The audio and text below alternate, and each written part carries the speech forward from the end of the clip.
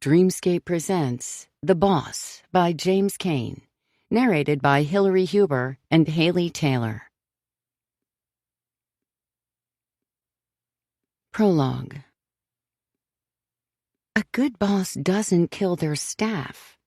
I stand by the sink, looking at the red stains on my pantsuit, blood splattered on my face. I run the faucet, letting the sound of the gushing water mesmerize me.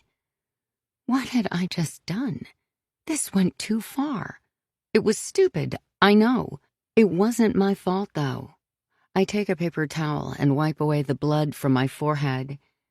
What I have done will change everything. Jail is not an option, though. I look at myself in the mirror, my face nearly clean of the blood. How pathetic do I look? How scared do I seem?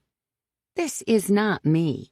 I'm confident, overconfident at that. I'm a businesswoman. I exude power.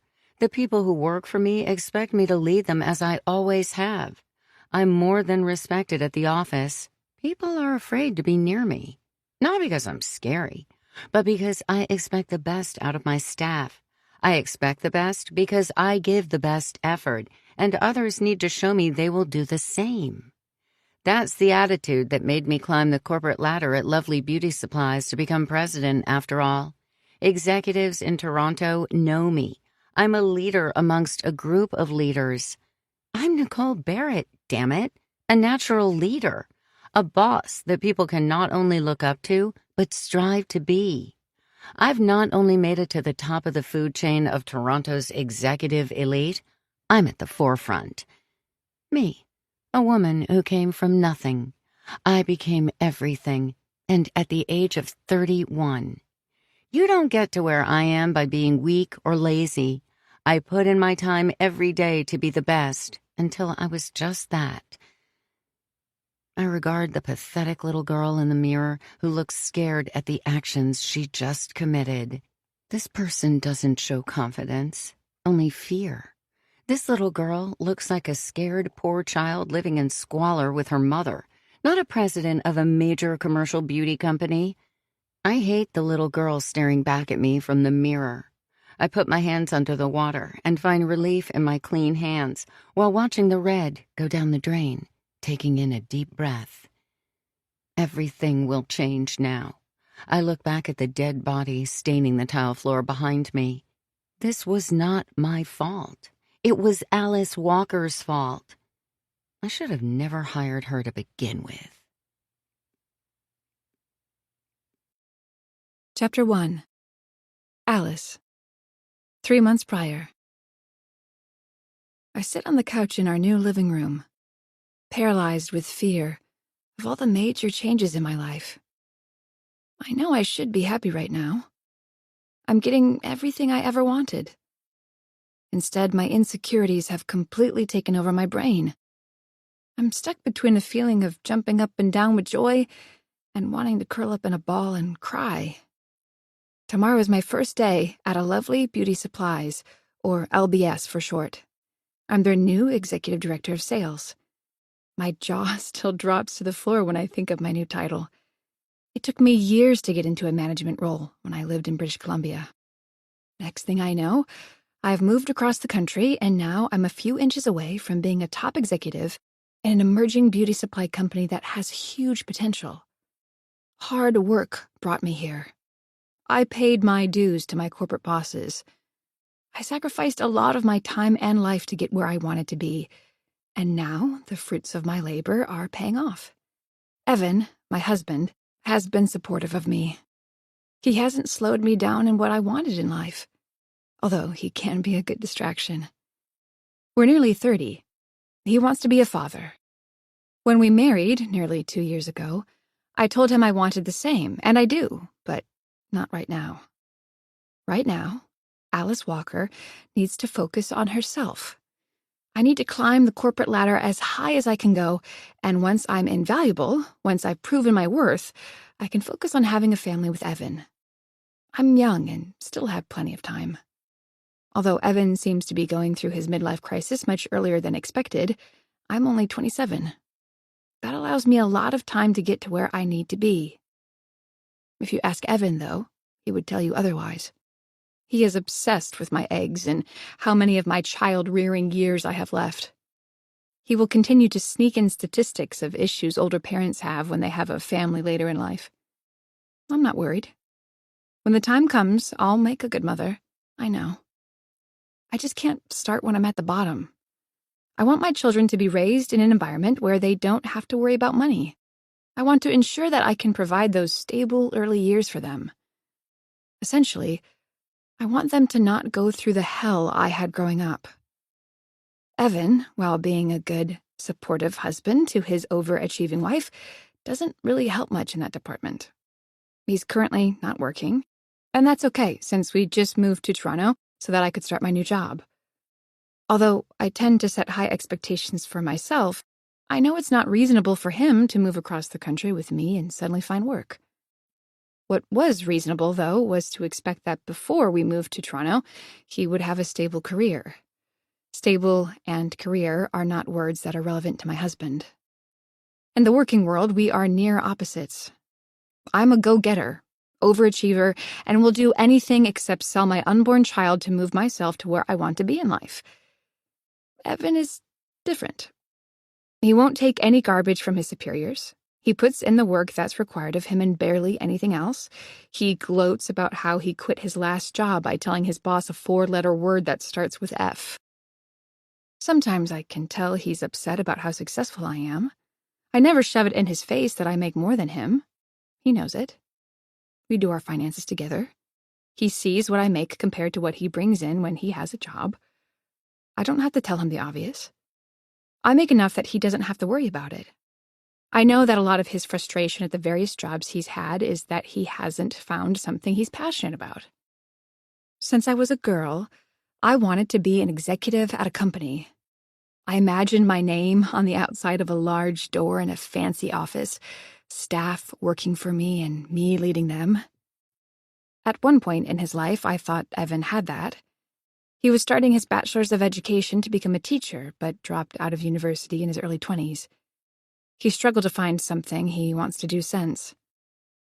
If he really wants to have a family with me, and with me making more than him, he will likely be the one at home with our future baby more than me. I'll have to return to work early from maternity leave to focus on my career again. He can take on the brunt of what the baby needs. "You want me to be Mr. Mommy?" Evan asked me once as a joke. Evan comes up the stairs from the basement, each step squeaking in different tones. He has cut wires in his hand. "Well, this is a mess," he says. "The electrical wiring is straight out of the 1940s. This wouldn't meet codes for sure." He looks at me, waiting for a response, but I just grin. We knew this place was more than a fixer-upper. Evan found an amazing opportunity, he called it. An older house listed online with an incredible price in a nice area. The description was nice and fluffy, as you would expect. Saying a house is expensive in Toronto is an understatement. This is the most expensive city to live in Canada, even the world, for that matter. We had always wanted a home, and if we were to have a baby sometime in the near future, we wanted to have one in a detached house. Evan smiles back. "Don't worry, I can handle it," he says confidently. Although my husband is not confident in the regular workplace, he is certainly handy. His father worked in maintenance and taught his son many different things, from installing flooring even to electrics. It was something the Walker family would do together. Any house project that was needed to be done, his father would round up Ethan and his youngest son, Tommy, and they would do it together. When I got the job at LBS, Evan was happy he would be moving back to where he was raised. He would be close to his brother Tommy again. Evan's father would have loved working on renovating this place with him, but unfortunately he passed away a year ago. Instead of the Walker family working on a house project together, it would only be Evan and Tommy now. "When is Tommy coming by to help?" I ask. "He said he wanted to come by tomorrow," Evan says, stuffing the cables in a garbage bag. He already piled up a bunch of debris from things he tore out. Tommy has a truck they can put it in to bring to the dump. He said he had a few things he had to do at school before his summer vacation could really begin. He wipes his dirty hands on his jeans. "Have to love the life of a teacher," I say with a laugh, and immediately regret my words. Sometimes Evan can be sensitive, talking about his brother being a teacher. After all, it was his dream job that he gave up on while his brother succeeded. "What are you looking at?" Evan asks, nodding at my phone. "The website of my new company, Lovely Beauty Supplies." "You're already hired there," Evan says with a chuckle. "You don't have to worry about the company's motto now that the interviews are over. You got the job." Evan doesn't understand. Your job doesn't end with the interview. It starts the first day, and the next. You need to understand the company's work dynamic, what they want. It's the only way to stay at the top or climb even higher at a company. The work culture you can learn once you're at the office, but understanding your company, at least the public face of it, is important. At the moment, though, I'm reading the company's About Us page and looking at the numerous faces of corporate positions and who's in them. One of them I immediately knew. She was the one who hired me, Nicole Barrett. I had never interviewed with the president of a company before and was nervous, but she was extremely friendly, which made it go well. What made it even better was the amount of preparation I had done before the interview started. Nicole even commented on how well prepared I was. I smile at my husband. I need to refresh what I learned from before. Tomorrow is the first day, and you only have one good chance at first impressions. "I thought you said your boss seemed nice," he says, confused. "Well, she is, but it's not just her I need to impress, it's everyone." Evan turns his head to the side. "You'll be fine." "I know," I say confidently. "That's why I'm preparing some more." Evan nods. "You say you'll be fine, but you're doing that thing you do when you're freaking out inside but trying not to show it." "What?" I say, confused. "It's your only poker tell I've noticed." He laughs. "If it wasn't for you flaring your nostrils like you're trying to breathe in all the air in the room at once, I would never suspect a thing." I realize immediately he's right, and relax my face. I sigh and put my phone down. Evan sits on the couch beside me, wrapping his arm around me. "You're gonna do just fine tomorrow." I breathe in deep and rest my head on his shoulder. "I hope you're right." "You'll see," he says. "And if for some reason you don't, you can quit. Some other company will be lucky to have my successful wife manage them." He kisses the side of my head. I don't correct him. It's not that easy. If this doesn't go well, we're totally screwed. I don't explain this to him, though. I wish I had his carefree attitude at times. Evan takes a hand out of his pocket and a small rectangular piece of paper falls onto the floor. I see an image of a yellow bell on it, and for a moment worry it's a scratch ticket. Evan used to buy many lottery tickets and much worse, but he promised he gave that up. Now I see a scratch ticket on the floor. He picks it up and stares at me, noticing how angry I look. He laughs. "It's just a receipt from the hardware store." He flashes it at me, and I can see the bold letters beside the bell symbol. Bell Hardware, it reads. "I'll leave you be," he says as he kisses me again before standing up and going back down the stairs, the steps making different creaking sounds from the kind they made when he came up. I breathe out and put a finger to my neck, feeling my pulse. It's typically fast, but beating out of control at the moment. I slow my breathing and try to calm myself.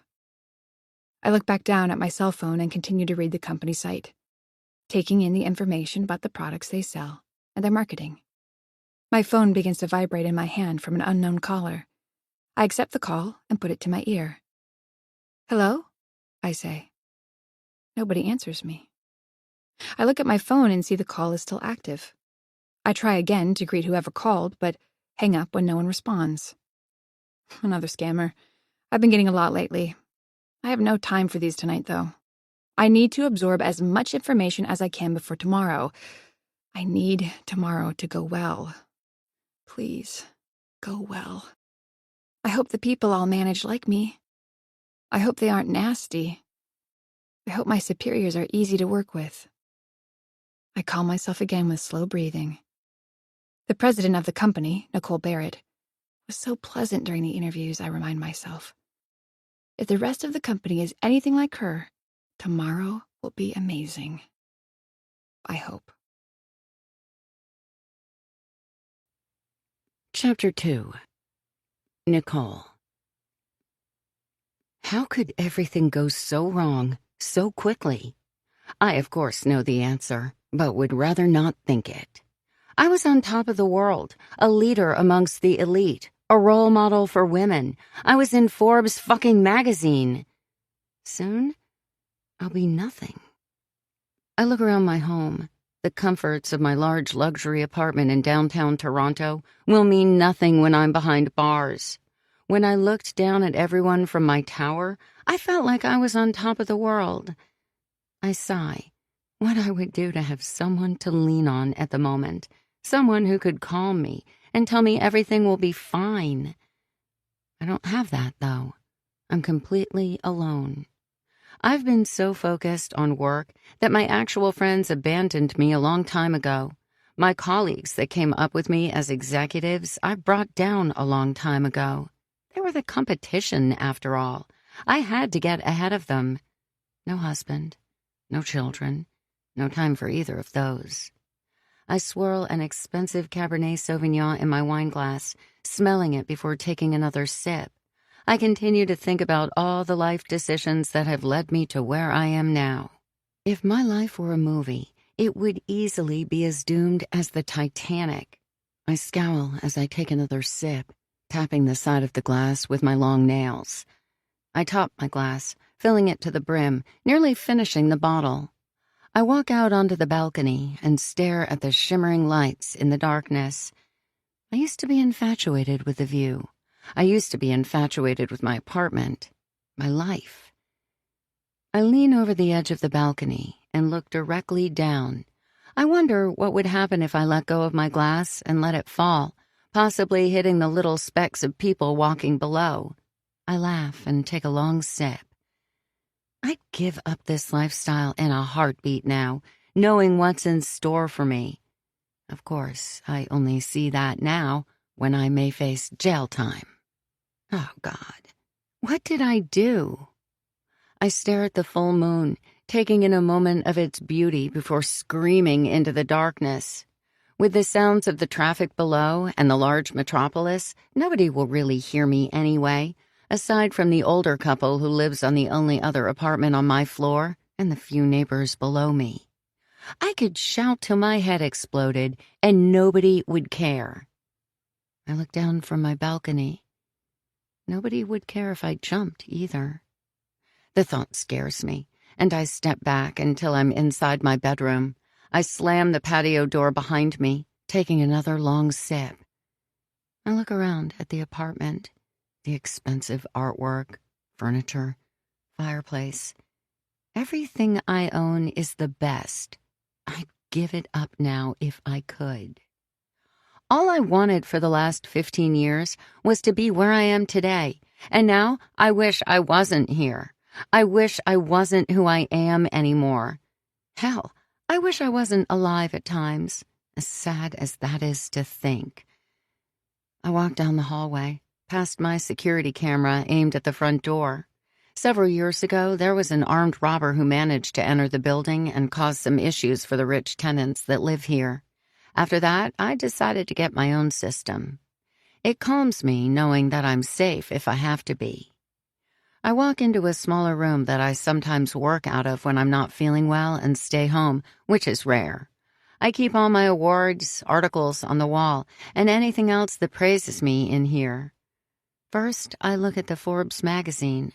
Top Woman Executives of the Year, the article reads. On the cover is me. I take a long drink of wine, squinting at it, not recognizing the confident woman looking back at me. I sit at my desk. On it is the one picture of me as a child. It was when I spent the summer with my aunt at her farmhouse. My mom thought I'd get a kick out of living amongst the sheep and pigs. She thought it would bother me, but I loved it. I look at my younger self, my long blonde hair tied in pigtails that my Aunt Thelma showed me how to do. I'm smiling wide inside the barn with a large pig beside me. I laugh as I remember its name, Gertie the pig. My smile fades when I think how my Aunt Thelma is doing today.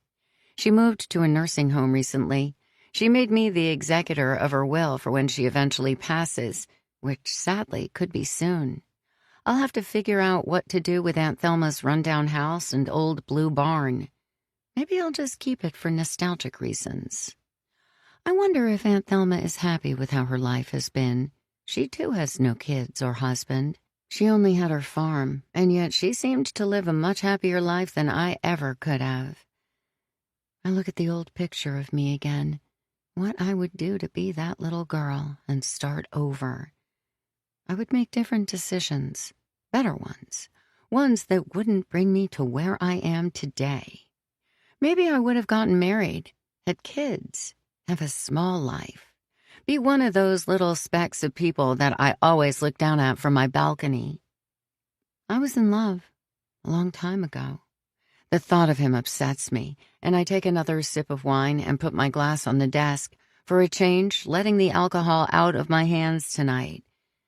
I open a drawer and take out some paperwork I brought from work the day before. Tomorrow, we have a new hire starting at Lovely Beauty Supplies, a young woman who I scouted out personally.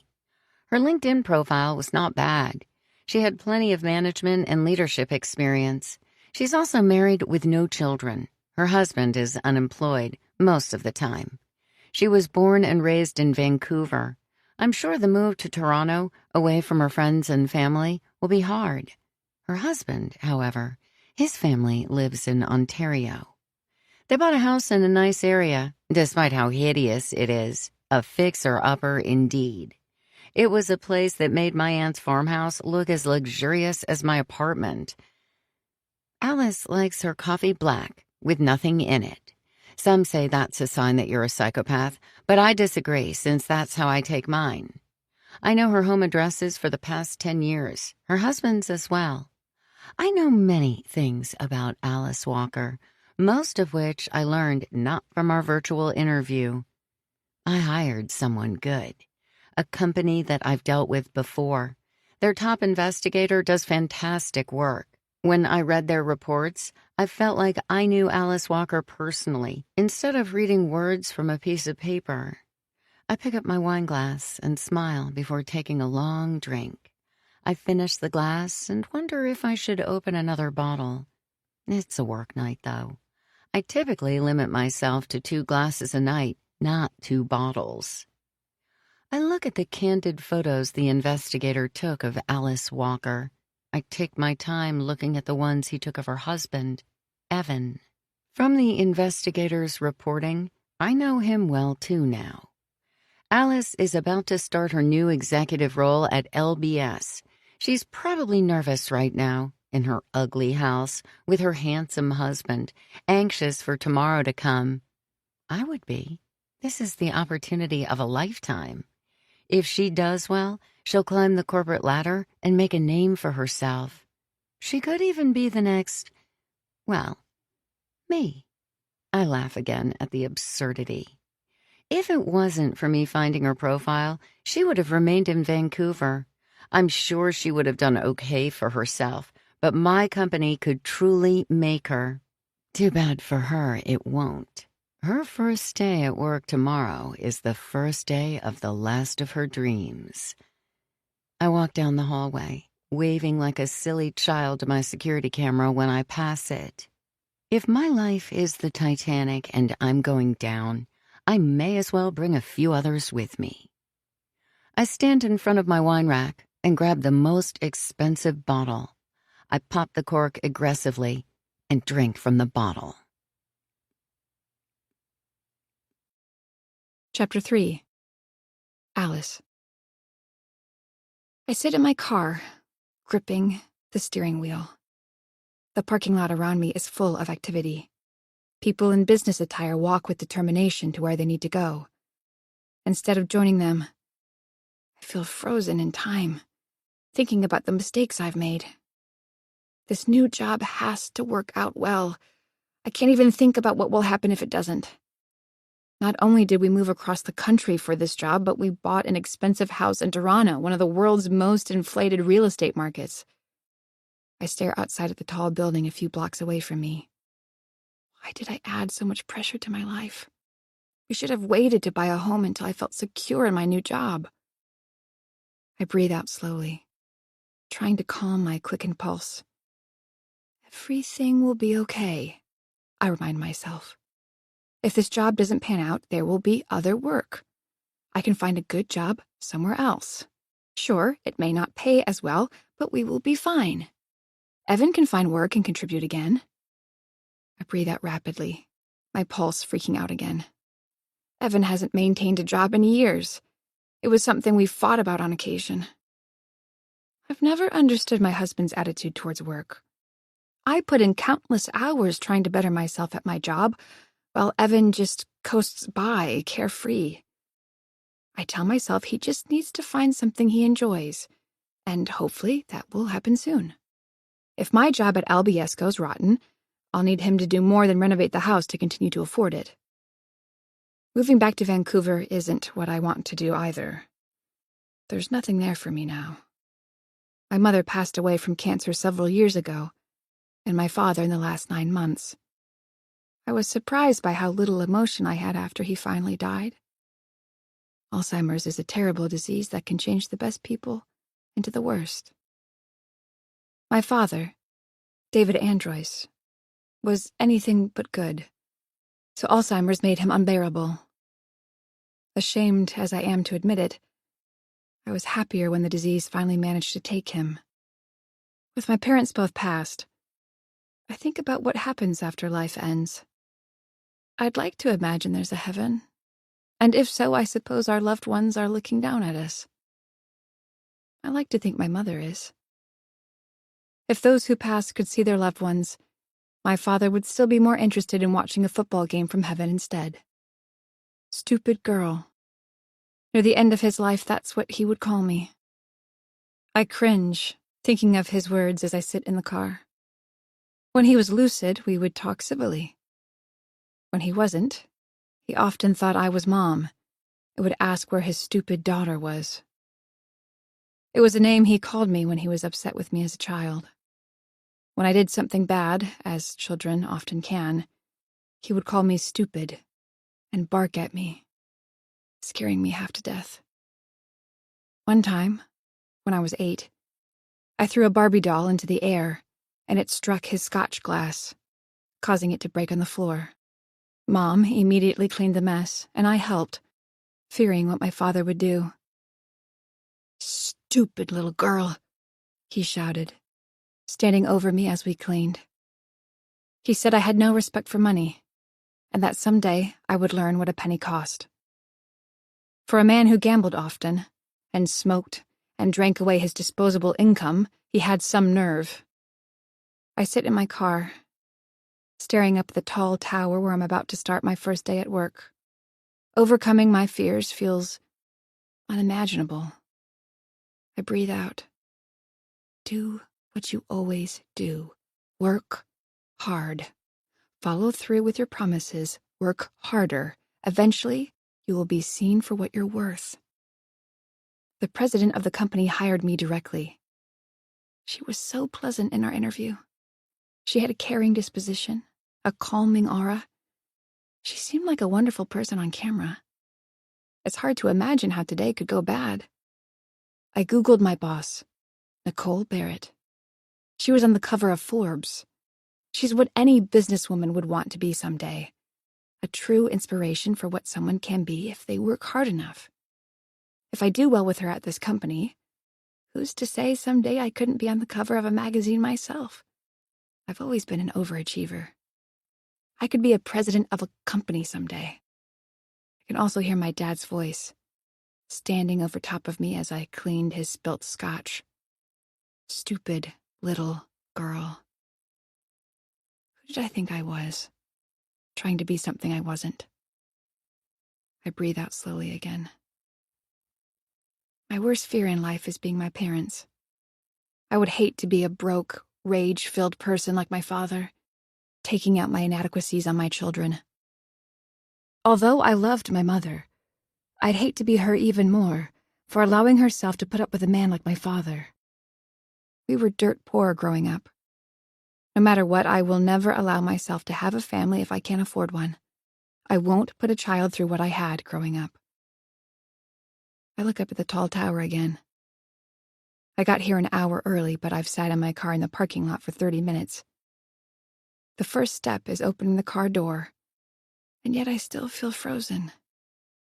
I grab my cell phone and call Evan. Thankfully, he picks up immediately. "Hey, hon." His voice is so calming and reassuring. I can almost tell he's smiling as he talks to me. I can imagine his handsome face. Already, I start to feel my pulse slow. "Are you settled into your new office? How do you like it?" "Not yet," I say, and pause. "Hey, Alice," I hear Tommy, Evan's brother, call out. Evan lets him know I said hi back. "Yeah, Tommy just got here," he says. "We're doing the demo stuff today." "Demo?" I repeat. "Yeah, it's the fun phase where we basically destroy everything we want to take down in the house so we can start fresh." "It's the best," Tommy shouts in the background. "It's where we break shit all day." Evan laughs. "Yeah, so it may only be 8 in the morning, but we've had a few beers already. It's nice being back in Ontario. I'm glad we came back." I know he won't say it, but I'm sure Evan is missing his father right now, too. I can imagine the three of them having a beer and breaking the walls of our house together with tools or hammers or whatever means of destruction they have in mind today. "I'm happy that you're happy," I say. "So, how's work?" I take a deep breath. "I'm still in the parking lot. I'm sort of freaking out." He laughs. It's not demeaning. He's heard me and my low moods before. Me freaking out over my insecurities is nothing new. "You'll be fine," he says reassuringly. "You had your last boss wrapped around your fingers within 6 months. You'll do even better here. That was a small plastic manufacturing company. It's like a mom and pop shop compared to Lovely Beauty Supplies. These guys are the big dogs." "Hun, you're gonna eat these executives' lunches if they don't work nicely with you. You have nothing to worry about. You're perfectly suited for this job. You're going to do fantastic. And, worst case, you find a new one. Screw him." I'd hate to tell him how hard that could be, so I don't bother explaining it now. I would love to have his black and white thinking cap on all the time. That's something I can't do. I see the big picture. If it doesn't work out here, how can I get another executive job somewhere else? If I have a blank spot in my resume, that will raise questions in future interviews. Finding a good management job in Toronto isn't as easy as my husband likes to think. Since he's never worked for a company longer than a few years, he doesn't understand. "Besides," Evan continues, "you said your boss was really nice." "Nicole," I say.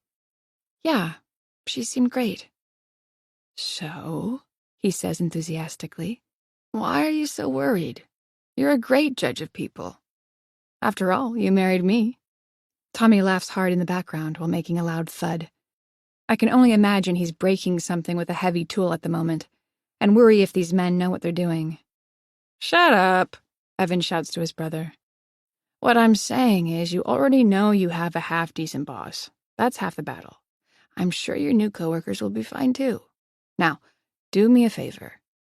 He waits for me to ask. "What's the favor?" I say.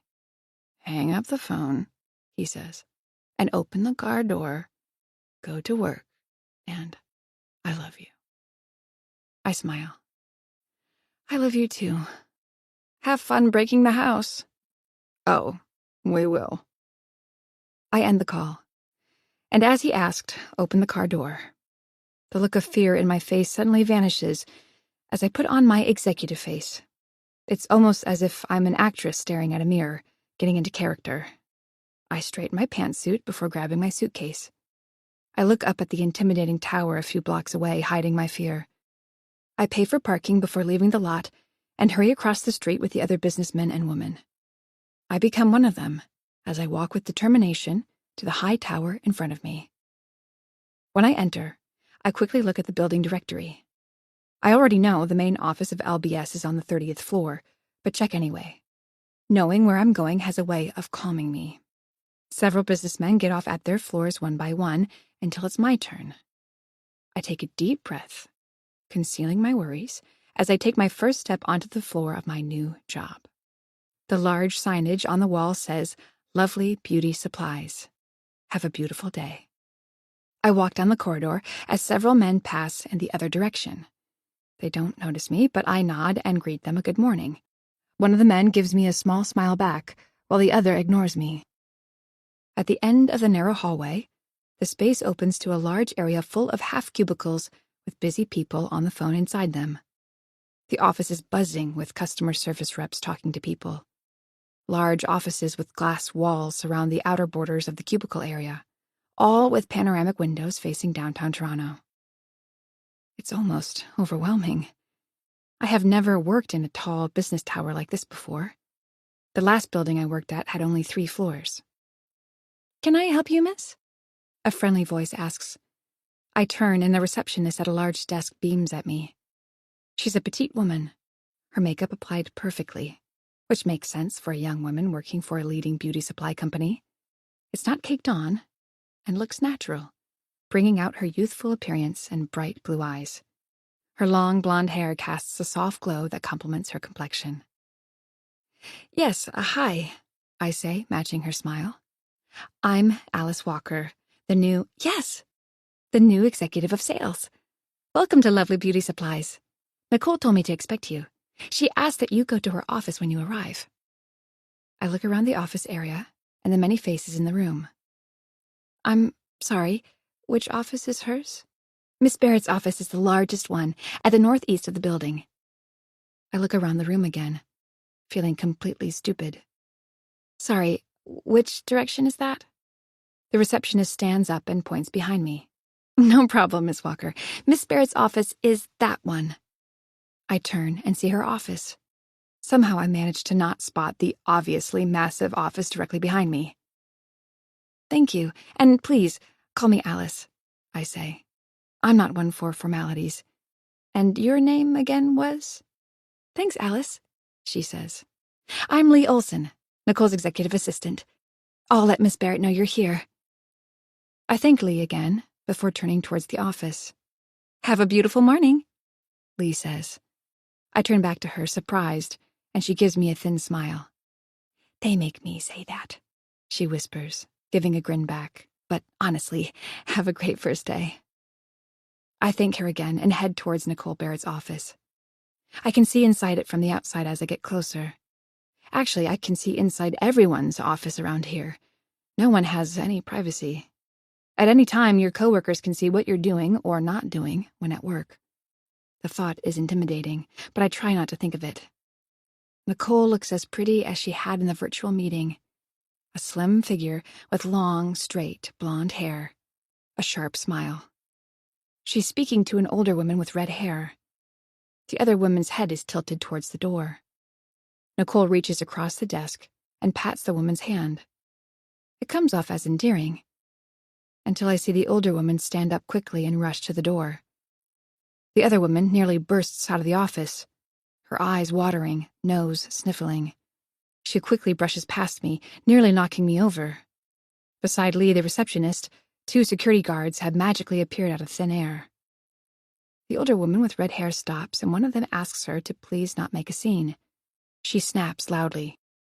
"I'm the vice president of this company. You can't just kick me out onto the street." "Don't make a scene," the guard says again. He touches her arm gently, and the woman brushes him off, storming down the hall, the sounds of sniffles dying away down the narrow hallway. The busy office suddenly appears to still, as everyone watches. It's as if someone hit the pause button as everyone watched the woman leave. Even the receptionist seems startled, as she looks back at me and gives a thin smile. At the bottom of her desk, large lettering reads, "Have a beautiful day." "You must be Alice," a strong voice says behind me. I turn and Nicole Barrett is grinning at me.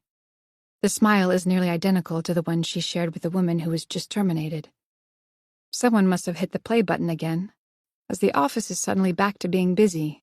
Now that Nicole is outside her office, I look back at her, attempting to hide my fear of what I just witnessed. I quickly manage to put out my hand. Alice Walker, nice to meet you in person. Nicole Barrett smiles at me. Please, come inside my office. Chapter 4. Nicole sits comfortably behind her desk, and I sit opposite, trying to match her confidence as I look back. But the image of the woman crying and storming out of the office with security beside her is hard to ignore. I'm surprised by how youthful Nicole looks in person as well. I wonder if she uses her own beauty supply products herself. She has long blonde hair and light blue eyes, just like the receptionist. Lee could almost be her much younger sister, except her aura was much more welcoming. I'm not sure how I feel being around Nicole. My new boss continues to smile at me. I must be squirming in my chair. It starts to get awkward as I know one of us should say something, but I'm still in shock. I finally muster the courage to find words. Thank you for... Nicole interrupts me, speaking confidently over me. I'm so sorry, Alice, that you had to witness that. It wasn't my intention for you to see. Unfortunately, our vice president hasn't been working out for some time now. We here at LBS like to give employees the best support we can, but if they're not putting in their side of what's expected, eventually we have to end our relationship. We feel it's mutually beneficial for us if something isn't working out. She pauses. Yes, I understand. That must have been difficult for both of you, I say, keeping a business demeanor. Firing people isn't something I've enjoyed when I've had to, even when I felt completely justified in my decision to terminate someone's employment. I hated seeing their face when I told them. It was human nature. Not really, Nicole says, maintaining her smile. She knew this was going to happen, and it was time for her to leave. She waits for me to respond, but I stare blankly at her. So, how are you settling in Toronto? Being from Vancouver, a large city, this must not be too intimidating. I love it here already, thank you. Your office is certainly something else. I'm incredibly grateful for the opportunity to work with Lovely Beauty Supplies. Again, thank you for not only hiring me, but believing in the work I can contribute to this company. I smile back confidently. That was nice, I think, not too arrogant. Confident in what I said, but with an understanding that not only I will benefit from working with them, but they will benefit from my work. A well-put-together response. Right, Nicole says curtly. Anyway, I believe in our last correspondence you mentioned you were struggling to find a place to rent. Did you situate yourself okay? Yes, thank you, I say, a bit put off by her response. I almost feel like the large office is getting smaller with each moment. We're living in the West Hill area. It's nice. We actually bought a house there, too. It's a bit of a fixer-upper, though. Overshare of information. I'm waiting for Nicole to give me an awkward look or a quick reply. Instead, she smiles. Well, that's wonderful. I used to live in that area when I first moved to Toronto. Small world. Nicole laughs. So, is your husband a handy kind of man? I hope so with your new house. It sounds like it needs some work done. He does okay, I laugh. Him and his brother are demolishing parts we want to renovate. Hopefully I won't come home tonight to find the house broken in half. Do you two have any children? No, we don't. Evan would really love to have one someday soon, but I'm very career-focused. I catch myself thinking what Nicole must be thinking. She hires a new woman, and already she's talking about a not-too-distant maternity leave. It's the last thing she would want. I have plenty of child-rearing years left, I say with a laugh. Right now, I'm focused on my work. That's wonderful to hear, she says. Are you and your husband happy? That's an odd question. I've never had a superior or even a coworker ask me something like that before. Yes, very. He's a good man. And very handy. All good things. I'm very happy for you. Thanks, Miss Barrett. Nicole, please, please, call me Nicole. I smile. Thanks. I'm happy you're part of the LBS now as well. I fidget in my seat a bit when she says it. It's something I wondered about for some time, even before our first interview. Can I ask you a question, Nicole? Of course, she says, giving me her confident smile back and leaning in with her full attention. Why did you reach out to me? You scouted me out for the interview we had. My executive assistant, Lee. I believe you met her when you first entered the office. I asked her to find me some suitable candidates for the position. I wanted to specifically find someone who was from out of the city. New blood, I guess. I've worked with many of the executive salesmen and women out here. I wanted to work with someone fresh, new. Unfortunately, we've been having some struggles at LBS. I saw the work you did with your last employer. Your time there matched their surge in sales. I knew Lee had done great work in finding you. Lee is only temporarily working at the front counter. Unfortunately, our other receptionist is off on maternity leave, and we're in the process of hiring. I'm glad you mentioned you don't plan on leaving me anytime soon either. I love little humans as well, but I need to keep my best executives with me right now. Nicole stands up abruptly, and I quickly do the same. Well, I think it's time for us to do a little tour now. Nicole starts off by bringing me back to Lee and introducing us more officially this time. Lee welcomes me again, and I grin back. She appears to be a nice woman. Organized. She was part of the reason I was hired, apparently, so I like her even more now. Nicole walks me around the cubicle area and introduces me to several supervisors of different departments. I take my time to greet each one, and I try my best to take a mental note of something unique about their appearance and try and match it to their name. It's a trick I learned to remember people. Remembering people's names is so important, especially if you're management. These supervisors and the people who work under them will need to learn to trust me, and building a strong rapport initially can be so important. Letting them know that you remembered their name after meeting a building full of people can start the connection the proper way. I'm impressed by how well Nicole knows her staff as well.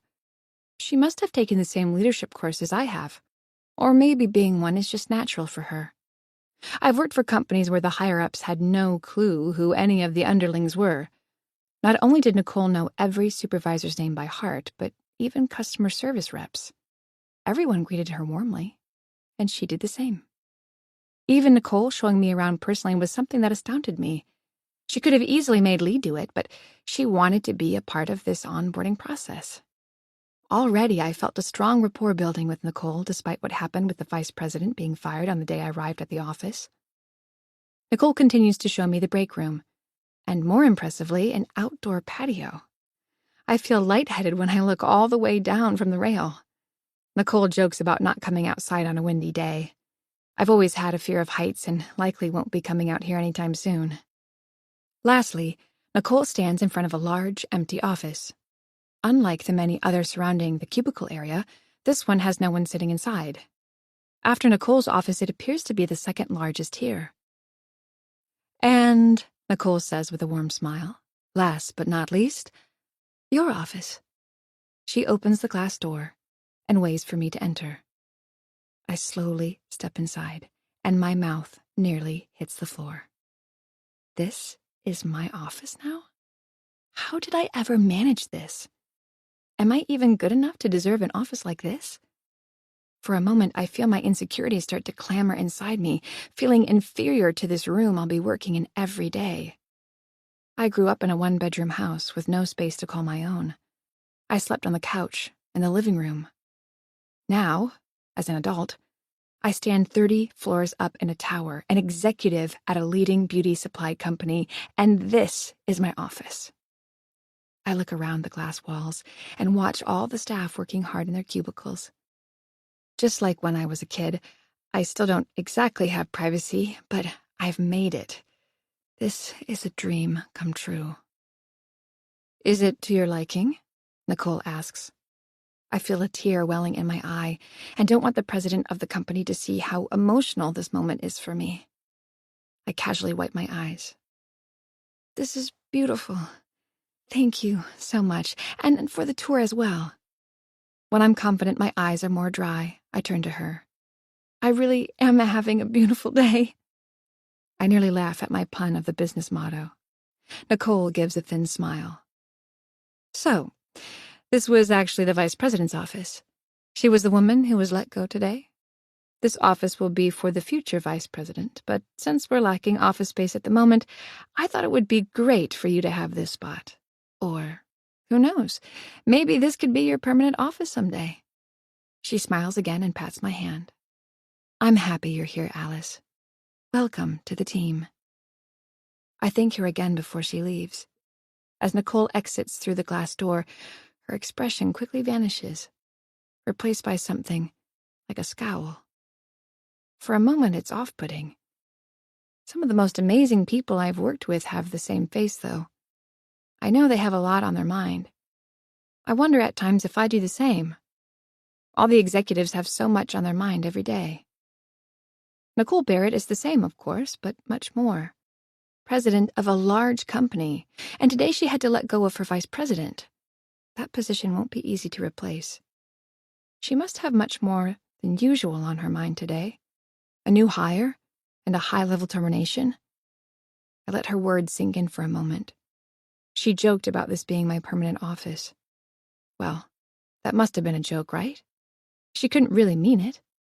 She must not be too impressed with the other executives here if I'm even remotely in consideration. That means that if I put in the time and hard work, it's a possibility that I could get the job. The first day is going even better than I expected.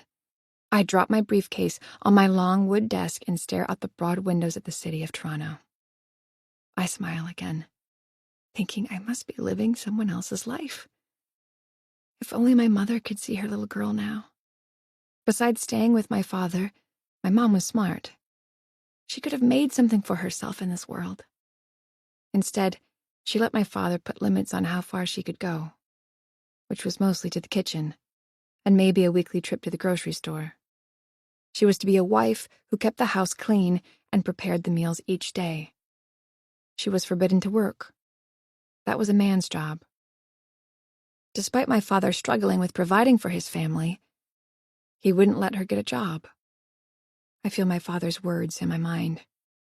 Stupid little girl. I take a deep breath. My father couldn't be any more wrong. Look at what I've accomplished so far. If I do well in the next few months here at LBS, then I could climb even higher. I sit at my desk, taking in the people working busily outside the room. I know I need to stop being a tourist here and start doing the same. Already a stack of paperwork is on my desk waiting for my review. There's a lot of work for me to do today, even with it being my first day. A big meeting is scheduled where not only am I to be introduced, but I'm expected to be an active participant. A breakdown of what we'll be reviewing at the meeting was on my desk. I want to do some research beforehand to be prepared to contribute efficiently. Before I start working, I open my briefcase and take out a picture frame of me and Evan on our honeymoon in the Dominican Republic. I smile, reminiscing of the day it was taken. Even though I hate how unmotivated he can be, he has supported me every step in my journey. Not many professional women have that in a partner. A man like my father certainly wouldn't have. That's why I married Evan, though. I shouldn't only celebrate what I've done to be here today in an office like this, but I need to celebrate my husband as well for his support. We did this together. My phone vibrates, and out of habit, I take it out and answer it. Hello? I immediately regret answering my phone at work as I see Nicole walking into the office beside mine. She could easily see me taking a personal call on my first day. I'm about to hang up when I hear heavy breathing on the other end. Hello? I repeat. Through the glass walls, I see Nicole sit at her desk, and I turn in my chair and quickly end the call. I put my cell phone in my briefcase. Now's not the time for interruptions or taking calls. Now it's time for me to show Nicole and everyone at LBS that I'm good at what I do. Chapter 5. I sit in my living room, decompressing with a glass of wine. Making first impressions is exhausting, but I think I did quite well. A team meeting where I was introduced to all the supervisors and other executives went swimmingly. Not only did I manage to remember most of the people I had met earlier that day, but I even contributed well to the meeting. A very productive day. By the end of the day, Lee had posted for the position of vice president. I stared at the job advertisement, wondering what kind of a chance I'd have at that position. At the meeting, I felt there were a few candidates who came off confident in their jobs. For a top-tier company, I was surprised how friendly everyone was. I assumed it was going to be more cutthroat. I assumed Nicole would be tough, after what I saw with the former vice president as well, but she was the friendliest of the bunch. She came by my office several times to check on how my first day was going. Each time we made small talk, which also went well. I'm sociable, but I find it hard to continue to come up with continuous things to talk about throughout the day when I don't know someone well. I hear the sound of a sledgehammer striking drywall from the basement, followed by Tommy and Evan laughing. My new house, if you can call it that, is in shambles. I didn't expect them to get nearly the entire basement. Our new place will be a dream home, he promises me. We sometimes watch home renovation shows to relax at night. While we snack, Evan always comments on how he would handle the reno we're watching. His input makes sense, even though I have no clue what I'm listening to, so I suppose I trust him with his work. He's done a lot of renovations before in our last house, but those were much smaller jobs than renovating nearly the whole building. He showed me the estimates for what we would be saving by having him do the work instead of hiring a company, and I was on board. I hear the swing of the sledgehammer, followed by something being destroyed, followed by the giggling of grown men. I don't remember the reno guys in the show getting drunk and breaking everything, but I'm hoping for a dream reveal like at the end of the programs. Evan comes up the stairs and grins at me. "I think we're having a bit too much fun down there," he says, finishing a beer. He starts to walk towards the kitchen. "I think you two need to be cut off," I laugh. "No more boozing on the job." "I was actually grabbing a water," Evan says, but opens the fridge to get another beer. Tommy, on the other hand, continues to have fun. We may need to give him a ride home. "Oh, brother," I say. "Exactly," he says, laughing. Evan sits on the couch beside me and pats my thighs. "We didn't get a chance to talk about your first day." "It went well. Everything. The people are nice. There's this receptionist who I thought was really great. Actually, she's my boss's executive assistant. She's just very sociable. She asked me out for coffee tomorrow. Nicole, my new boss, told me that Lee was part of the reason I was hired in the first place. She was the one who found my profile on LinkedIn." "So I guess you're buying the coffee tomorrow?" Evan laughs. "We had this large meeting. I remembered people's names and they remembered mine. Then there's even, I don't know, even a chance for a promotion." "Already?" "Well, yeah, this woman was fired today and apparently she was the vice president." "On your first day at the job someone was fired?" Evan says, uninspired. "Yeah, it was off-putting, but I don't know the background. I'm sure there's a good reason." Evan nods. "I guess, but that has me worried." He strokes my thigh again and stands up. "I have to pee," he says romantically. "Okay, well, you take care of that," I say, shaking my head. I watch as my husband gets off the couch and saunters to the bathroom, which is one of the few rooms the brothers have not completely destroyed. He's wearing his light-colored jeans and black tank top. His clothes are dirtied, and his skin is glistening with sweat. That makes his lean muscles look tighter. If his brother wasn't downstairs, I'd be making him take a much longer break from his renovation work. I take another sip of my wine, reflecting on how handsome my husband is. As I think about what I want to do with him tonight, my phone rings, breaking my concentration. I quickly picked it up and notice it's from an unknown number. "Hello, Alice speaking," I answer. "Hello? Who is this?" Silence answers me. I look at my phone and see the call is still connected. Suddenly, I start to hear breathing. It's faint, but there. "Who is this?" I ask. "Why are you calling?" The call ends, just in time for Evan to come out of the bathroom. Tommy walks up the stairs. He grins at me as he places his phone in his pants pocket. He's wearing no shirt and, like his brother, has put good effort into maintaining a muscled physique. Evan is easily the more handsome brother. Tommy is definitely known for being more, well, let's call it silly. Despite that, Tommy's held his teaching job for some time now and makes a good income. "Where's my beer?" he asks. Evan tosses it to him across the room. "Here. Bar is now closed." "We're just getting started," Tommy says, opening it and taking a long sip. "I'm off for the summer now, and we have a lot of work to do." "Thanks again," I say to him. "No sweat," he says. "Besides, if I let Evan do this on his own, he'll screw it up like he does everything." "Shut up," Evan jokes back. "It's nearly 9, though. We should pick up where we left off tomorrow. I don't want to piss off the new neighbors with all the racket." Fine, Tommy says, taking another drink. "How was the school year for you?" I ask. I quickly glance at Evan to make sure I haven't upset him by asking his brother. I know how much Evan hates hearing his brother talk about a career he once had aspirations for.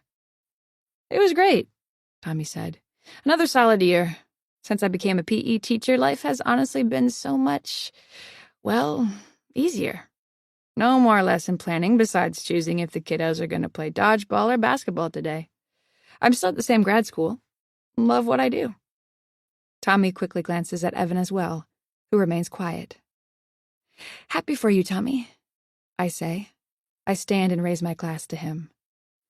"Tell her about your girlfriend," Evan says, chiming into the conversation. Tommy scoffs. "I wouldn't say girlfriend per se." "Tommy Walker," I say playfully. "Has an actual woman managed to capture your heart?" "He's basically married," he tells me. Evan laughs. "We should expect invitations to double dates soon enough." Tommy shakes his head. No. I don't know about any of that. It's still too early to tell where it's going. We're not, official. How do you even know if you're official anyways at our age?"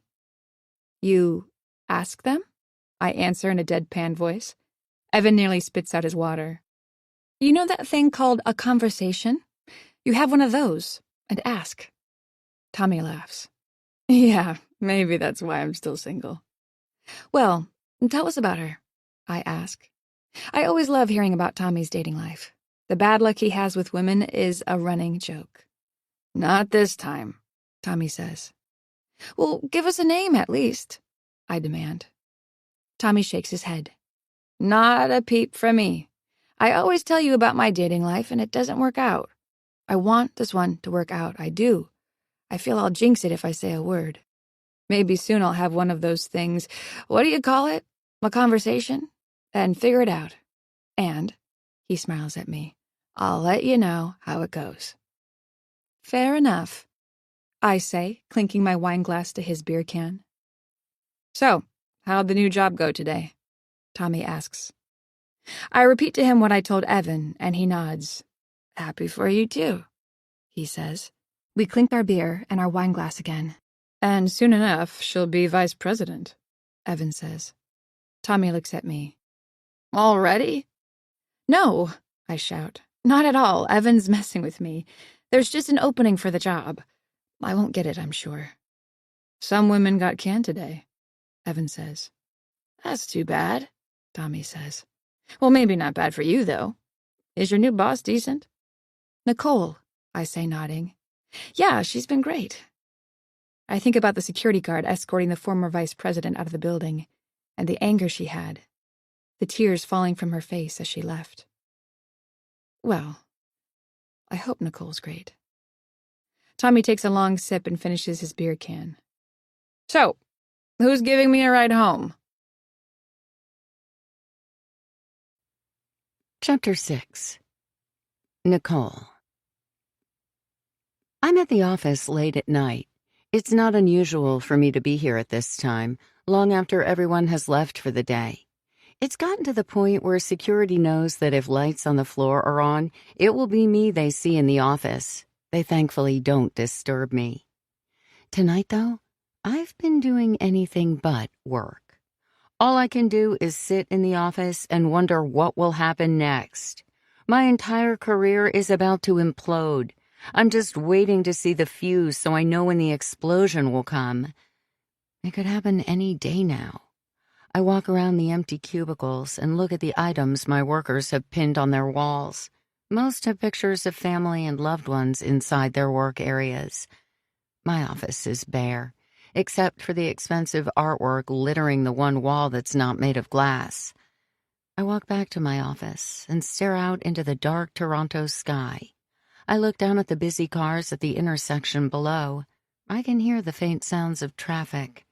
I scowl, thinking how enraged I am.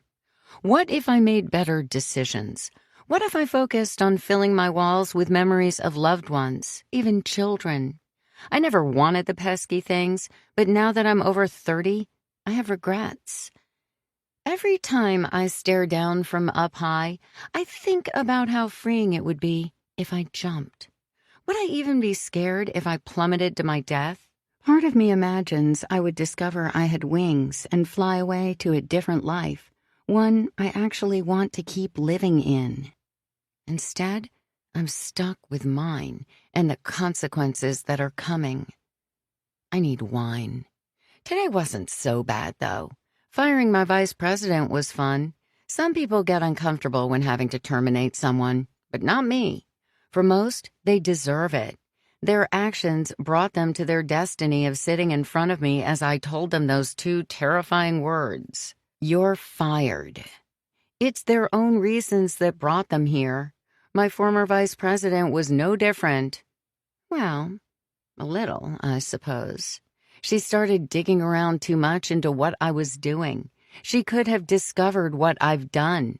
She would be more than happy to take my place as president. So now she has no job. That's what you get when you mess with me. I would wish her well in finding a new job, but that will be nearly impossible for her to do it in this province. She may even need to move continents to find work.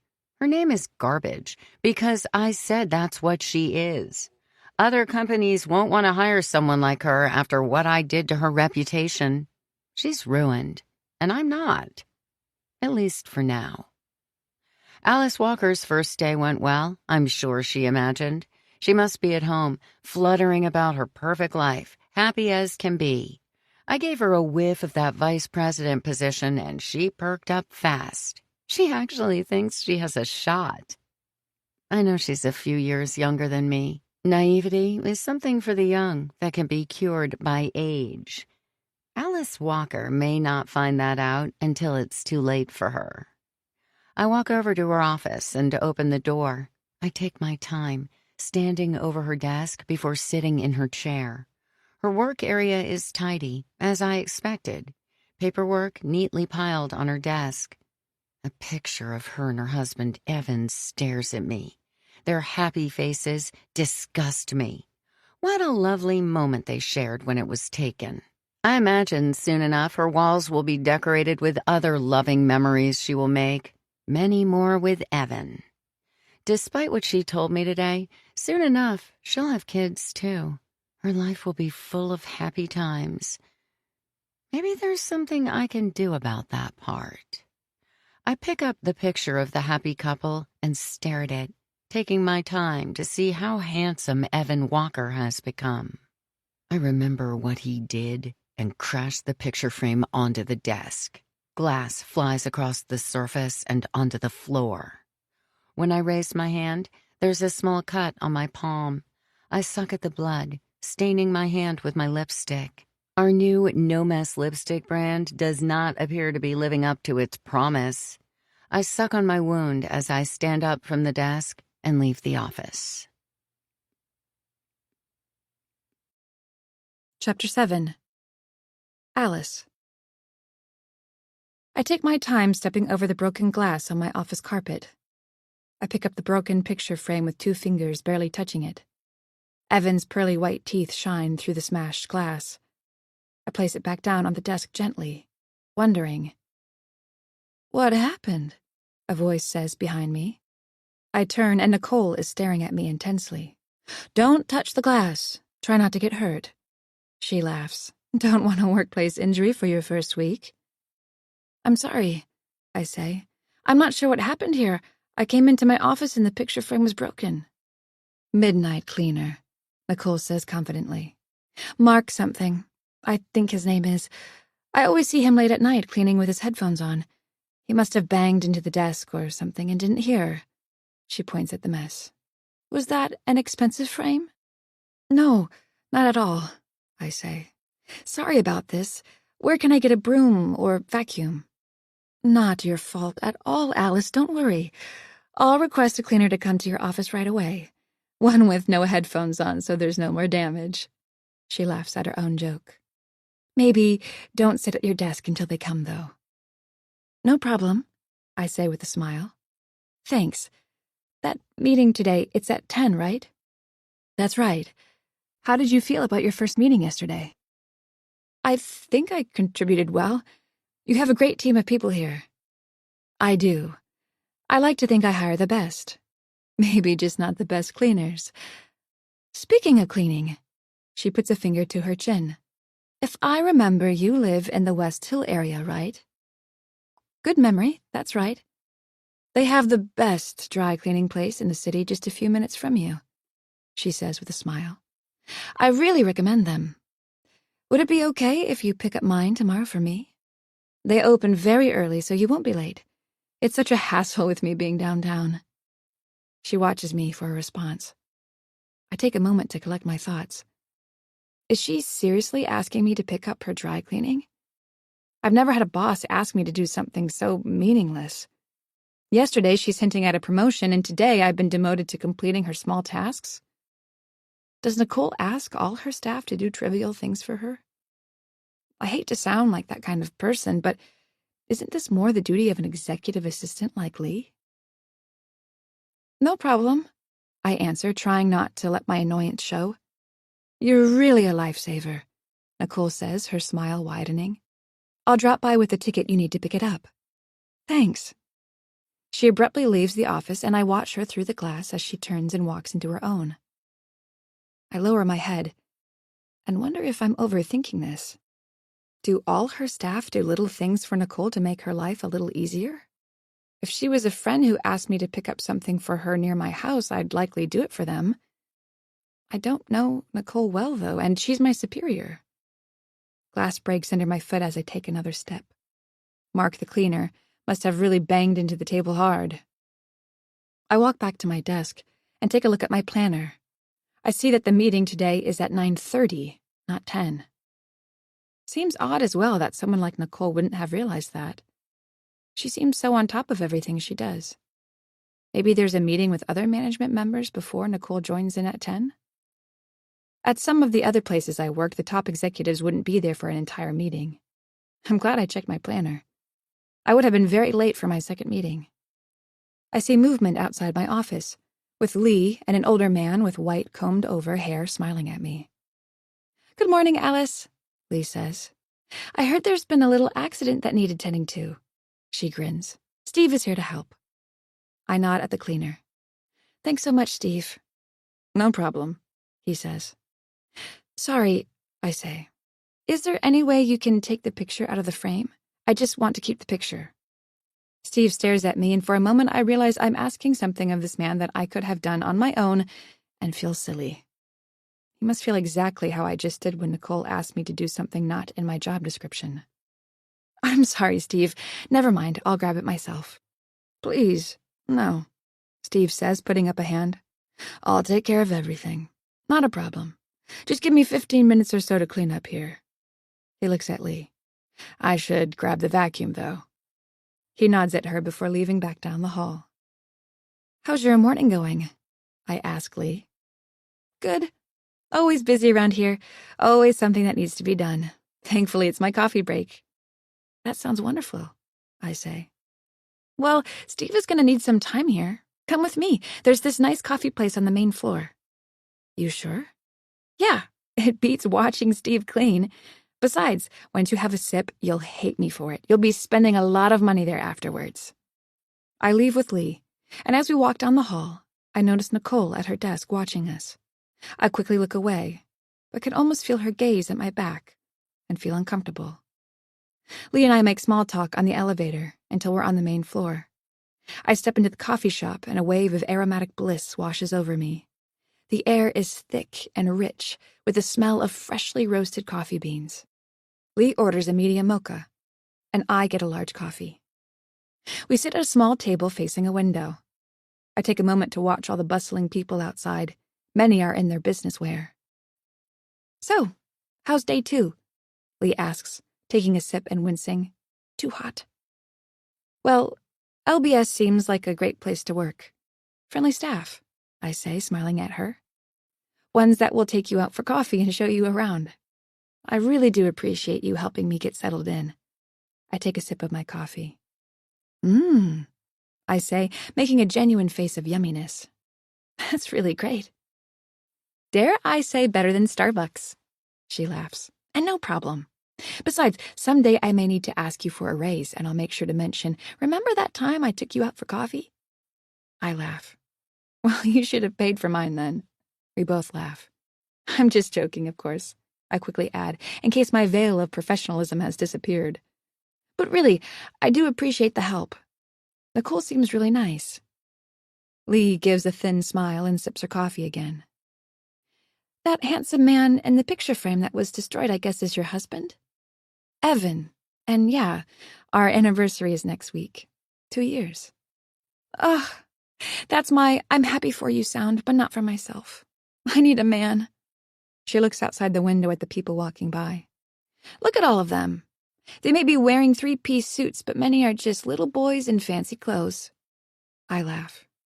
"You would have loved the company I worked for before here. A few eligible rich bachelors there, but they were the worst. They knew they were rich and attractive and showed it.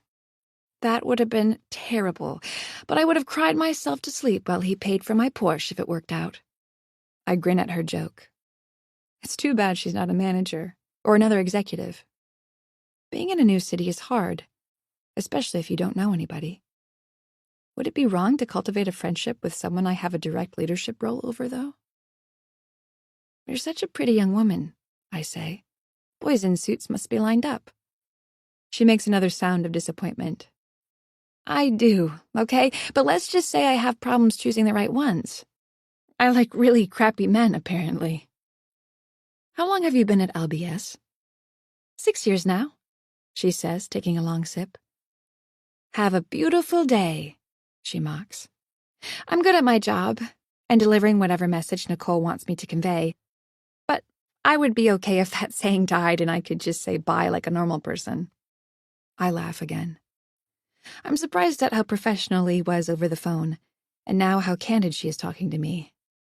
I would be intimidated talking to an executive so freely. I suppose it may be because I'm new, or maybe she senses that I have a fun side as well. I only just met Lee, but I would hire her for my own executive assistant in a minute. "So, how is working for Nicole?" I ask. She takes a very long sip before finding the right words. "Well, she's been great to me. I've gained her trust along the way.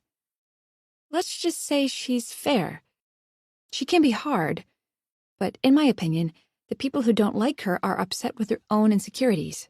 I mean, if you work hard, do what's expected, or even better, go above and beyond, you will get on splendidly with her. I can already tell you'll do great here." I smile. Those are all the qualities that I have. Lee must sense that, given that it was her who found my profile on LinkedIn. "Thanks again for everything that you've done." Lee takes another sip. "Well, I guess she'll be an easy executive to please if it only takes a cup of coffee." I raise my cup to her. "Only if it's an exceptional cup of coffee." Lee grins and takes her final sip. "You'll do great things here. Just don't ever get on Nicole's bad side." After our coffee date, we go back to the 30th floor. Lee is back at her reception counter. I walk past Nicole's office, but she's not there. I'm thankful. I almost feel like she's a hawk watching me. I was worried about catching her gaze when I scurried back to my office. When I step inside my own, I'm relieved that my desk and carpet are clean. I can finally get some work done today. I'm upset, though, when the picture of my husband and I is nowhere in sight. Chapter 8. I settle into my office, trying to get myself mentally prepared for the meeting that will take place soon. This is my first week, after all. Now is my time to make a solid, good impression. I can't slack. I can't be average. I need to stand out, especially since Nicole mentioned the promotion. It's hard to do any of that when I'm pissed off, wondering where the hell the picture of my husband and I went. The cleaner Steve said he would leave it for me. Perhaps he did, and he's keeping it in his office, although that would make no sense. The idea of something so personal of mine not being where I want it bothers me. He likely threw it away. Having Evan watch me as I worked made me feel like he was in the room with me. As annoyed as I can be with his lack of care for employment, his carefree attitude has a way of rubbing off on me, especially when I see him. If something doesn't work out in life, he just moves on. No fuss. Well, a little. He has his temper. He will get upset for a little while. After a short burst of anger, he drops it and thinks of what he'll do next, or sometimes do nothing. I feel I never had that luxury in life. I was always trying to figure out how to be the best, how I could be the top of the class in school. How could I be the best on the volleyball team? How could I be better? Evan doesn't seem to care about any of those things. Sometimes it amazes me that a man like him and a woman like me ever fell in love. Opposites attract, I suppose. Having Evan in my office made me feel like no matter what, everything will be okay. Now he's gone. How the hell do I even print a new picture? The photo and frame was a gift from Evan a few years ago. I don't think I've had to print off a picture in over a decade. Most of my memories are all digital, or ordered online. Oh, I could scream at Steve. I don't want to be that kind of executive, though. I want to be the type that workers feel is approachable. I want to be likable, even if I'm their superior. Yelling at the custodian won't help. I work through my frustration in preparation for the meeting. That's when I see movement outside the offices. I spot several managers and other high-ranking management come out from the meeting room. Last to leave is Nicole. I look at the time to confirm I'm not crazy. I stare at my calendar again. The meeting is supposed to be at 9:30, so why is everyone leaving? I get my answer soon enough when Nicole opens my door. She has a weary smile. "Hey, where were you?" she asks, getting to the point. "Did the meeting time get moved? I thought it was at 9:30. "It was, but I needed to move it for another meeting I have today," she says. "I came to your office, but you weren't here." "Well, the cleaner was taking care of my office. I grabbed coffee. I looked in the kitchen too, but didn't see you there," she says, waiting for a better answer. "Well, I went to that coffee place on the main floor. I thought—" Nicole takes a deep breath. "Sorry. I guess I didn't realize you would take such a long break so early in the morning. I was hoping you would be at that meeting." "It's okay. I would give you the notes from the meeting, but Lee wasn't there either to take them." I exhale slowly, trying to catch my breath. "She was actually with me. Sorry. I didn't realize the meeting was going to be moved. Next time I will wait to confirm my day before splurging on fancy coffee." I smile, but Nicole doesn't. "Please do," she says. "I'll have to talk to Lee, too." She looks outside the reception area. Lee is speaking on the phone, smiling. Nicole looks back at me and her face lightens. "It's okay. I have your personal number. I know we're waiting for your corporate cell to come, but next time I'll call you on your own to avoid this again." I agree, and Nicole leaves my office without saying another word. I sit in my chair and suddenly feel like I'm shrinking. It's almost like the natural sunlight from outside and from the surrounding offices is magnifying the heat and lasering on me. I could melt on the spot. Now would be the time that I would look at Evan's handsome face for comfort. I try to find confidence in myself. "Everything is going to be okay," I whisper. I type on my laptop aimlessly at some of the product supplies at the company's website. I have no purpose at the moment besides trying to calm myself. Everything is not okay. I screwed up big time. My second day, and I'm already truant from an important meeting. Nicole didn't even verbally tell me what happened at it. What president wants to go over important details shared at a meeting? None. They want their management to be there, in person, attentively listening to what's being said. They don't want them getting coffee with the receptionist.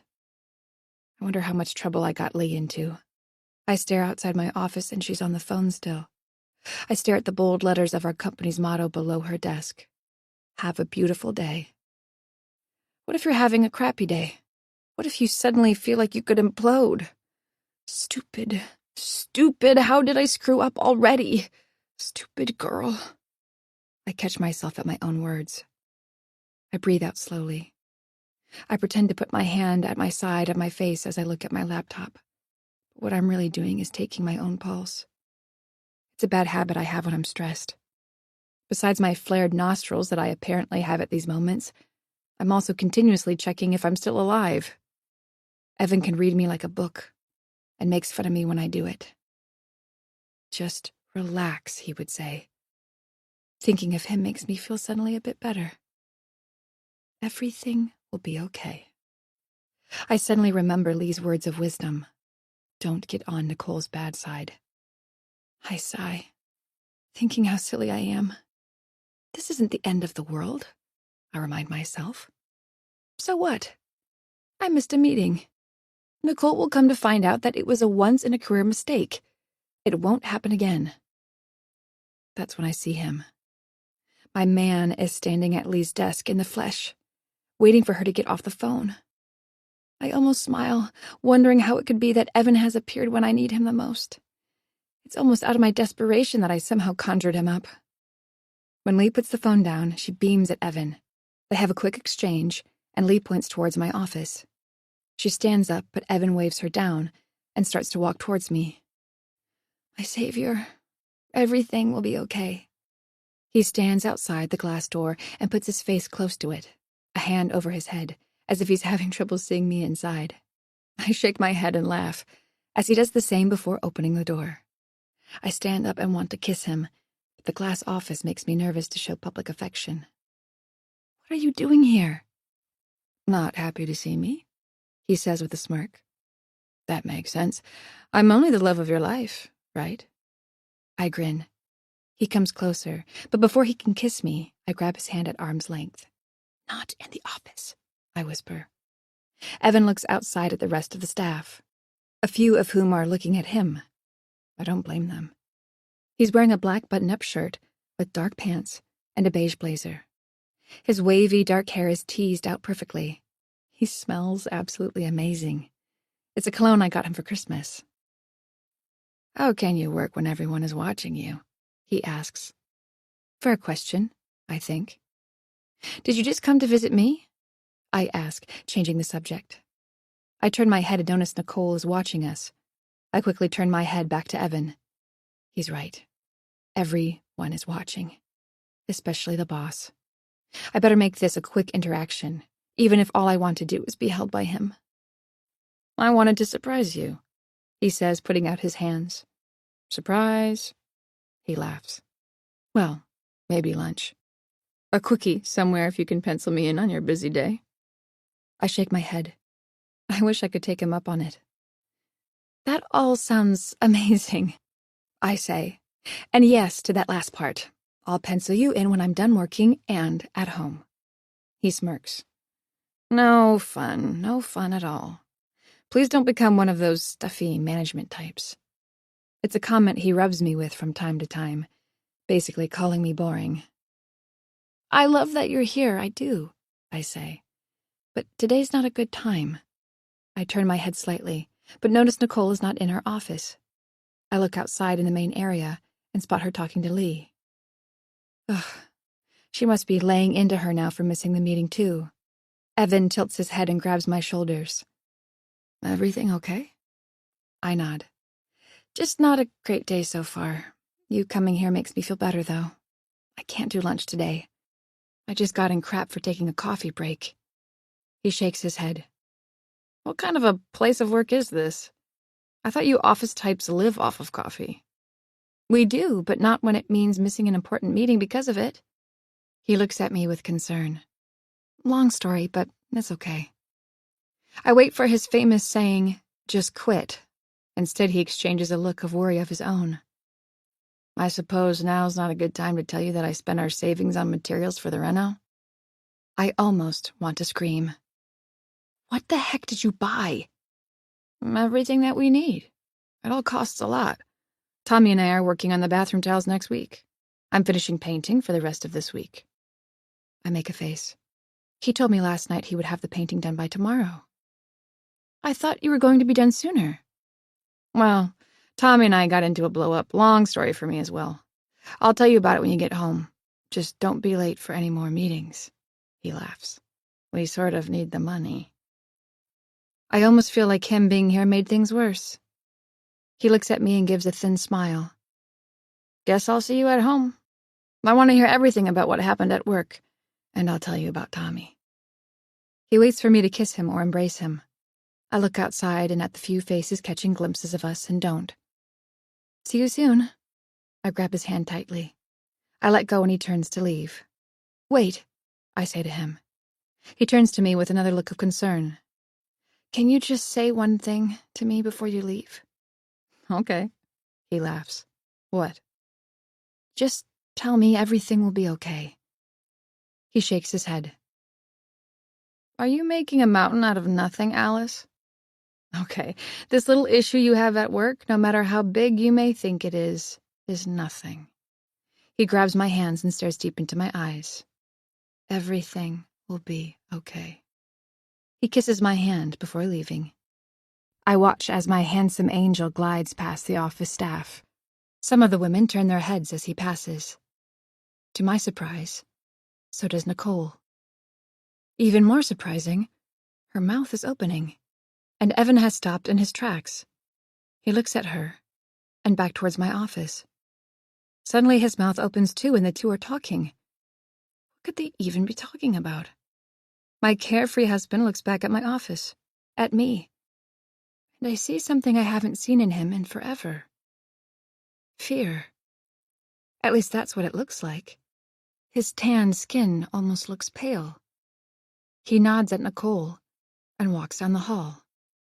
It's Nicole now who's staring into my office, directly at me, with a wide grin on her face.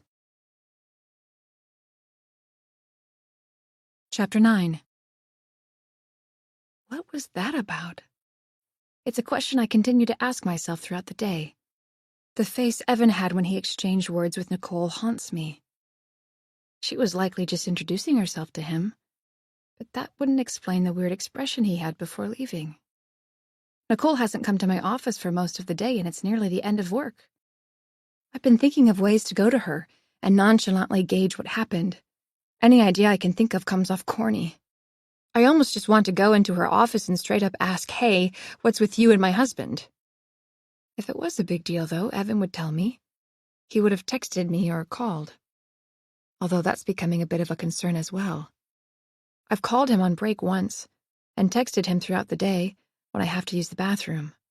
I have to be careful in this office. Everyone can see what I'm doing, and Nicole knows I don't have a corporate phone yet. Anything I do on my cell phone would obviously be personal. I can only imagine how high my pulse rate would be if I used my phone and saw Nicole in her office staring at me. Suddenly, I wish I didn't have the spacious vice president office next to hers.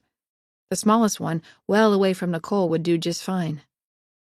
I catch my breath again and continue with my work until my door opens and Nicole enters. She's smiling at me. Are you busy? She asks, and I try to find the right answer.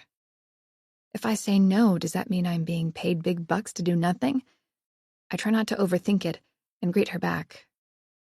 Hey, I say with a smile. Please, come in. Nicole does, and her expression fades. She puts the file she's been carrying on my desk. I had Lee type up the minutes from today's meeting.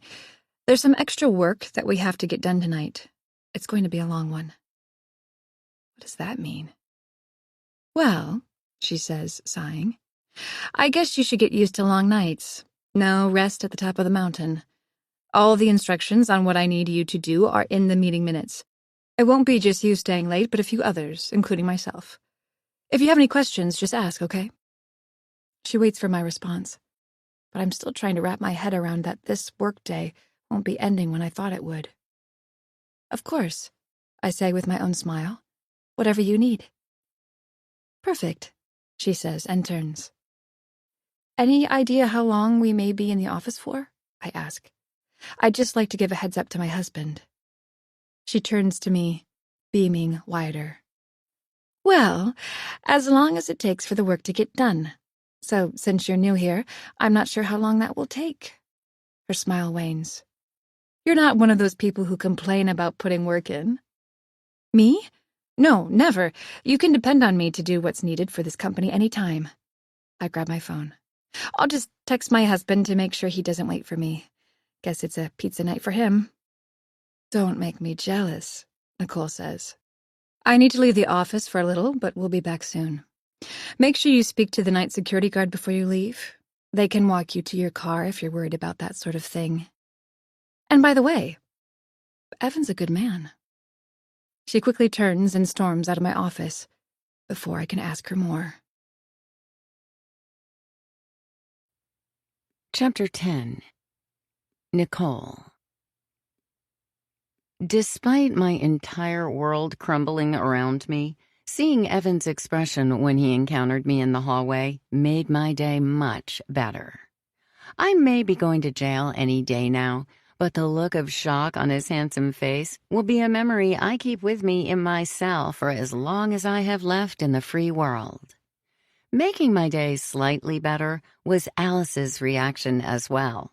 The total look of confusion the woman had makes me nearly laugh out loud, until I literally laugh loudly. I'm in my car alone, though. I could barely contain myself as I walked into the foyer past security, nearly giggling to myself as I entered my car. I laugh again, striking my steering wheel. It's just too good. I thought I was loony for hiring Alice, knowing who her husband was. I thought I was crazy for hiring a private investigator to tell me everything they could about Evan and Alice's life. They seemed so happy in the brief the PI provided me. That's nice for them. It only pisses me off, though. Now that I'm near the end of my professional life, I can't stop thinking about how some of the worst decisions I made were all because of Evan Walker. Now, Alice will find out the worst decision she made was to work for me. When I saw Evan walk past me while chatting with Lee, I immediately called out to him. "Evan, is that you?" I asked coyly. Of course it was. He smiled and turned to me. That smile immediately vanished as mine grew. I followed it up by saying, "No, wait, you're not Alice's husband." "Hey, Nicole," he managed. "You work here?" "I'm the president of Lovely Beauty Supplies." That's when he made the face that will be ingrained in my memory. The look of shock was priceless. "That's great," he finally said. "Hey, how's your brother Tommy doing? And your family? I hope you give them all my best." "I will," he said curtly. "I have to go." I watched him leave and push the elevator button numerous times frantically until the door opened. Seeing Alice's confusion when I looked into her office made it feel oh so satisfying. What Evan knows, which Alice is yet to find out, is how terrible life will be for the Walkers. I'm back in his world. This time, there's no running. This time, he will have to confront what he did. Evan knows it could ruin his happy little marriage once his overachiever wife finds out about his past. Alice Walker staying late for unpaid hours of work is the least of the problems to come. Chapter 11. Alice. It's nearly 8.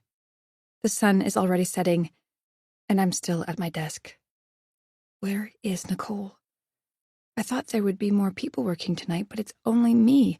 The entire floor of LBS is empty. The night janitor turned off the lights outside 20 minutes ago, and it nearly freaked me out. There's something about working in my glass office that is a little scary at night. Evan will make fun of me if I tell him I'm scared working in my office.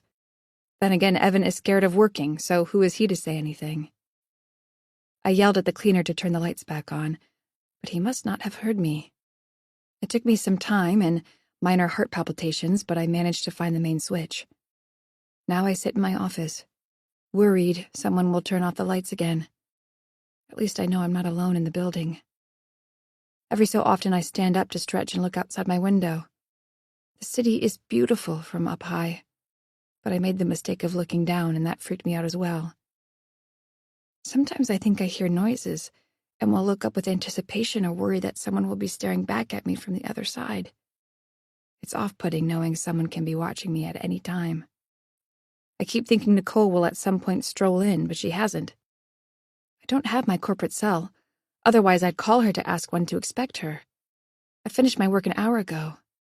It took me some time to sort out what Nicole asked for, and despite being new and with little direction, I completed it. I feel proud of that. I'm sure Nicole will be too. I'll be able to prove that I'm not one of those employees who you have to drag through the first few months at a company. I can show that I'm actually useful and indispensable immediately. I can also make up for shooting myself in the foot from before by missing the meeting. I still can't believe that happened. Making me more nervous than usual is the fact that Evan hasn't called or texted me back. I gave him my office line. He has my cell number. Why hasn't he called? Has he not noticed the love of his life, as he put it, not coming home tonight? At times my mind drifts, worrying that something is wrong. Is he not picking up for other reasons? Did he get into an accident on the way home? Perhaps he's badly injured and in a hospital bed somewhere. Wouldn't the hospital have called me by now? What if they don't have a way of identifying him to tell his wife what happened? Sometimes I let my mind race when I'm worried, and it also comes up with the most ridiculous ideas. It's always the worst-case scenario. I'm a widow. My whole world is about to fall apart, and I don't know it. I can tell I'm anxious since my finger is already checking my pulse. If Evan was here, he would no doubt point out my nostrils flaring. Of course, the worst-case scenario is never the reality. Instead, Evan is likely working on the house, busy. Maybe he lost track of time. He could have lost his cell phone. All of these scenarios make so much more sense than he's dead or something terrible has happened. Is that something normal people think about? Or is it just me that automatically thinks the worst without the slightest hint of danger? A noise outside my office startles me. When I look out through the wall, I see nothing, though. "Hello?" I call out. Nobody answers. I wonder if it's the night cleaner. Maybe I can ask him if Steve, the day janitor, left my photo in the cleaning office. Now, this is a situation where I know the most likely outcome is that the beautiful picture of Evan and I is in the trash underneath someone's spaghetti lunch somewhere. I lower my head to my computer again, taking in a task sheet that I created to track the effectiveness of our most recent ad strategy. I noticed during our first meeting, and from reviewing the notes from the previous executive of sales, that they didn't have a proper metric for reviewing sales from individual marketing efforts we're trying. Hopefully I can present this to Nicole soon. Maybe even at the next meeting. I hope Nicole will love it. It could be useful. I only thought of it about 30 minutes ago, when I finished my work and was tired of twiddling my thumbs at my desk. I don't want to just leave, though. I've been waiting for Nicole to show up so I can tell her all the work's done and make sure it's to her satisfaction. I finally make my executive decision to leave. I can stick a note on the file folder I've been working on tonight and leave it on her desk. Hopefully the door is unlocked. I'll even make sure to write the time on the note. That way, she will know I didn't just go quickly. I put my time in tonight. Or would that be a bad idea? I'll look pretentious for including a time. It's almost like a slap in the face. I was here at 8 at night and you weren't, so I left.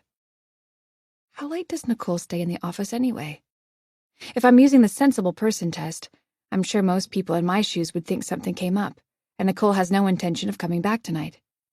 She's likely already at home relaxing. Meanwhile, I'm still here, working. I stand up from my desk and sort the paperwork into the folder. I take a sticky note and write, "All finished, Nicole. Please let me know if you need anything else." And I smack it on top of the folder. I decide to leave out the time. Thankfully, her office isn't locked. As if I'm in a place where I'm not supposed to be, I sneak into the room and place the folder gently on her desk. I turn off the lights on the floor before I leave, looking around at the empty desks and offices before going to the elevator. Once on the main floor, I pass a night security guard who's at his desk. I startle him as he hears my footsteps coming down the hall. He quickly takes out his AirPods from his ear and greets me. "Have a good night, miss," he says, nodding. "Thanks so much. You too," I say with a smile. "Would you like me to walk you to your vehicle?" I look outside the building. The tinted windows make it seem darker outside than it is, but I know from being in my office that there's a bit of daylight left. "I'll be okay," I say. "Thanks, though." I leave the building and take a deep breath. The air is so much fresher after you're cooped up in an office for an entire day. I look around at the near empty street. A man and a woman walk past me. For whatever reason, I say hi to them, and they look at me as if I'm an alien. Vancouver is a large city. I should be used to what city life is like. You don't just walk around smiling and greeting everybody like a psycho. For a moment, I nearly forgot where I'm parked. The lot is about 2 blocks from me. I stare down the darkening street. The tall buildings make it more dimly lit. I look above at dark clouds forming and realize I could get pummeled with rain at any minute. I feel uneasy again. I almost want to go back to the security guard to have him walk me to my car and realize I'm being silly. It's only 2 blocks away. I look up at the buildings and their illuminated windows. In some, I can see people moving. I might feel like I'm the only one on this street, but I'm not the only person here. I start walking down the block, taking quick glances at my surroundings.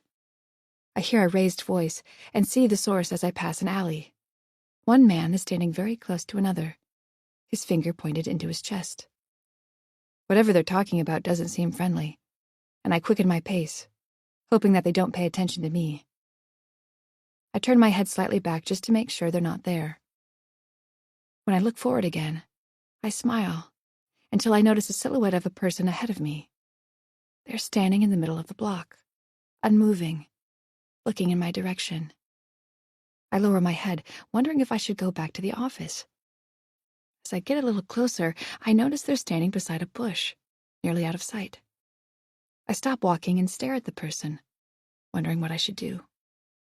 I know Toronto.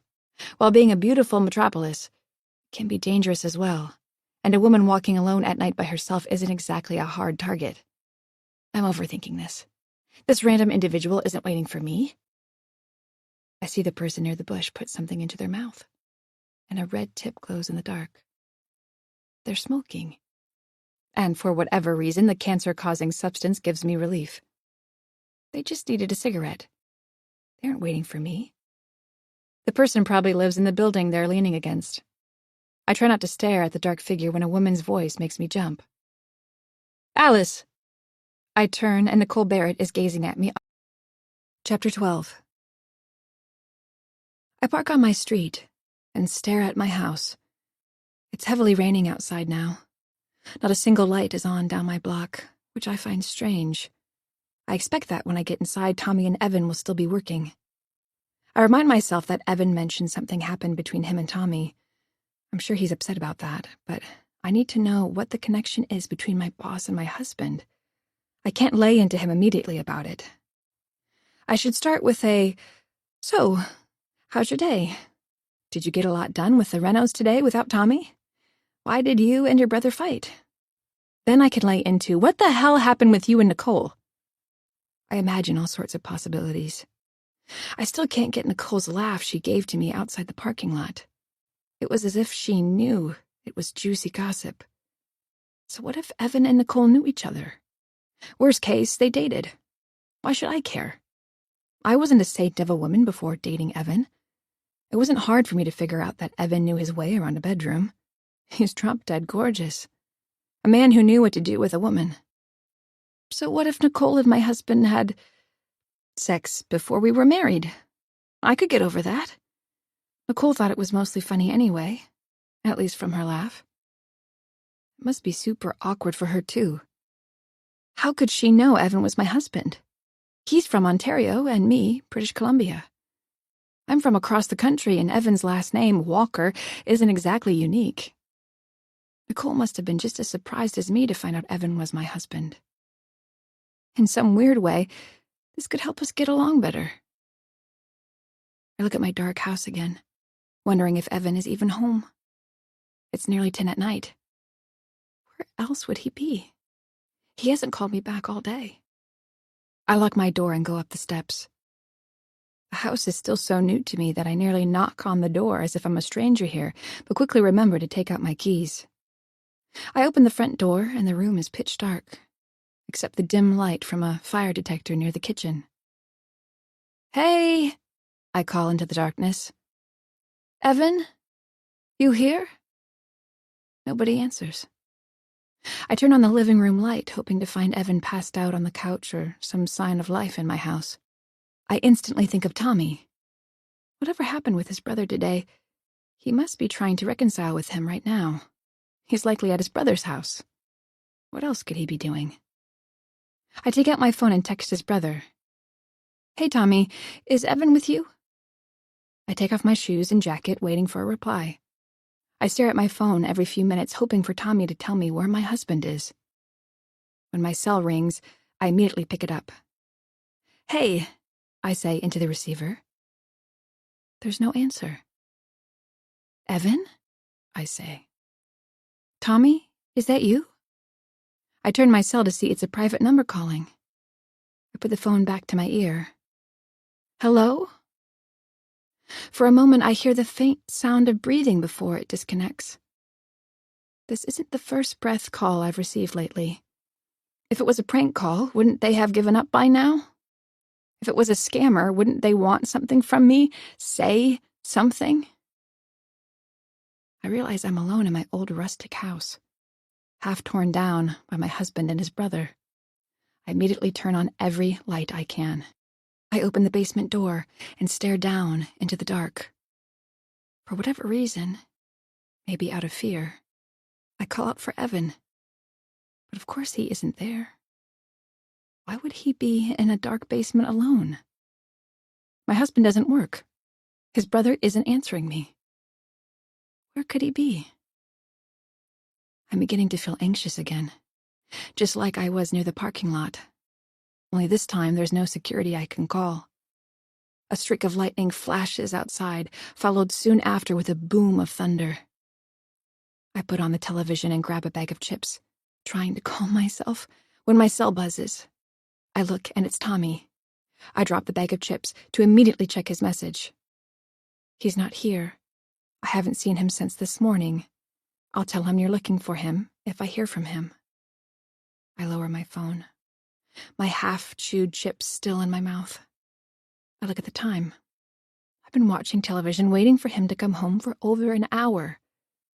I have to wake up early tomorrow for work again. I don't even care whatever happened with Nicole and Evan. I just need to know he's okay. In a last-ditch effort, I call Evan's phone one more time. I pray for him to answer. That's when I feel a slight vibration under the pillow I'm leaning against on the couch. I look behind me and can feel a phone. It's Evan's. I end my call now that I know my attempt to reach him is useless. Evan left his phone at home and went out? That's not like him. He's usually joined at the hip to this thing. I almost panic. I think of calling the police, but wonder why I would jump to such an extreme. What would I even say? Help me, my husband left our house without his cell? Definitely not an overreaction. I try to calm myself by watching more television, but the reality TV show isn't helping my mood. I turn it off and head up the stairs, turning on every single light that I can along the way. I get to the bedroom, and of course, our bed is empty. I slip into the sheets, keeping the bedroom door slightly open, with a light on my bedside table on to keep me calm. I'm not sure how long it takes, but eventually I close my eyes and don't open them for some time.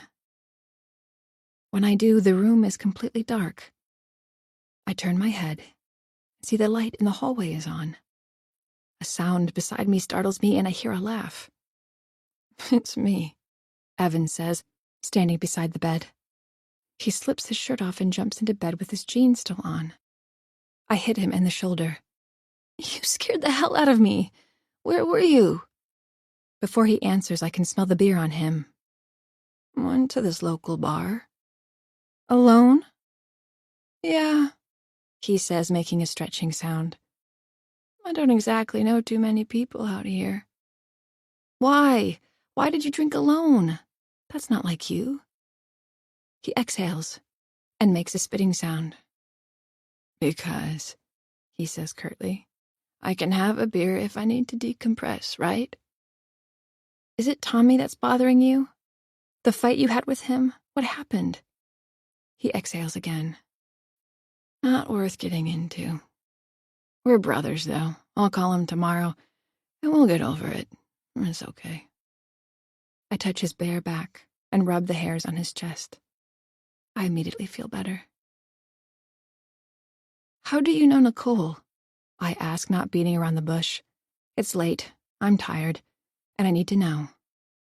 Did she tell you anything? He asks.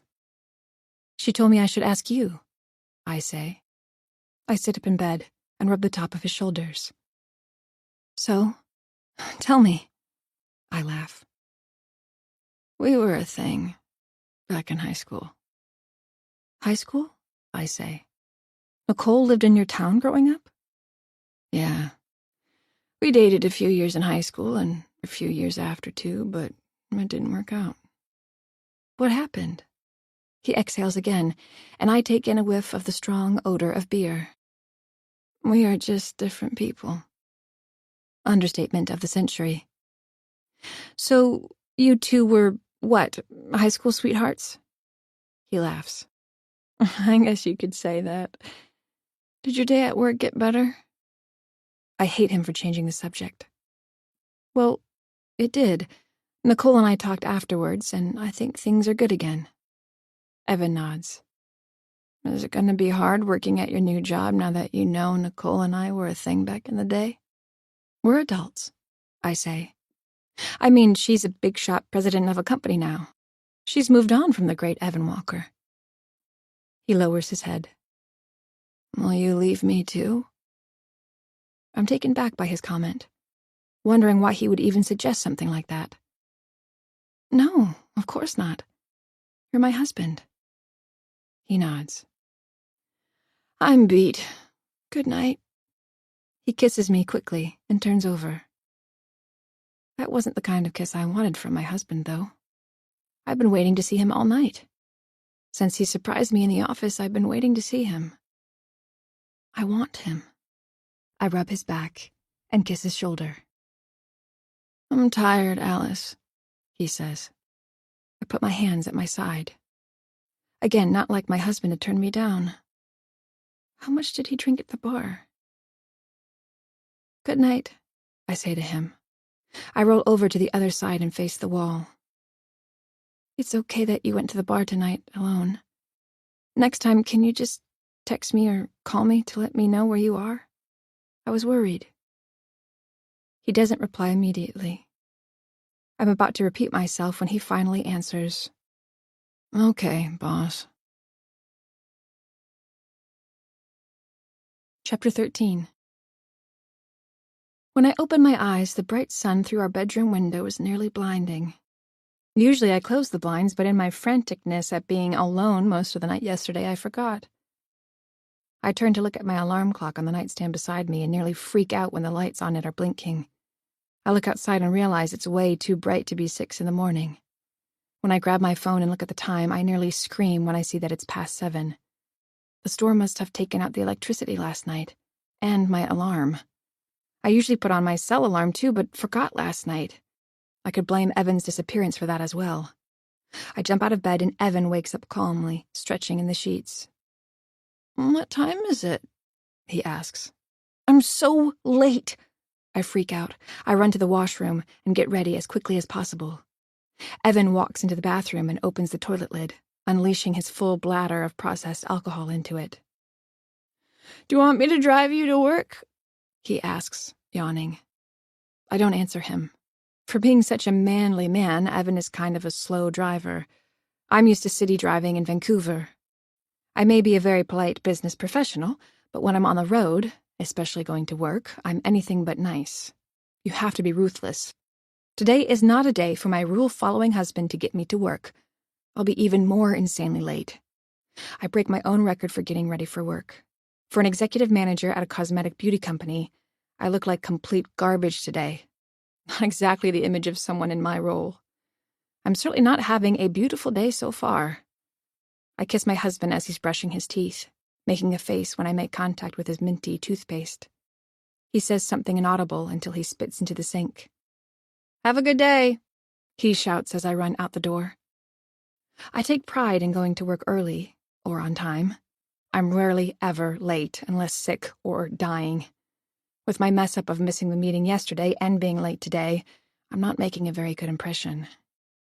Now that I know that Nicole and Evan were high school sweethearts, I wonder how that will change the dynamic of our working relationship. Will she be even more critical of me, or will our mutual connection with Evan help?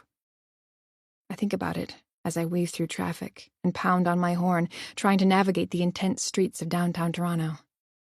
Luckily, I managed to get to the parking lot in record time, but I'm 30 minutes late. I run as quickly as I can to my building, and when I enter it, I wave at the security guard before frantically hitting the elevator button. At my old place of work, I would have run up the stairs, but that would be a little difficult now, being on the 30th floor.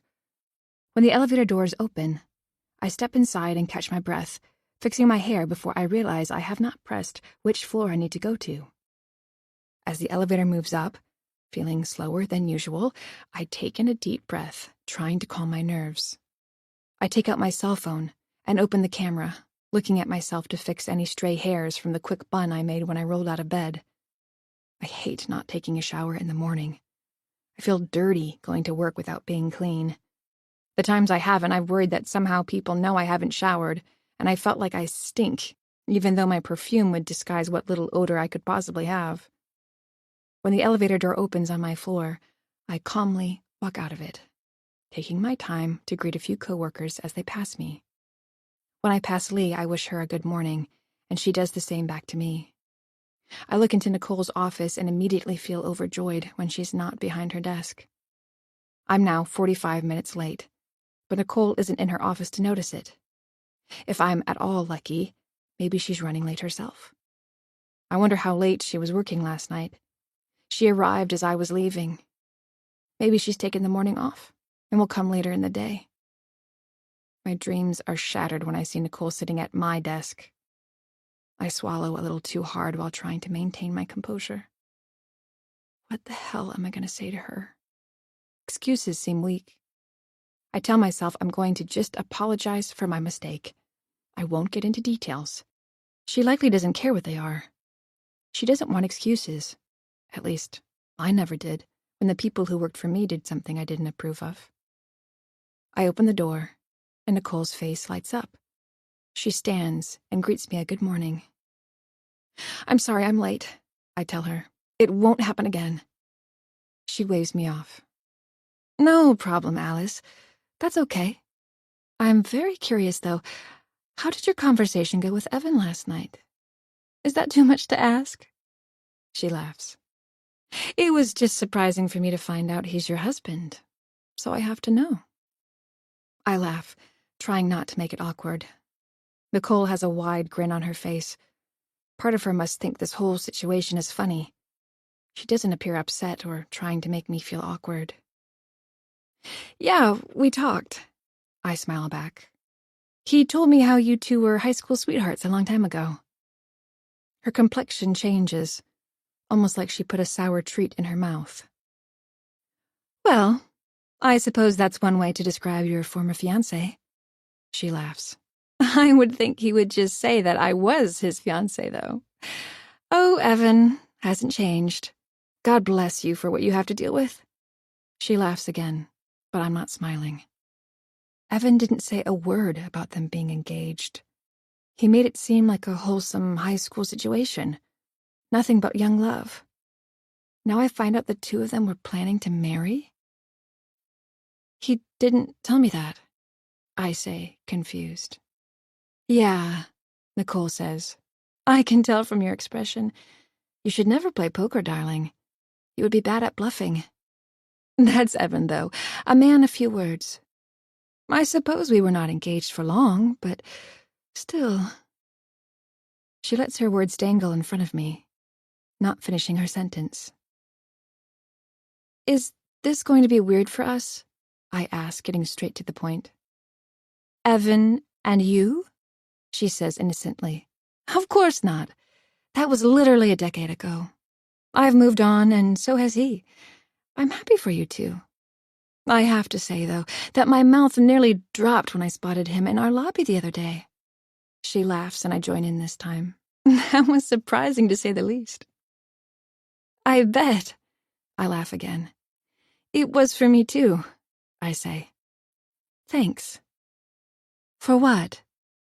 Not making this weird, because it is. I laugh again. She nods. It's not, though, really. I know what I want, and at that time it wasn't Evan. I'm glad we seem to both have made the right decisions for ourselves. She gives me a thin smile and stares at me. So, where is it? Did you leave it in the car? I'm not sure what she means until it hits me. Oh, no, you're dry cleaning, I say, putting a hand to my head. I can't believe I didn't grab it for you. I give a thin smile back to her, but this time it's not shared. She looks at me sternly. I assumed you were late because you were picking it up for me. She waits for me to answer, but I don't have anything but bad excuses. Not only are you late, she says in a raised voice, but you didn't even do what I asked of you. I lower my head and take a moment to glance outside. I spot a few people looking into my office. I can't blame them for watching the show. Lee is one of them. Even from all this way, I can spot the look of worry on her face. I'm sorry, Nicole. I really am. No, she says, cutting me off. I need to depend on you. Even if it's small things like doing me a favor or, say, coming to work on time. She lowers her head, and when she looks at me again, she's beaming as if she was never upset to begin with. It's okay, Alice. I just need you to be more on the ball here at LBS. I had high hopes for you when I hired you. Now, she looks at her watch. You have just enough time to leave the office and grab my clothes before our meeting at 10. Her smile widens. So leave now, and be fast. Her face sours again. You can make up for the time you'll be missing after work. And don't be late for the meeting. Please. Chapter 14. Another late night in the office. But this time I'm getting out before the sun is setting at least. Nicole had me stay several hours past work. Not only did she have me make up for the hour I missed at work to pick up her dry cleaning, but I had to stay for a few more hours for no reason at all. I'm starting to realize that my job may have a lot of unpaid time. It was just me in the office again. It seems the only person that has to work late is me. Thankfully, Nicole and I only had a few run-ins with each other after the initial exchange. I can understand why she's upset. I'm supposed to be there on time, and when I wasn't, she assumed it was because I was doing her a favor by running her errands. It still irks me how she raised her voice at me. When I was in any leadership role, I never belittled anyone who worked for me. I made them feel like a part of the team. I didn't put them down, make them feel small, or make them pick up my freaking dry cleaning. Who the hell does that? Part of me wants to hand in my resignation immediately. I moved to an entire new province across the country for this job, and it's not going the way I hoped. Nicole is something out of a horror movie, smiling at me nicely one moment and jumping down my throat the next, having me put in extra hours at work when no one else is. To make things much worse, now I find out her and Evan were engaged to be married. I tried to call Evan in the morning, while I was driving frantically to pick up Nicole's clothes from the dry cleaner, to demand he tell me everything that happened between my boss and him. Thankfully, he didn't pick up the phone, because if he had, I would have been just as intense as Nicole was to me in my office this morning. Engaged? How could he fail to tell me something important like that? Was being engaged to a woman just not a big deal to Evan? Did he treat promises to be married like jobs and quit before he got to the altar? How many other women did Evan ask to marry? It was only after I got back to the office that Evan called me back several times during the day, but I couldn't pick up. Not with Nicole in the office beside me. While taking a quick bathroom break, I snuck in a text to him saying I would talk to him when I got home and that I would be late again. He responded by giving me a thumbs-up emoji. I hate it when he does that. Can he not just reply with words? It seems lazy. Just like Evan. Ugh. Engaged. Throughout the day, I replayed the intense exchange I had with Nicole. What made it worse was seeing how polite and fake Nicole seemed to be around others as the day progressed. Besides the vice president, who was fired the day I started working at LBS, I haven't seen Nicole treat anyone else as badly as me. I thought of what Lee told me at our coffee break. Don't get on her bad side. Was it already too late? Should I start packing up my office? Before leaving for the night, several hours after I was supposed to be done, I reread the email from Nicole that was sent to the entire office. It was asking for email submissions for those interested in applying for the vice president position. She had made it sound like I could be a good fit for it. She had a good feeling about me, she said. That must have changed now. I'm never one who needs to be reamed out at work. I'm never late. But apparently, now I am. Ever since moving to Ontario for this job, nothing is going my way. Or is it just me? Stupid girl. I could almost hear my father utter the words at me from beyond the grave. I'm not good enough. I never was. Why did I think I would be a good fit for this position to begin with? I was never meant to be a true leader, like Nicole. Now, here I am in my late 20s, trying to be something I'm not. Trying to be what my father said I could never be. A success. My father came from a time when women catered to men. A woman executive of a business was something he wouldn't understand. He would be blown away by the success of a woman like Nicole Barrett. As I leave the office, I turn out the lights on the floor. I walk to my car in the parking lot, not even thinking of the potential dangers around every corner, but only of my failures during the day. I don't have what it takes. I never did. Why did I ever think different? I am a stupid girl. I cringe at the thought. I'm nearly in tears by the time I enter my car and turn the key. I take my time getting home, and when I do, I can already see Evan pacing around the house from outside. At least my husband is home today, not at some bar alone. I barely have enough time to ask him why he didn't tell me about Nicole and him being engaged. Why did he leave out that important detail of, oh yeah, we were supposed to be married? Nicole was supposed to be the original Mrs. Walker, not me. I feel defeated. Someone could tell me the world was about to explode and it would fit today perfectly. I open the door and I can hear Evan's raised voice. That's fine. He walks into the living room, his cell phone to his ear, and he stares at me blankly. I'll talk to you later. He ends the call on his cell phone and puts it in his jean pocket. Who was that? I ask. Tommy, he says quickly. I take it you two didn't make up? He shakes his head. Not really, no. He didn't come today. I look at his clothes. They are clean. Not a speck of dirt. I can immediately tell he didn't do any work on the house today. What has my darling husband done all day while I dealt with his ex-fiancée at work? The thought enrages me, and I find the energy suddenly to ask him, why didn't you tell me you were engaged to Nicole? He looks at me, blankly again, then around the room as if to find an answer. I repeat myself in a slightly more agitated voice. He raises his hands in surrender. You're right. I should have. It's just, we were only engaged for 2 weeks and things ended. I kick off my heels without taking my gaze off my guilty husband. Who gets engaged for 2 weeks? You need to tell me everything that happened between you two. He sits on the couch and looks up at me with soft eyes. I hate it when he gives me this look.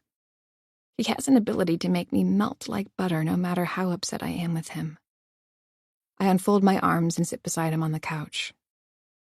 You never told me you were engaged to another woman before, I say, my head lowered. I look at him. Why didn't you? He shakes his head.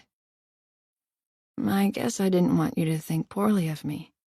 Like I said, it was only for 2 weeks. I didn't want you to think that I'm some psycho that would propose to you and leave you a few weeks later. I exhale. So why did you do that to her? He nods. She left me, actually. And I'm glad she did. She was upset that I had no drive in life, she said. Suddenly I remind myself of the arguments I've had with Evan about the very same subject. There was a time, when we dated, that I was worried about what a future with Evan would look like. One of my friends, before I agreed to marry him, even called him a loser. Well, actually, a handsome loser. I can understand why Nicole brought it up with him. So she decided to leave you because you weren't working? I ask. He nods. She, as you can tell, is a driven woman. She had big plans, even back then. He laughs. You know, it's weird, but she kind of reminds me of you, now that we're talking about this. You, though, are not anything like Nicole. For a moment, I feel hurt by his comment. Did he mean that I can't be as successful as her? I don't have what it takes to be like her? I think he noticed my face and quickly clarifies what he means. What I mean is she's overbearing. She's very controlling. He puts his hand up in frustration. She could be so angry one minute and a saint the next. I never knew what woman she was going to be that day. I only asked her to marry me because she said I had to. She expected it of me after dating for 4 years. I mean, I was only 20. How the hell was I supposed to be some driven, business-minded person like her at that age? She talked about a house, kids. I just wanted to drink and have fun. I try to keep myself from thinking that not much has changed in the past decade. I remember what he said to me last night about me leaving him. I'm not anything like Nicole, I agree. Can I say this? I mean, she's a bitch. Ugh. I give him a look of disapproval. Okay, he says. Sorry, I shouldn't have said that. She's just too much. We had so many fights, I can't even count them. We were toxic for each other. After she broke it off with me and gave me back the ring, I was distraught for maybe a day, and then amazed at how little feelings I had after someone I had dated for several years broke up with me. I remember telling Tommy how little I seemed to care about not getting married to her. He thought I was crazy. He always thought Nicole walked on water, joked about how good-looking she was. I could tell he was jealous. He probably wanted a woman like her. He never saw the side of her that I did.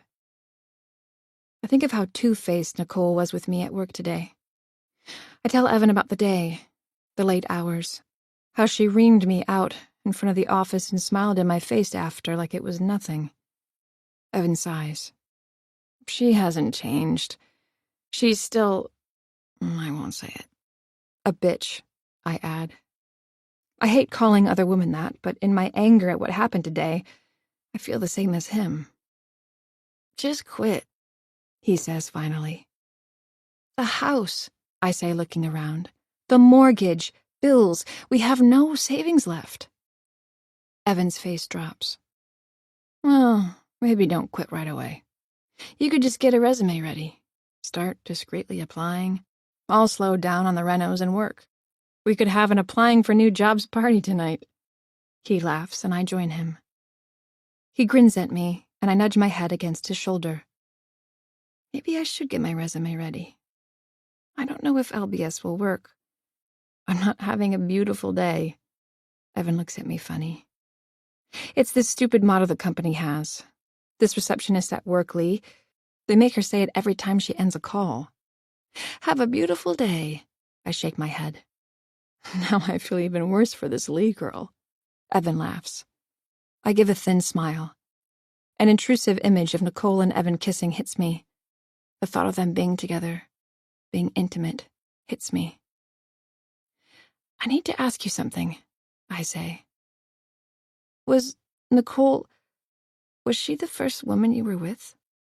He nods. What about her? Were you her first? Yes, he says without saying another word. I lower my head and change the subject. I could try and get a management job elsewhere. If you're working too, we could get through this. What would you do for work? He takes in a deep breath. I'll figure something out. Don't worry. He tilts my head up to him and kisses me passionately. Soon, a few kisses turn into more flirty advances. I'm halfway taking off his jeans by the time I realize the curtains in the living room are still open. Evan! I shout. The window! He continues to kiss my neck, and I nearly forget about it. Let's give the new neighbors a show, he whispers in my ear. Not funny, I say, smacking the back of his briefs. All right. He stands up, his pants down to his shins, and waddles to the window, making a show out of doing it. When the room is darkened and it's just us, he looks back at me with a devilish grin. Now, where were we? Chapter 15. Nicole. He hung up on me.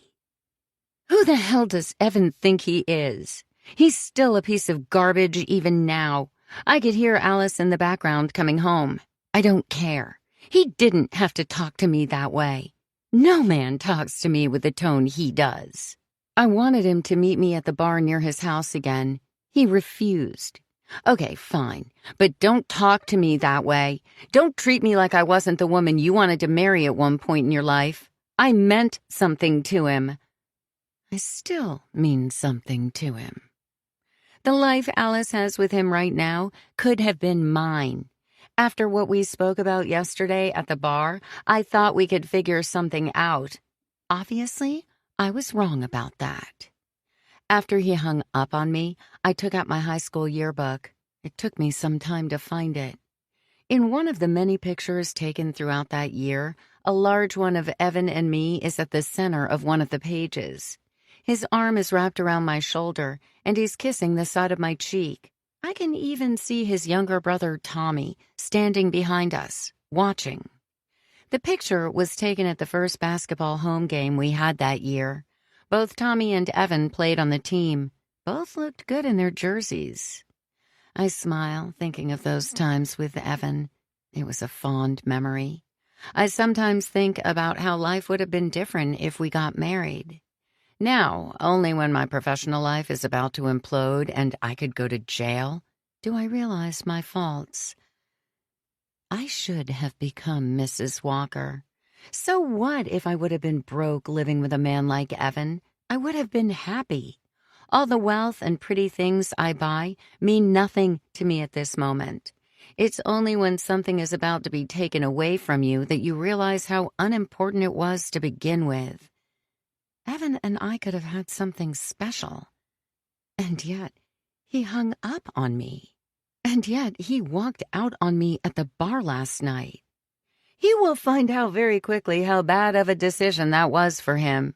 Hopefully, he will change his mind about what I want. Evan has plenty of skeletons in his closet that I bet Alice doesn't know about. Being engaged to me was only one. I wonder what Alice will think of her husband once she knows it all. Does she know how violent he can be? The things he's done? Evan better make the right decision next time, or else.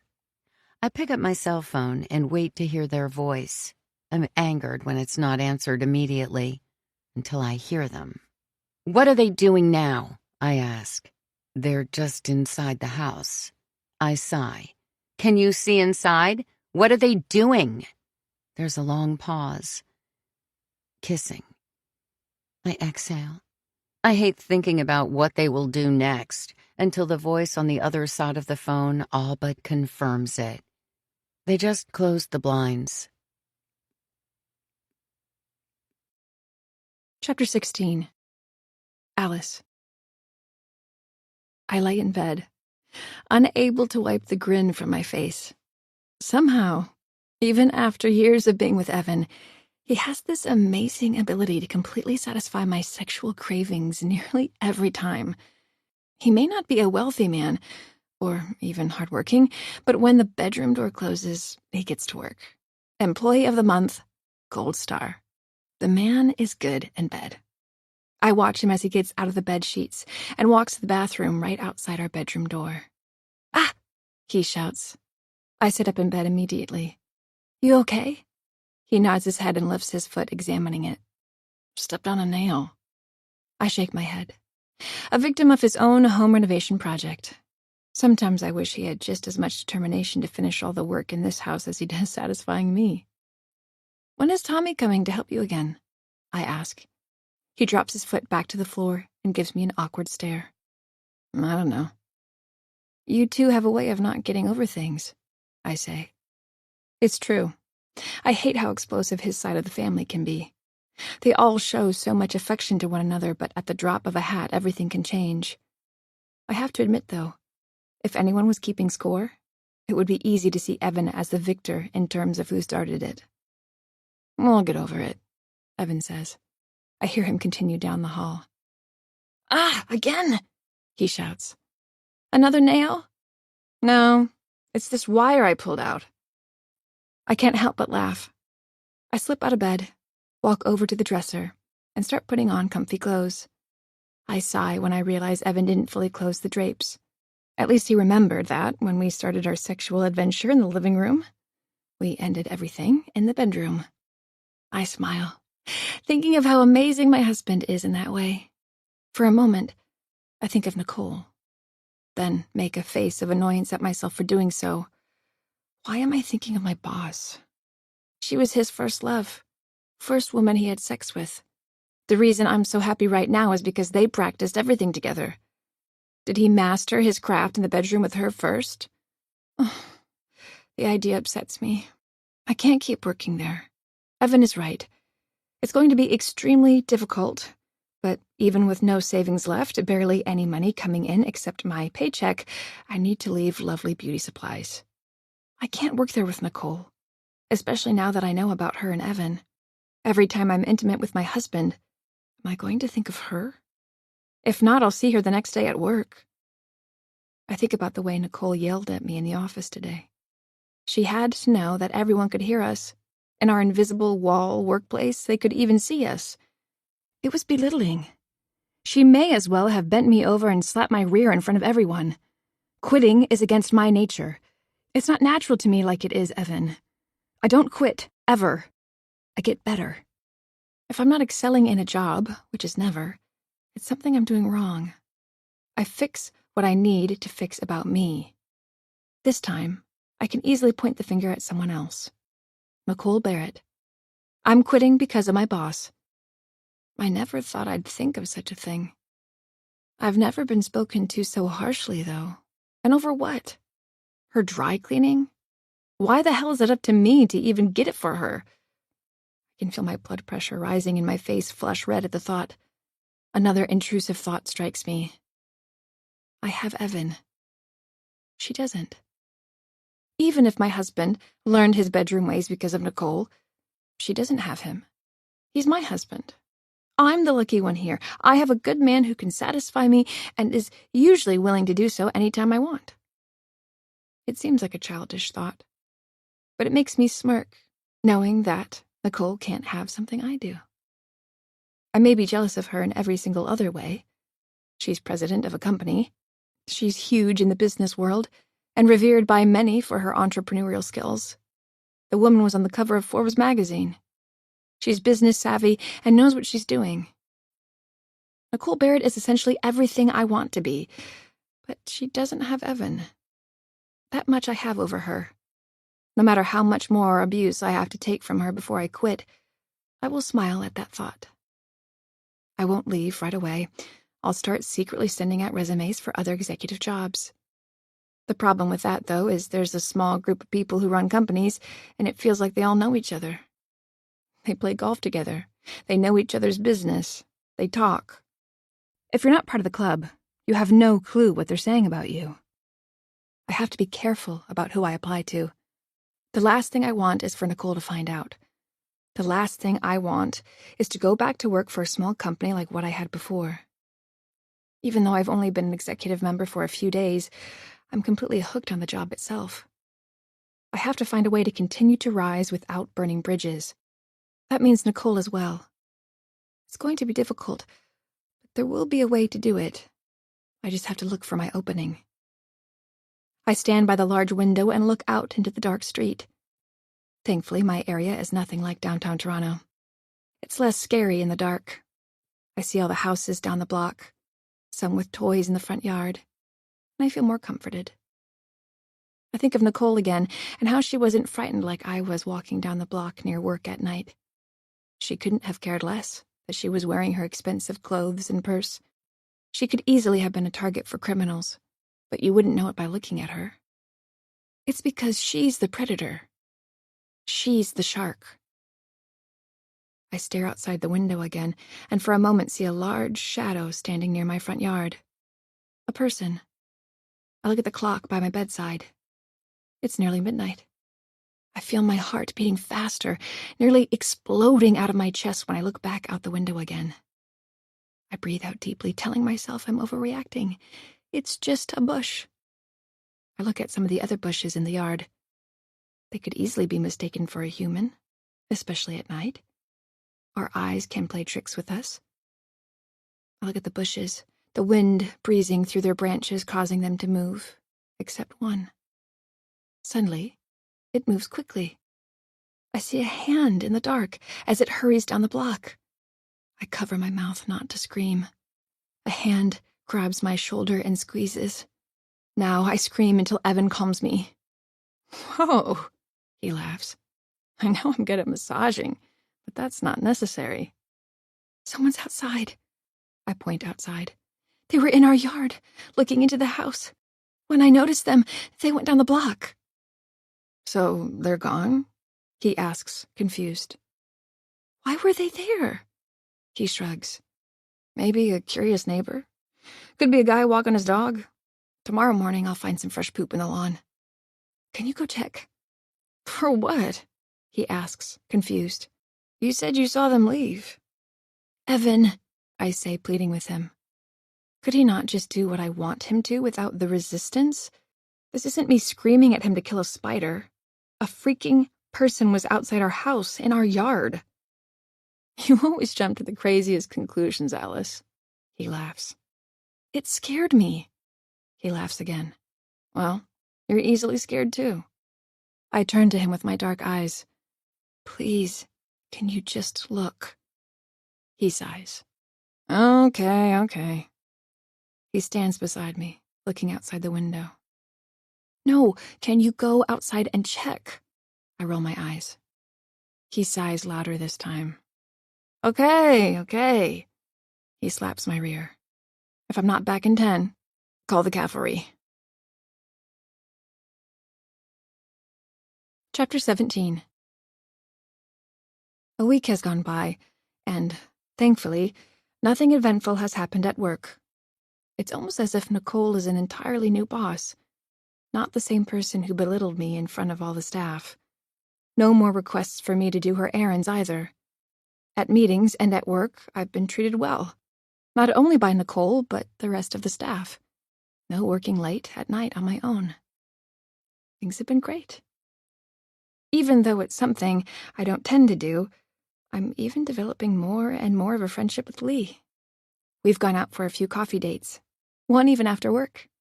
We've exchanged numbers as well. She's a little younger than me and is Nicole's executive assistant, but I have to say I really enjoy spending time with her. I'm beginning to feel foolish for even thinking of leaving LBS. Perhaps my first week on the job was a fluke. Nicole could have been under a lot of stress, and for whatever reason, I got targeted. Now you wouldn't think anything was wrong at all. The other day, Nicole entered my office just to let me know she thought I handled a project really well. I'm back to getting praise for my work. It's almost as if things have turned a complete 180. Even though my resume is prepared, and I've been searching for positions that I believe Nicole wouldn't find out about if I applied for, I haven't actually sent a single one. The aura at work has completely changed. I truly am having a beautiful day. Nicole hasn't said a word about Evan as well. I thought it was going to be excruciatingly weird being at work around her. But it hasn't been. She never brings him up, and I don't either. As I sit at my desk completing my work, I can't help but think how silly I was for wanting to leave. Evan told me that I tend to jump to the worst-case scenario all the time. In my head, Nicole was a monster. I'm beginning to think Evan actually has a point. Things are getting better, not only for me, but for Evan as well. Tommy and him made up. His brother's been helping him with the renos of the house again. It's nice coming home and seeing the brothers share a beer. We had a funny moment when Evan pointed out that Tommy's relationship status on Facebook changed from single to it's complicated. He still refuses to tell us more about his mystery girl. It's good to see him and Evan back to being brothers. I just hope that their camaraderie holds this time, at least until my house doesn't look like a construction site. Lee stands outside my office door and waves at me. I grin back. "Good morning," she says. "Hey," I say back. I shake my head. "So you have to tell me about how your date went last night. You never texted me back. I have to know. You told me the man had a neck beard? I had to look that up to see what it was." Lee's face sours. "Ugh, don't even remind me. That's what I get for trying internet dating. The profile picture looked nothing like the man that met me at the restaurant. I made it through dinner with him without shaving his face, but yeah, he wanted to drive me home. I said I drove and took an Uber." She laughs. "Yeah, now I'm worried about the date I have this Saturday from the same website." I shake my head. "What does a woman like you need dating sites for?" She laughs. "Not all of us are so lucky to be married to a hunk like you." I shake my head at the remark. If you knew Evan like I did, he would be less hunky and more annoying. Lee gives me a thin smile. All men are. Our 2-year anniversary is tomorrow. "Ooh, how nice," she says playfully. "What are you two lovebirds doing?" "A nice restaurant, and we'll see where the night takes us." "Hopefully back to the bedroom," Lee says with a laugh. I grin. I tell you way too much about my life, don't I? Lee smiles back. "Well, it's a fair deal. You get to hear about my mess of a dating life." She looks outside the office into Nicole's and back at me. "Listen, Nicole asked me to arrange a meeting time for you and her today." "What for?" I ask. Lee shrugs. "She didn't give me a reason. Should I ask her?" No, that's okay. Anytime works." "The earliest she has is 1. I nod. "Perfect. Thanks, Lee." She waves her fingers at me. "Bye, girlie," she says. "Coffee break today?" "Of course," I say with a grin. "My new addiction is the coffee place you brought me to, and it's all your fault. Today I'm buying." Lee leaves my office, and I watch her walk back to her reception area. When I turn my head, I see Nicole staring into my office. She smiles at me before looking back at her computer. The look she gave me puts me off for some reason, as I slowly turn my gaze back to my screen. What does Nicole want to see me for today? I instantly think of the older woman with red hair, the former vice president, the woman who was terminated the day I started work at LBS. Was I being fired? Why? For what?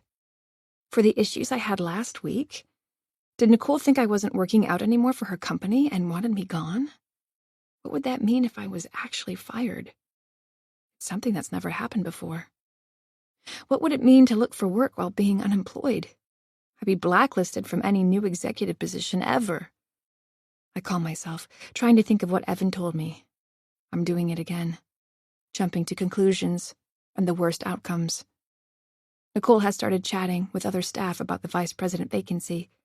It could easily be about that. I haven't applied for it, though. After last week, I assumed I didn't have a chance. Last week, I didn't want to stay at LBS, so why would I apply for its second top position? I do my best to calm my nerves until our meeting, but it's excruciatingly hard. I don't go out for coffee with Lee. I don't want to let her see me as the nervous wreck that I am, my nostrils flaring like a dragon or checking my pulse like a maniac. I think of calling Evan, just to hear his voice.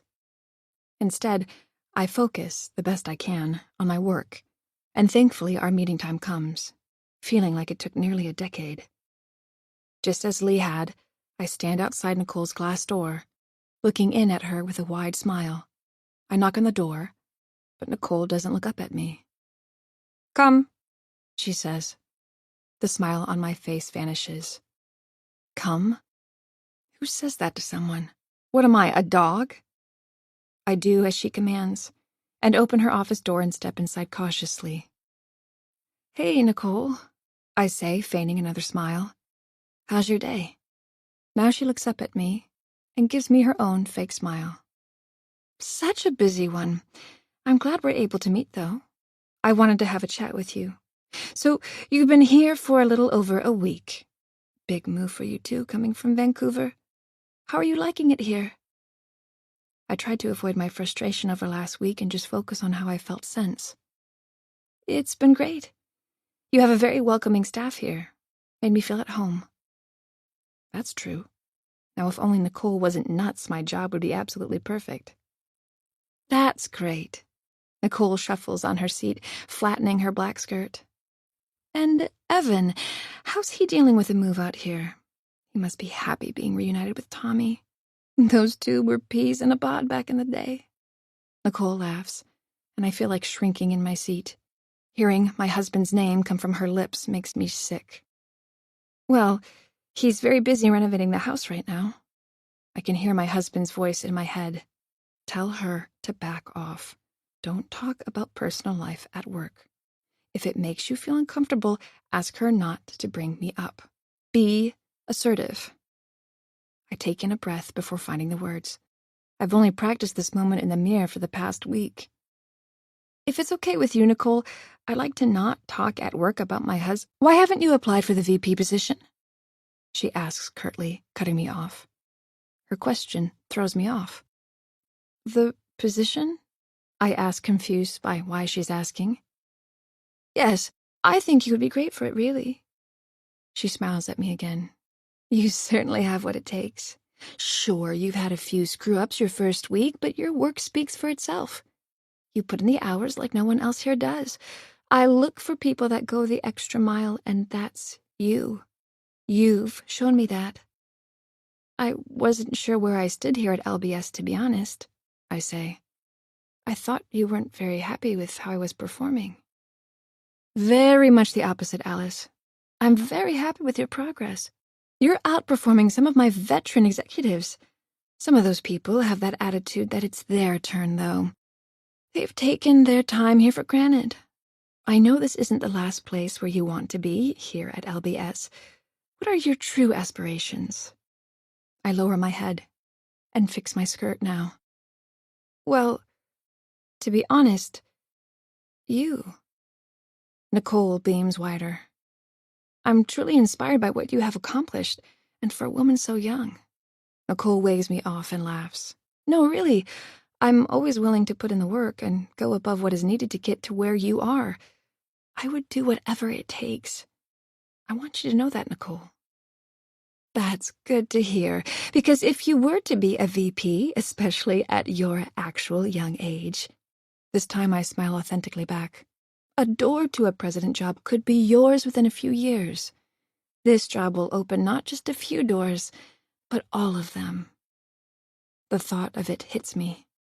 "Now," Nicole says, sitting straight in her chair, putting a pen to her red lips, "I want to schedule a dinner date. A meeting, I mean. I'll call Evan to arrange it." "Evan?" "Right," she says, beaming. "I have his number here." She sorts through a pile of paperwork on her desk and takes out an employee information form I filled out on my first day. "Here's your emergency contact, I see. I'll just speak to him about it."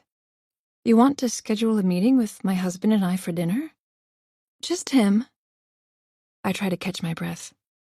She brings me in here to talk about promotions, and now she wants me to sit here while she talks about going on a date with my husband. She even called it a dinner date. "Why?" I say in a stern voice. I try to calm myself. Having this much anger directed at my superior is never something I've experienced. "Well, to catch up. You tell me all about him. He sounds like he's doing well. I want him to tell me, though. Catch up."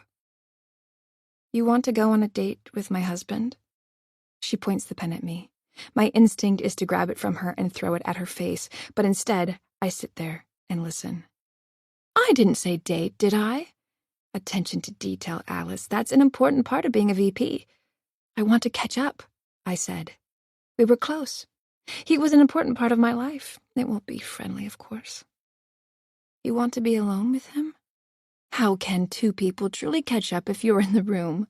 She laughs. Let's say tomorrow night after work. I don't want to schedule a weekend dinner. That sounds too much like a date to me. She laughs. I certainly don't want to give you the wrong impression here. Our anniversary dinner is tomorrow. I wanted to celebrate our marriage on the day we actually got married. There's no way this lunatic will see my husband on that day. Wednesday won't work, I say. I stand up from the desk, unable to hide my disgust for this woman.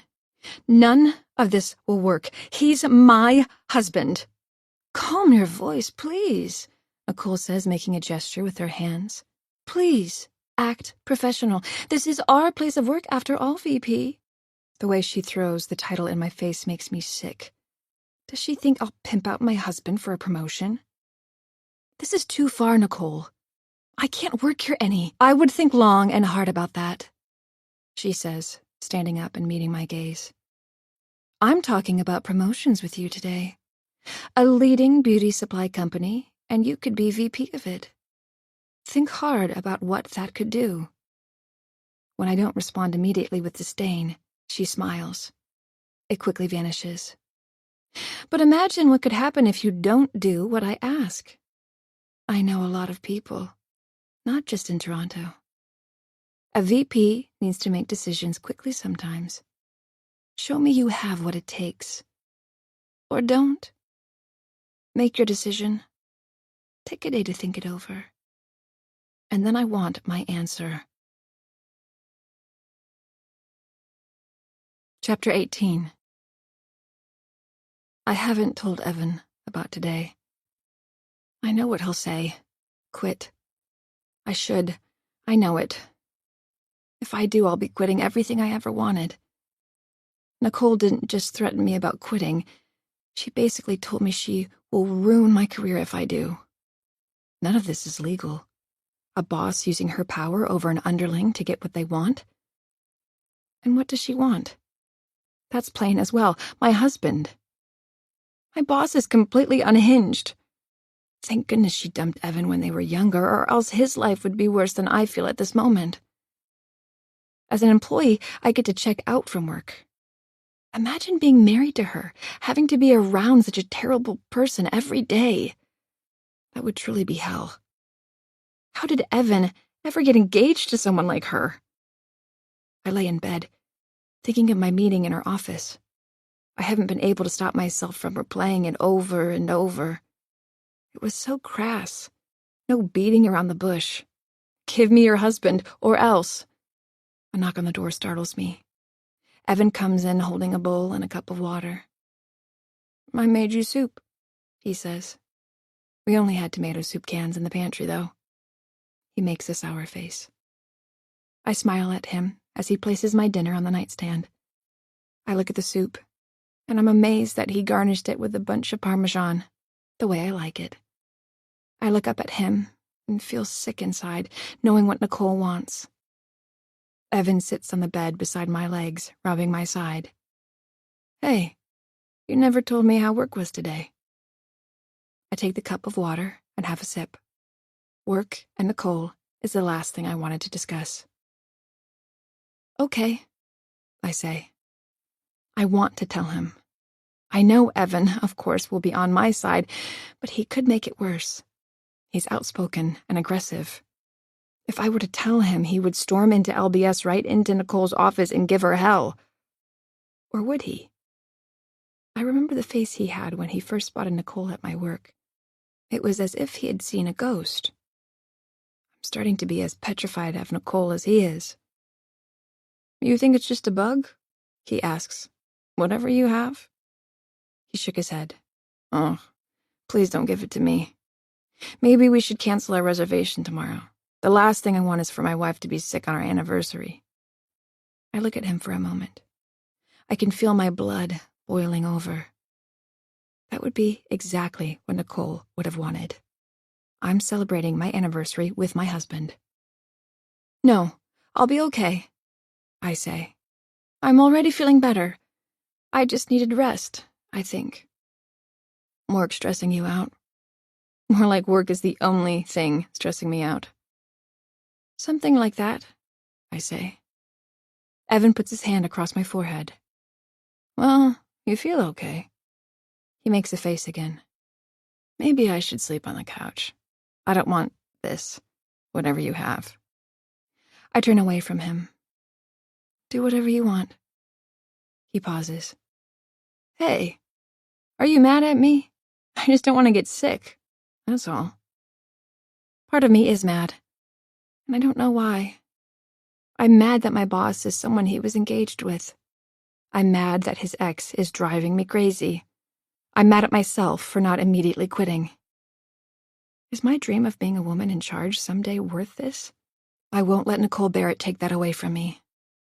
I'm just feeling yucky, I say. Sleep on the couch. It's okay. I don't want you to get this. More like I don't want him to feel Nicole's wrath. I have my resumes ready. Time to start using them. Tomorrow, I will start applying. Good night, he says, standing up. He bends near me and kisses my forehead. Call me if you need anything. I'm just working in the bedroom down the hall for a few more hours. Thanks, I say, not turning over. I can't look at him. If I do, he'll know I'm truly a mess. If I stare into his beautiful eyes, I'll pour my soul out to him. I lay in bed for some time, thinking more about Nicole and what I should do tomorrow. An image of me storming up to her and slapping her in the face as hard as I can makes me feel better. But of course it's not realistic. Quitting is a much better option, and one that won't land me in handcuffs. My cell phone buzzes underneath the bedsheets, and I answer. Hello? Again, I'm met with silence. I know someone is there because I can hear them breathing. Who is this? I ask. Why do you keep calling? An image of Nicole holding my personal emergency information hits me. Nicole? Is that you? I hear their breathing getting louder. I put my phone away from my ear and see the number is private. I put the phone back to my ear and the breathing on the other end is so loud. I pull my ear away from my phone. I hang up and drop it on the mattress. I get out of bed and look outside at the dark skies and think of the person who was on my lawn last week. I stare at the bushes where I saw them. This time, all the bushes are moving with the wind in a normal way. My phone buzzes again on my bed. The screen brightens, illuminating the dark room, showing me a private number is calling me again.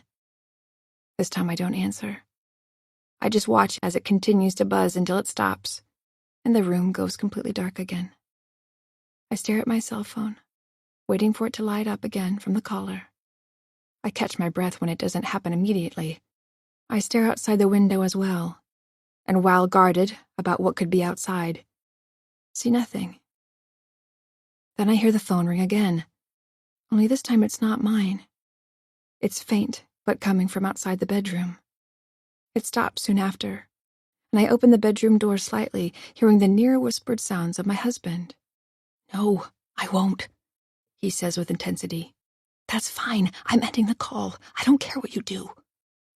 I take a few steps outside the bedroom, and the old floorboards creak, alarming my husband. Good night. I walk down the hall and look into the guest bedroom where Evan is working. He is already off the phone now. He turns to me and smiles. Feeling better? He asks. I nod. I guess. Who was that? Tommy, he says. He is coming tomorrow. I told him to come any time. I stared at him, knowing that wasn't what he said. You said you don't care what they do. Evan looks at me blankly. Right. He said he wanted to come by around noon. I feel that's a bit late, but I mean, he's free help. Who am I to tell him what time to come by? Any time is fine. I don't care. I nod. Someone's been calling my phone lately. They don't say anything, but breathe into the phone. Evan stands up from the floor, brushing off dirt from his jeans. How many times? It started a while ago. I don't know. Usually I just hang up. It's starting to scare me. And then there was that person outside our home last week. I checked outside. Whoever it was, they shoveled on. Like I said, it was probably a neighbor, someone who lives nearby. They're probably curious who lives in this house now. I nod again. Right. I don't know. I'm just worried. About what? He asks. I don't answer him. Evan grabs my hand softly and kisses it. I'm here. You have nothing to worry about. He kisses my hand again. You know, I think I'm feeling better enough for an actual kiss. He smiles at me and gives me a soft kiss with no tongue. But of course, I can't blame him for that. I grin at him. Can you sleep in the bed with me tonight? Chapter 19. Today, I'm going to blackmail my boss. That's never something I thought I would even think, much less actually do. I sit in my office, building myself up for what I'm about to do. I could barely sleep last night, even with Evan in bed with me. His presence comforted me, even though it's technically because of him that I can't sleep. His crazy ex-fiancé is trying to manipulate my career to get to Evan. The idea made me sick to my stomach, even though I wasn't actually sick. Late last night, I searched for a recording app that I could quickly open and record with. At some point today, I'll walk into Nicole's office and tell her, to her face, no to her blackmail proposition for a date with my husband. I'll record the conversation. I'll use that to sue her if I have to. I'll send it to every newspaper in Canada. A high-powered businesswoman like Nicole is sure to get enough buzz for them to want to print the story. If she wants to play dirty, I'll make sure she can never get clean again. I will tell her to her face about the recording afterwards. The hope is that she'll back off completely. I'll start applying for work quickly, find a new executive job, leave LBS as soon as possible. I'll be able to keep my career and my husband without Nicole interfering with either. My plan has its faults, like how I don't want to actually go through with it. It will put my husband and I in the public for everyone to judge. I'll be the subject of many people's dinner table conversations that day. Hey, did you hear about that woman who was blackmailed by her boss to sleep with her husband? I can picture it now. The idea sickens me. Evan would hate it. I haven't exactly told him what I'm planning. I'm not going to tell him about this unless I have to. He could make things worse. It's better I move on from LBS as quickly as I can. It's nearly lunchtime, and Nicole hasn't asked for another meeting with me or called me into her office, and I'm thankful for that. I need time to build up my confidence. Truth is, I hate confronting people. This has to be the most extreme confrontation I will ever have. If I make a mistake, it could mean my career. What happens if I try to record the conversation and the app doesn't work? It should. I paid for it. I tested it at home before work and even in the parking lot before I entered the building. I know it works and how to use it. I won't tell Nicole about the recording until I confirm that I have our conversation saved and the audio is clear. Without evidence, it would be my word against hers. Sure, an accusation could damage a woman like Nicole Barrett's reputation, but in the court of public opinion, there would be many who'd question if I was telling the truth. That's only if I actually go public, which I pray I'll never have to. Every so often I look into Nicole's office. She's been there all day. I've seen her with her fake smile plastered on as she talks to staff that enter and when she's on the phone. Seeing her face makes me sick. I can't believe what this woman is making me do. It's almost like she's waiting for me to come to her with my answer. It's as if she knows I have to say yes. I take out my cell phone. I've been sneaking texts to Evan all day. My last text asked him how renos are going. I felt my cell phone buzz a while ago but waited to look at it. Evan. Good. Getting a lot done today. Still waiting for Tommy to show. Not sure if he will. He says he's busy with this girl he's seeing. I quickly respond. When will we ever meet her? He responds immediately. Pretty sure she doesn't exist. He followed the text with a laughing emoji. I put my cell phone on top of my desk and rubbed my eyes. I need to get this over with. No more hiding from what I have to do. Nicole isn't going to let up. She'll be relentless. I can see what Evan meant about her.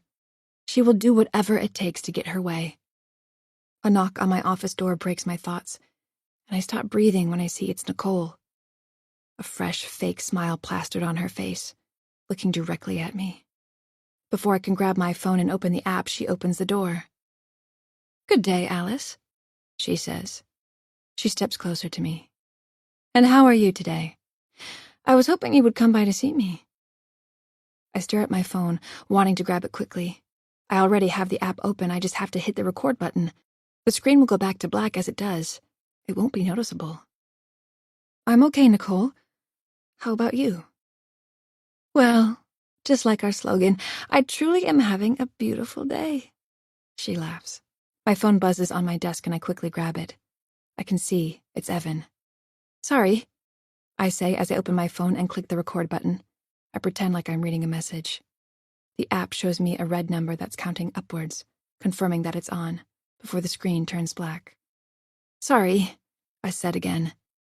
"We're having a home reno emergency. Evan thinks he's a plumber, and now we have some minor flooding." "That's terrible," she says as she looks at my phone. "Knowing Evan, he'll believe that he can fix it." She laughs at her own joke. "So, I wanted to come by and ask, have you had any more thoughts about applying for the vice president position, Alice?" I smile. "Well, Nicole," I make sure to say her name clearly for the recording. "I thought about what you're doing, and it's okay," she says. "I understand. I know it's a lot. You just moved to Toronto, and now I'm asking you to apply for the number 2 job here. I just think you would be a great fit. If you ever rethink about it, let me know. I'm just," she points at her office, "right there." This isn't going the way I planned. Nicole was supposed to be spilling her guts to me, getting upset, repeating what she said yesterday. My phone is getting nothing but a friendly boss consulting me about my career. I stand up from my desk. "What you said about my husband, Evan, is—" She cuts me off again. "Alice," she says loudly. "I know it's awkward for both of us that you're married to a man who was engaged to me. I told you it's fine. I'm okay with it. Him and I have moved on. I'm glad he's found such a lovely person to be his partner for life. It's been years. You don't have to worry about it. Now I have to get going. I have that big meeting with Warner coming up. They're coming by tomorrow for a tour as well. That marketing material we talked about, did you finish it?" I stumble again, trying to figure out a way to turn around this conversation back to her blackmailing me, but fail miserably. "Well," I sit stumbling on my words. "Can you stay late tonight to get it done?" she asks, her fake smile growing even wider. Tonight is my anniversary dinner. She doesn't know that, of course, but I won't let her ruin my night. "No," I say in a lower voice. "I can't tonight." Nicole's smile fades quickly, and she stares at me a moment before her wicked smirk returns to her face. "Not a problem. Thanks for the talk." She turns and quickly leaves the office. I lower my head and stare at my phone, which has secretly recorded one of the most pleasant exchanges I've ever had with the president of a company. Chapter 20. Nicole has been gone for the remainder of the workday. It's nearly time to leave, and I haven't seen her since our conversation in my office. The recording app worked perfectly, catching Nicole's voice easily, being on top of my desk. The problem is that it caught nothing of worth. I remind myself that there will be other opportunities. A few times throughout the day, I secretly swear under my breath at myself for my bare-faced lie about Evan busting a water pipe. Did I make it too obvious that I was recording the conversation? I'm not exactly very good at attempting to blackmail my boss. I wonder why it comes so naturally to Nicole. That sick feeling in my stomach has returned. What the hell do I do now? Evan needs to know what's happening. He needs to know what his crazy ex-fiancé is putting me through. Tonight, at our anniversary dinner, I'll tell him everything. No more keeping secrets. We're married, and we need to be a team about this. I hate the idea that on a day celebrating our marriage, we have to spend it talking about his ex-fiancée. Instead of having a happy day reminiscing about our love story, we'll focus on how a former lover is ruining everything in my life. The build-up to the confrontation with Nicole was enough to make me physically ill. Thinking about having another difficult conversation with Evan today makes me nauseous. Thankfully, the restaurant isn't too far away from the office. We made reservations for soon after work was done. I'll see Evan soon. I'll get everything off my chest about what's happening and the mess that I am in because of it. I know he'll raise hell. I imagine if it was him having to confront Nicole today, he wouldn't bother with the recording device. He would scream and shout at her while everyone listened. No need for a listening device because everyone would witness what's happening. I sigh, thinking how I should have handled the conversation with Nicole better. A knock on my office door breaks my sorrows. I half expect Nicole to be there again, tormenting me further. But instead, it's Lee. She waves at me before entering. "Hey, what gives?" she asks. "No coffee this morning? And barely a hello?" She grins at me. Hers is so much more authentic than our boss's. When she sees my face, her happiness fades. "Everything okay?" "Well, not really, I guess," I say.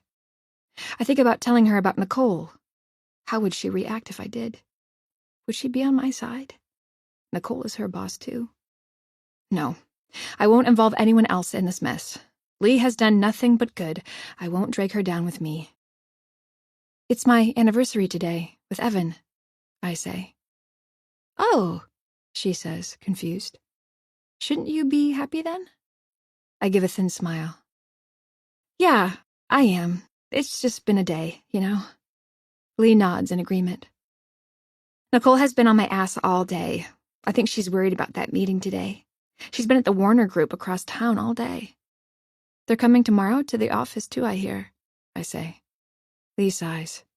"Yeah, and I get to work late tonight. Nicole needed me to do some extra work." I wonder if turning down the after-hours work Nicole wanted me to do was anything to do with Lee staying late. "Sorry," I say. "It's not your fault," Lee says, waving me off. "A few late nights at work won't kill me. At least it's not Friday night she's asking me to stay late." Why is Nicole so worried about this Warner Group meeting? They're lawyers, right? Lee shrugs. "Something like that. She's been unusually hush about it with me when I asked. Could be something juicy. Last time this happened, we acquired a major competitor's beauty supply business. Merged it with ours. Well, I say merged, but most of them were fired eventually. It's a dog-eat-dog world out there." I nod, understanding Nicole's true nature. Lee leaves, and for a change, I get my work done to leave on time. I leave my office and wish Lee a good night.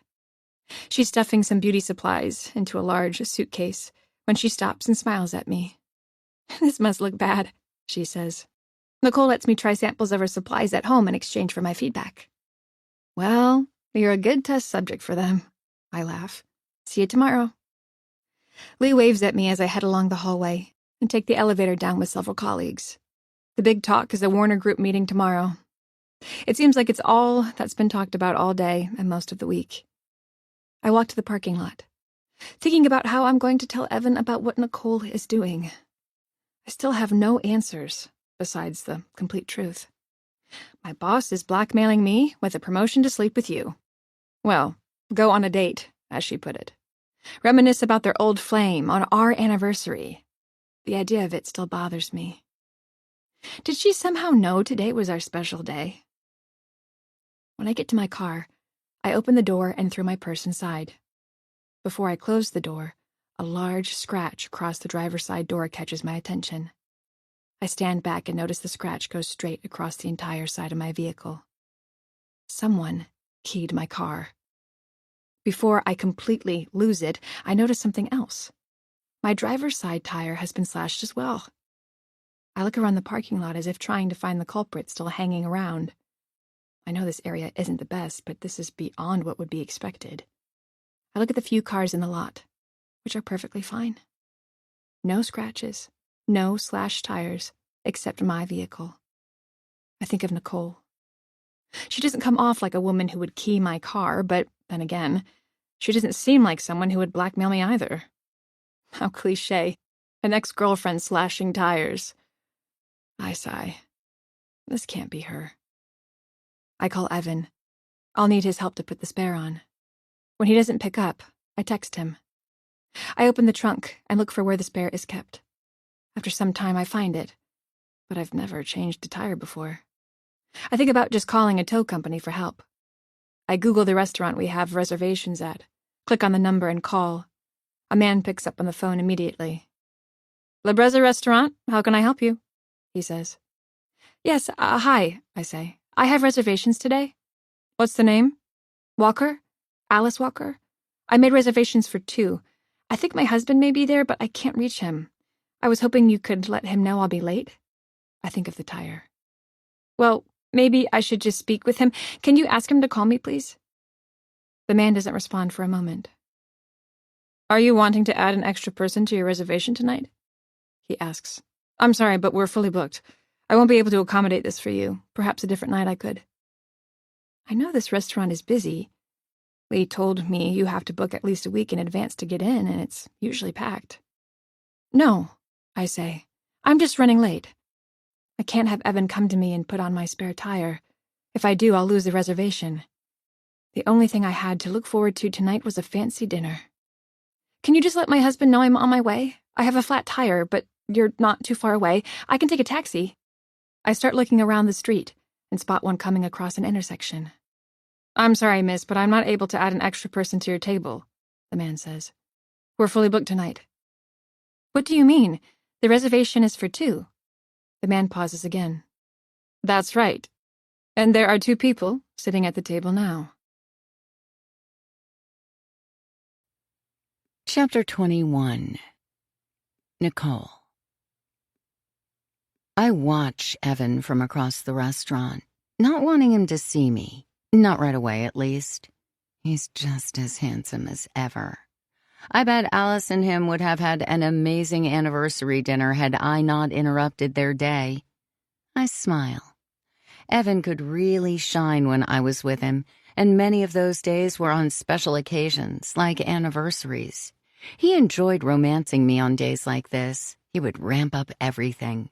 The flirting was sexier. The sex was amazing. Everything about him was perfect. Alice must have a similar experience. She's likely already had several from their years together. Tonight is going to be different. It's time for me to reminisce. I'm dressed to kill as well. In our time together, he gushed whenever I wore bright red. I have on a slimming red dress. The slit up my dress reveals my toned legs. I know he'll love it. I saunter to his table, immediately catching his attention. I see the shock on his face first, followed by his stare that examined my body, my dress and figure.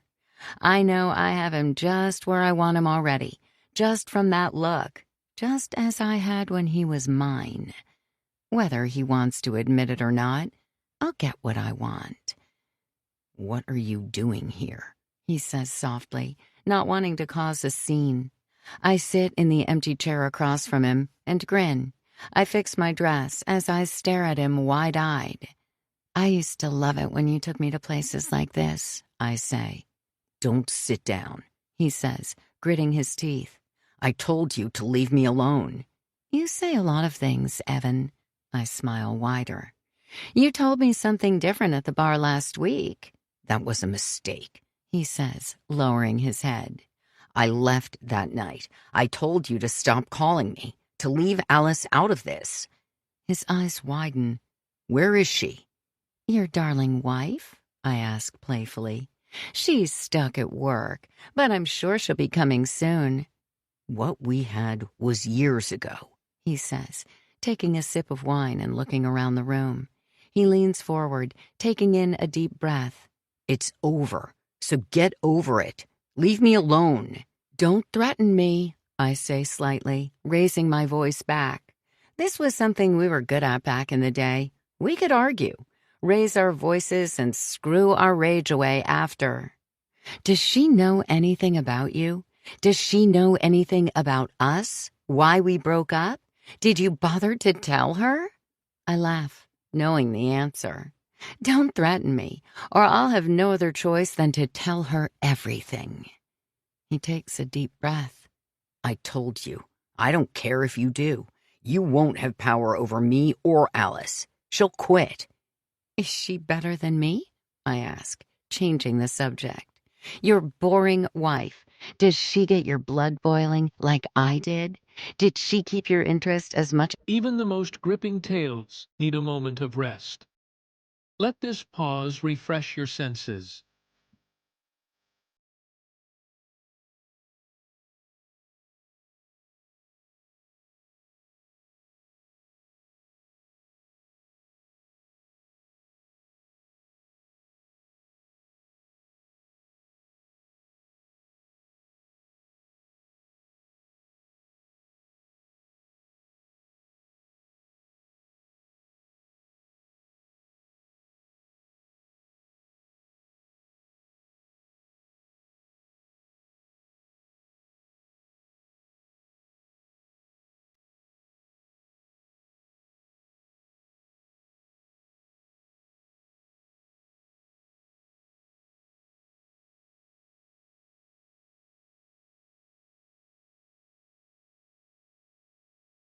Me?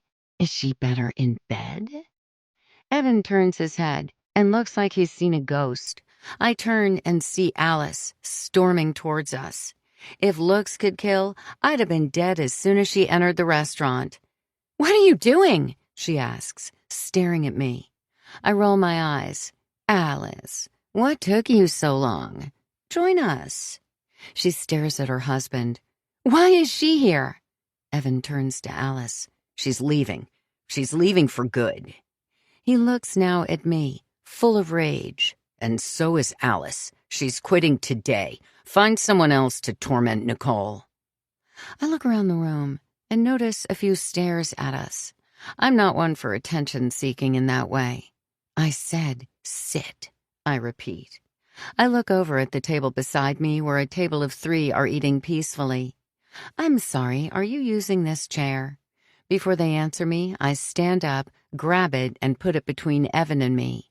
I gesture for Alice to sit. Evan, I say calmly, please, ask your wife to sit with us, or else. He looks at Alice and at me for a few moments before asking her to. This is crazy, Alice says. She looks at me intensely, slowly sitting down. Why are you doing this to us? Evan doesn't want to be with you anymore. He's my husband. I smile. $10,000. What? Alice says, shocked. Evan takes a sip of wine, trying to calm himself. $10,000. That's what I'm willing to pay.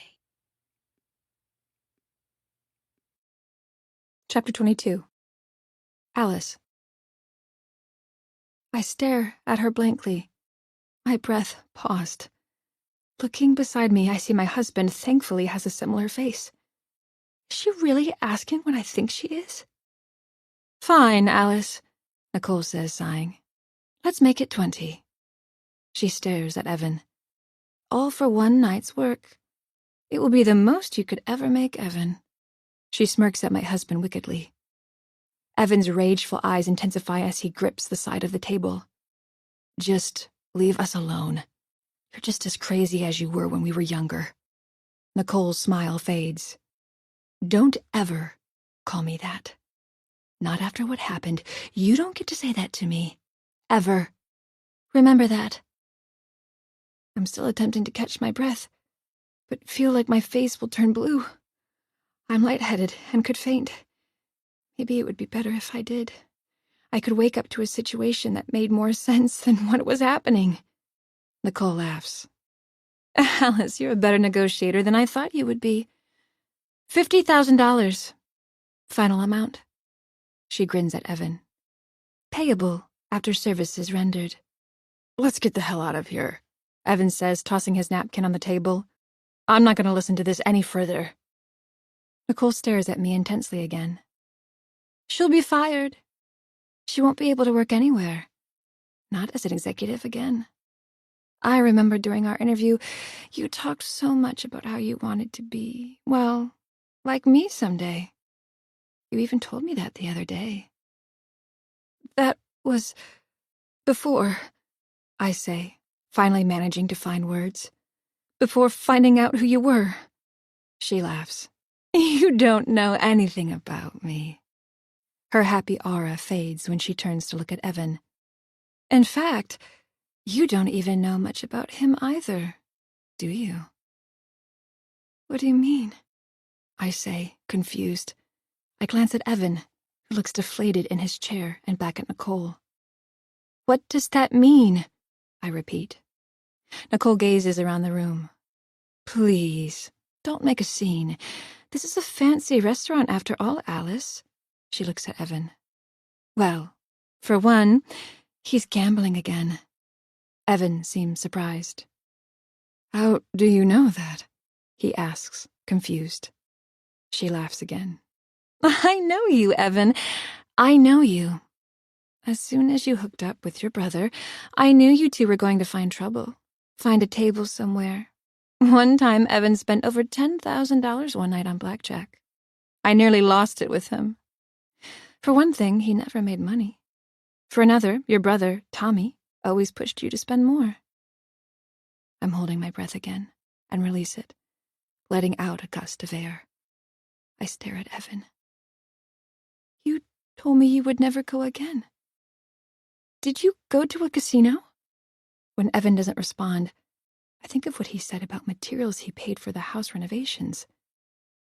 The money you had for the house. Did you spend it? How much? How much did you gamble? Evan doesn't answer. He glances back up at Nicole. How did you know? Nicole gives me a comforting look. Something tells me, Alice, that it was likely all of it. Just like finding a job. Evan wasn't ever good at the felt tables either. My eyes widen. I trusted him with the renovations. He told me he paid a bunch for materials, and I assumed he did. I didn't ask for receipts. Tell her about the bar, too, Nicole says. She looks over at the nearest table. An elderly couple is enjoying their pasta, unaware of the life-shattering moments I'm having. I look at Evan. What did you do? Evan lowers his head again. Stop, please. Oh, I could go on and on and on, Nicole says with a devilish smirk. She looks at me. There's a lot to know about Evan. He's not the proper husband who you think he is. He has skeletons in his closet. More than gambling debts. Stop, Evan says, slightly raising his voice. A waiter comes to the table. Would you like a menu? He asks. Nicole answers for me. Maybe a bottle of your finest red, please, to start? Thank you. The waiter smiles and leaves. Nicole turns back to us. I can almost feel how powerful she must feel over both of us. My husband is strong-willed, boisterous. I look at him now, and he seems weak. He looks so frail that if he was standing, he would crumble to the floor attempting to take a step. And it's all because of Nicole Barrett. What else does she have on him? How did she know about Evan going to the casino if he hadn't told her? It hits me. You've been following us, haven't you? I ask her. Nicole looks at me, confused. I don't have to follow you to know what you're doing. The phone calls, that person outside our window last week. I look at Nicole. That was you, wasn't it? She sighs. We're getting way off track now. I came here to make you an offer of a lifetime. 50,000. One night. She points out the large window. I'm in the tallest building. Right there. Top floor. It's the most luxurious building in Toronto. Evan meets me at my building. 10 at night on Friday, sharp. We reminisce. She smiles at Evan. She looks back at me. And you get what you want, Alice. That VP position, it's yours. I'll announce it on Monday for everyone to know. I stare at my husband, unsure what to say or think. You want Evan that badly that you'll do all of this? Why? Reminisce. I told you, she says. Evan has a certain skill, a way of comforting people when they need it. I need it right now. If I get what I want, you'll get what you want. A top executive position. Stay with the LBS as long as it takes to leverage what you need to get a president's job somewhere else. A glowing recommendation from me to go along with it. You won't even have to move offices, Alice. You're already in the VP's chair. It's yours if you're willing. And Evan gets to pay back his debt. It's a win-win-win situation, she grins. You knew who I was before you hired me, I state, knowing the truth. You've been following me, calling me. I don't know about any of that, she says. What I do know is if I get what I want, I'll back off, leave you alone. It'll be like I've disappeared from your personal life entirely. Promise, Evan says at a whisper. I'm a woman of my word, she says confidently. We can't do this, I say. This is outrageous. 10 on Friday, at my place, Nicole repeats. If Evan is there, I'll have my answer. If he's not, I'll know. I won't speak about it again to you, Alice. I wouldn't want you to record my words. She laughs. I shake my head. Damn you. She looks at me sternly. Someday, when you look back at this, you'll thank me for the life that you have. Your lifestyle, your mansion, your beautiful car, your future kids' upper-class lifestyle, carefree. It will all be because of this decision. They won't have to live in squalor like you, Alice. They don't need the life that you grew up in. She gives me a concerning look, arching an eyebrow. They can have better. And so can you. But if he's not at my place, I'll make your lives absolute hell. If you try to screw with me and go public with this, I'll ruin you completely. She looks at me. You won't be able to get a job as a supervisor at a fast food restaurant anywhere in North America. The waiter comes, a bottle of red wine in his hand. Nicole smiles at him. Chateau Negril, 2005, he says. Nicole thanks him as he pours 3 glasses of wine before leaving. Evan and I watch Nicole as she takes her glass and raises it to us. And happy anniversary. Chapter 23. $20,000? I repeat. Evan paces around our living room and our house that we can't afford. Evan, I shout, you gambled away 20 grand? How could you? How did this happen? When we got back to Ontario, I started seeing Tommy more and more. He wanted to go out for a little blackjack like we used to, like the old times. He didn't know I had problems with it. I never told my family. I nod. That part made sense. I knew all of that. He felt a lot of shame after he racked up $10,000 in debt. We had a lot of problems in our relationship at that time, too. He promised he wouldn't go again. We came up with a payment plan with the bank to pay back the money he spent from his line of credit. It irked me back then that the money was for school. He was supposed to use that money to get enrolled into a Bachelor of Education degree and become a teacher. That was its purpose. Instead, he spent it on cards, making nothing, losing everything. He never went to school. He had no money, and as his girlfriend, I wasn't willing to give him any help. We put off getting married because of it. I needed him to show me that he meant what he said. He needed to show that he could pay off the debt and stop gambling. That was the longest I had seen him work. Eventually he paid it off, and things were better. Until now. I know all of that, I tell Evan. So this is Tommy's fault? He shakes his head. It's not. He didn't know. He didn't know what happened. I didn't tell him.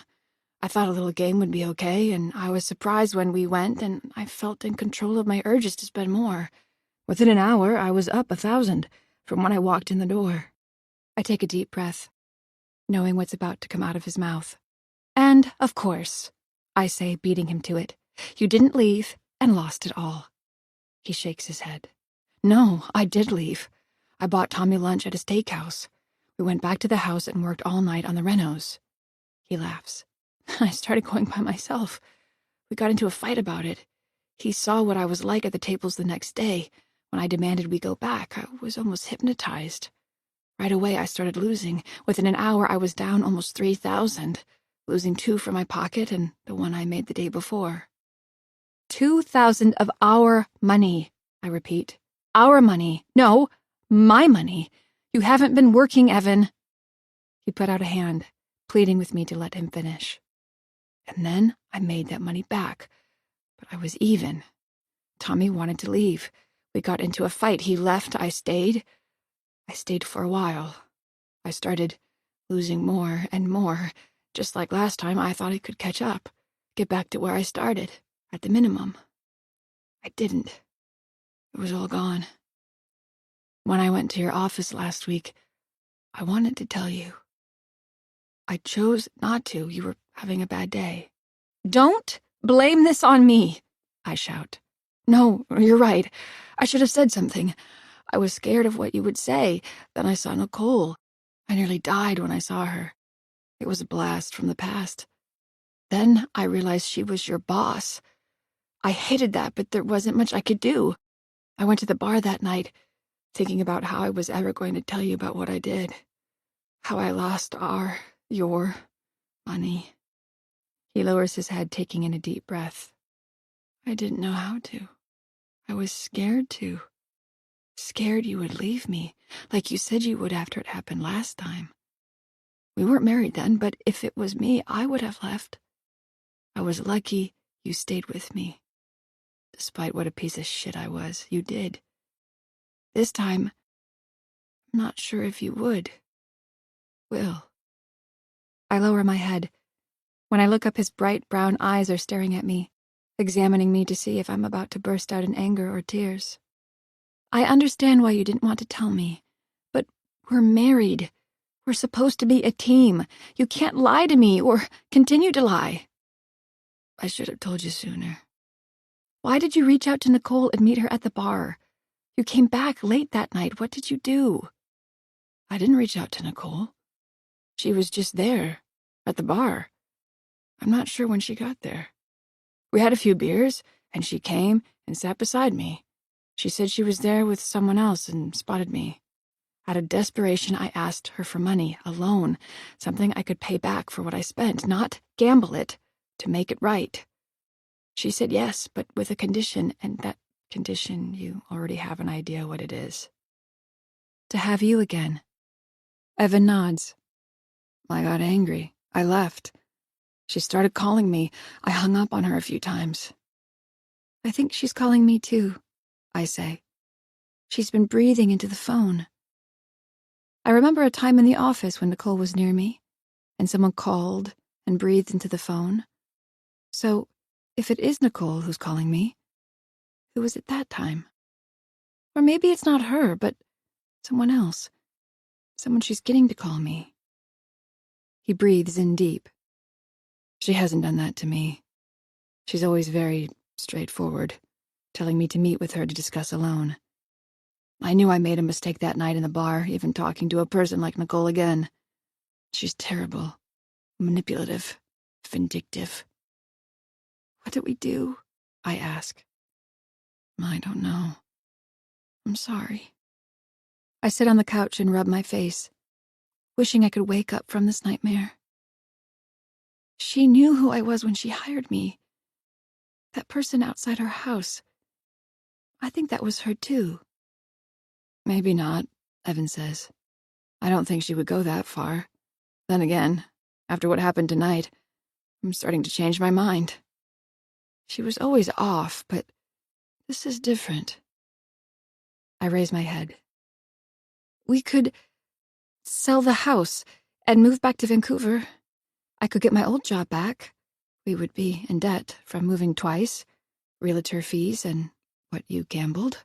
I shake my head. But we could figure it out. You work again, and I mean it. Of course, he says. I will do what I need to make this right. How stupid am I to think my husband will ever be anything but what he is? A person who would go behind my back and gamble our savings. You're going to have a separate account, I say. An allowance, so you can't spend more than what you make. No credit cards in your name ever again. I mean it, Evan. It was something we talked about last time this happened, and Evan did well when he did. It was only when I began to trust him and not worry that things got worse. No more joint credit or bank account. It's back to how it was before. He nods. Of course. Whatever I need to do, just don't leave. I sigh. I'll talk to my old boss tomorrow morning. I stare at Evan. You still have that real estate lady's phone number? The one who worked with us on buying this house? I do, he says. Good. Talk to her. Figure out how long it would take to get this house back on the market and what price we could sell for. I think of the shadowy person outside our house last week. Just call her. Don't have her come by. We can't risk it if Nicole is watching us. Evan sighs. I know, Nicole. If we don't do what she wants, she'll make it hard for you to ever get a job again. If we move back to Vancouver, the best you may ever do is your old job. Maybe work up the chain there, but you were pretty close to the top already. I sigh. My whole career is going to end because of you. I look at my husband, unable to hide my rage.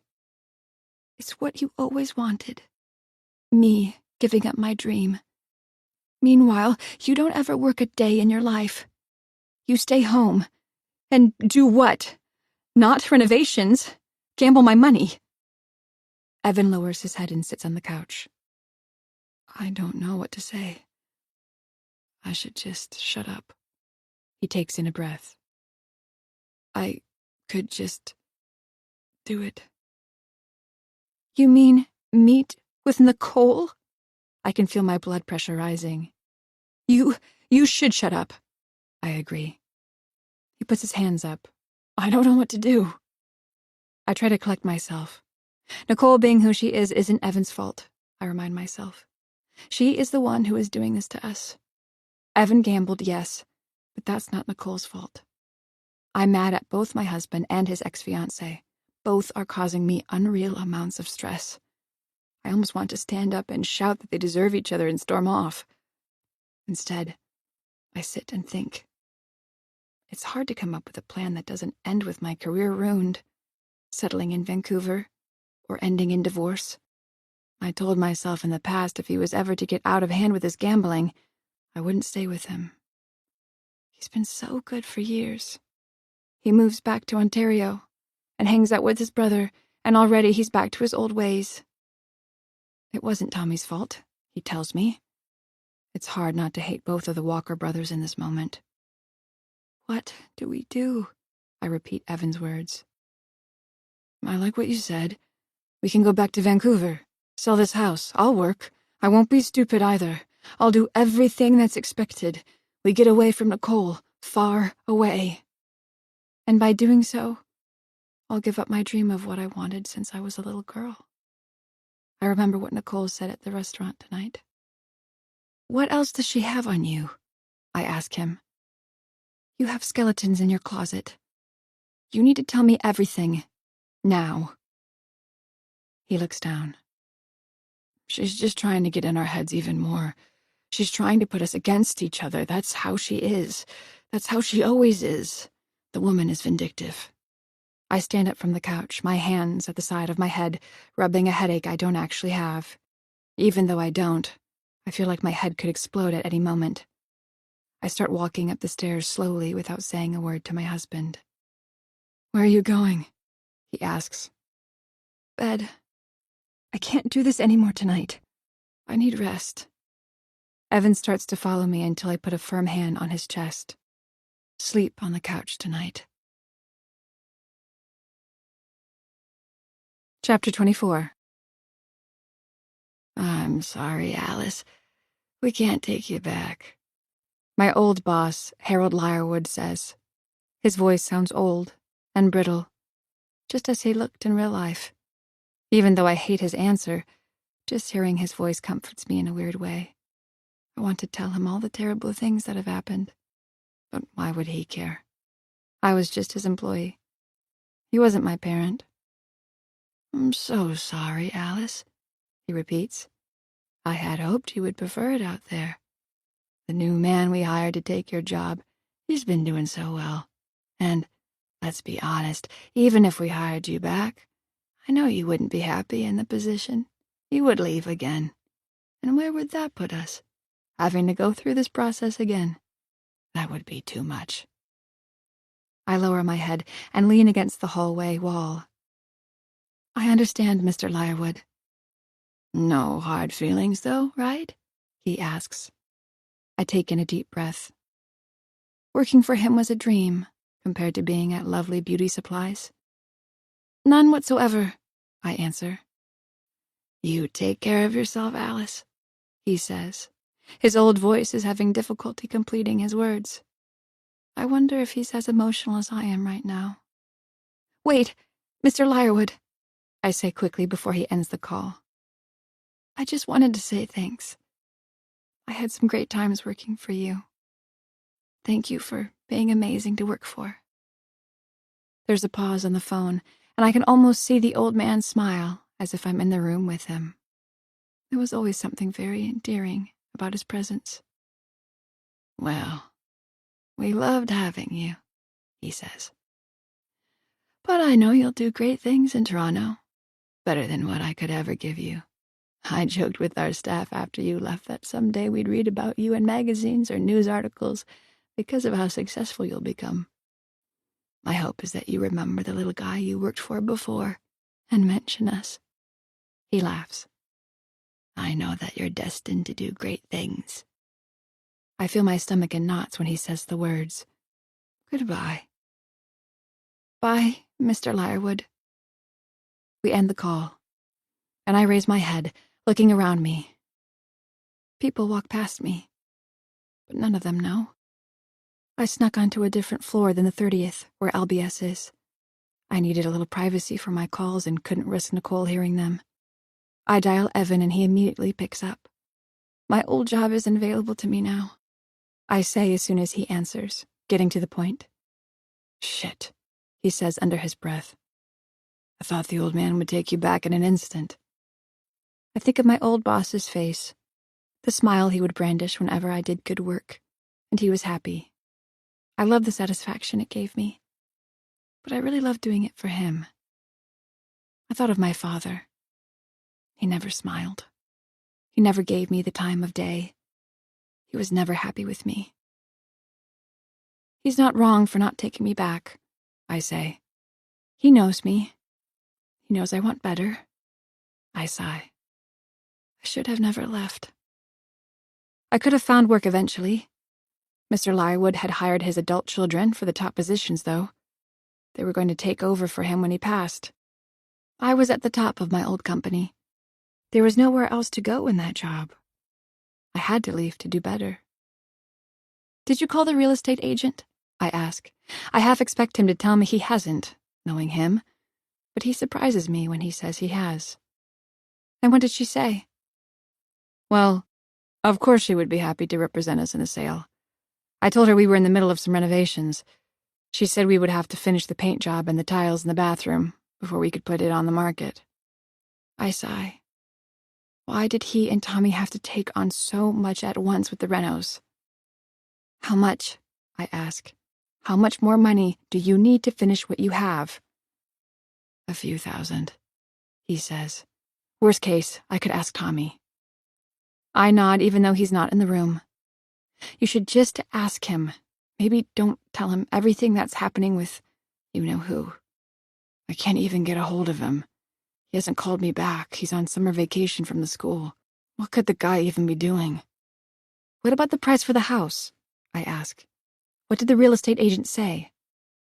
There's a bit of a pause. "Not much better than what we got it for, or even less. In the past few months, interest rates have kept climbing and aren't expected to go down. It's a fixer-upper in a nice area, yes, but many people are moving out of Toronto. She told me we have the most expensive real estate in the world." I put a hand to my forehead. It's the worst news I can imagine. After what we have to pay the real estate agent in fees and all the other costs of selling a house, we could be tens of thousands in debt. I won't even have enough for a down payment on a house in Vancouver. We'll be back to renting and completely broke. I've got to go, I say. Wait, Alice, he says quickly. I sigh and wait for him to say whatever he has on his mind. I can come by and pick you up if you want. Pick me up? Why stay there? Let's just leave now. Pack up your office and go. I have to get off the phone. I have to go back to my floor. I end the call and head back to the elevator. Once on the company floor, I pass Lee at reception, who's on the phone. She waves at me when I walk past her. I give her a thin smile back. I look into Nicole's office. 2 men in expensive suits are watching her give some kind of presentation. One of them laughs. Nicole nods as she points at a bar graph. The men stand up and both shake her hand. I open my glass office door, but listen in to their conversation as I leave. We'll be in touch, Miss Barrett, the man in a navy suit says. Take care, she says, shaking both their hands again. We'll have lunch soon. I enter my office and sit at my desk, and watch Nicole in hers. After the men leave, she starts taking down some of the presentation information, and takes a brief moment to look at me before sitting at her desk and typing at her computer. I could do what she does. I know it. I could have been a president of a company, the top executive. I would have been great at it, too. What would it have taken for me to be a woman like Nicole? Stupid girl. I get his words out of my mind. My father's been dead over a year, and yet his words still haunt me. He haunts me. We're going to be broke for years to come. It's going to take a long time to get back to where we should be, even if Evan actually finds work and somehow keeps it. A few nights ago, he mentioned having a child with me again. I shrugged him off, saying I needed to focus on my career right now. Lovely Beauty Supplies was my big break. More like a big bust. Even if I wanted to have a baby right now, how could I bring a child into this world with my life in shambles? We can't afford a decent place for a baby to live. We couldn't provide nice things to give it. I think of my house growing up. I was lucky if my parents ever bought a toy for me. I remember walking down an alley when I was a child, coming home from school. I found a beat-up-looking Barbie sticking out of a garbage bag in a bin behind a house. I grabbed it quickly while seeing if anyone was around. I played with that doll with one eye for years. My child was going to be better. Stupid girl. I cringe at the thought of him. I won't let my baby be raised like I was. I was going to give it the best I never had. I sigh when I notice my fingers already checking my pulse, even though I didn't realize I had it there. A knock on my glass door makes me jump. Lee grins from outside and comes in. Hey, girlie, she says playfully. I'm depressed. She mocks a frown. No coffee date with you for a few days now? Are you ignoring me? She laughs. No, sorry, I say. Things have been busy. Sorry, I'll leave, she says. I know how hard your job is. I just wanted to come in and say hi. She turns to leave, but I call out to her, and she looks back at me. I stand up from my desk and walk over.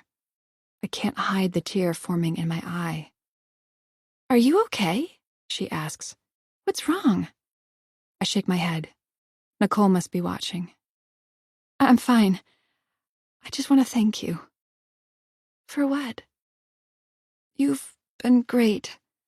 I really needed a friend out here, and I appreciate how nice you've been. She laughs. Stop it, she says, waving me off. I love our coffee dates. I actually look forward to them. A lot of the people here never talk to me. I'm just the receptionist. I sigh. Well, rain check on coffee? Are you sure everything's okay? She asks. I nod and give a thin smile before she leaves. I turn and see Nicole standing up in her office, facing me. For a brief moment, the two of us are squared off. The glass wall, the only thing between us. She has a smirk on her face. I sit at my desk and continue to work until it's time to leave. I go through the motions of saying goodbye to Lee. She's getting ready to leave herself, and is wearing her long scarf and hat, and reaches out for her large suitcase. She almost looks like a movie star. I like to dress well, but Lee takes it to another level. Usually I would comment on her outfit, but today I have too many other thoughts running through my mind. Then I spot her. My boss. The reason I can't think straight, standing in her office. Nicole leaves her office and smiles at me. "Have a great night, Alice," she calls out. I ignore her. I leave the building. I go to the parking lot, enter my car, drive home. The whole time, I'm thinking of what I should do next. Evan sees my car from the front window. He opens the door, looking concerned. He gazes at me, waiting for an embrace. But I don't give him one. All I want to do is shake him, screaming as hard as I can. I brush past my husband as I walk into my house. I spot paint cans on the floor. One is open, and the smell of fresh paint hits my nostrils. "I've been working all day," Evan says, closing the front door behind him. "I think I can get the house ready by the end of the weekend. I'll put in the hours all day and night until it's done. Tommy still hasn't called me back, but that's okay. I can finish without his help. I turn to him. My emotionless face stops him in his tracks. "Friday. With Nicole," I say, staring at him. "I want you to just do it." "What?" he says, confused. "We can—" I shake my head. "Do it. Go to her apartment." I walk up the stairs, towards the bedroom, not looking back at my husband. Chapter 25. Nicole. Today's meeting with the company's lawyers went well. It was something I had been dreading all week. I thought for sure my stakeholder meeting with them would bring up that they knew what I've been up to. They would know how much money I've embezzled from Lovely Beauty Supplies. I've been taking money from them for some time now. It was stupid. I needed more capital to cover my losses from some bad investments. I could pay it back eventually, but the lawyers began sniffing around. I started getting emails asking questions. It got to the point where our top accountant called me about discrepancies. Discrepancies in funds that were missing that I couldn't explain sufficiently. The police were going to be called, he warned. I felt I was already caught. I knew my time was coming to an end. The writing was on the wall. It was a white-collar crime, though. I hadn't murdered someone. I would be in prison for a few years, max. Maybe out after a year for good behavior. Then today's meeting happened, and for a change, I felt confident that maybe things will work out. There is no way to put back the money that I took. Even if I give up all my assets, it wouldn't make up for it.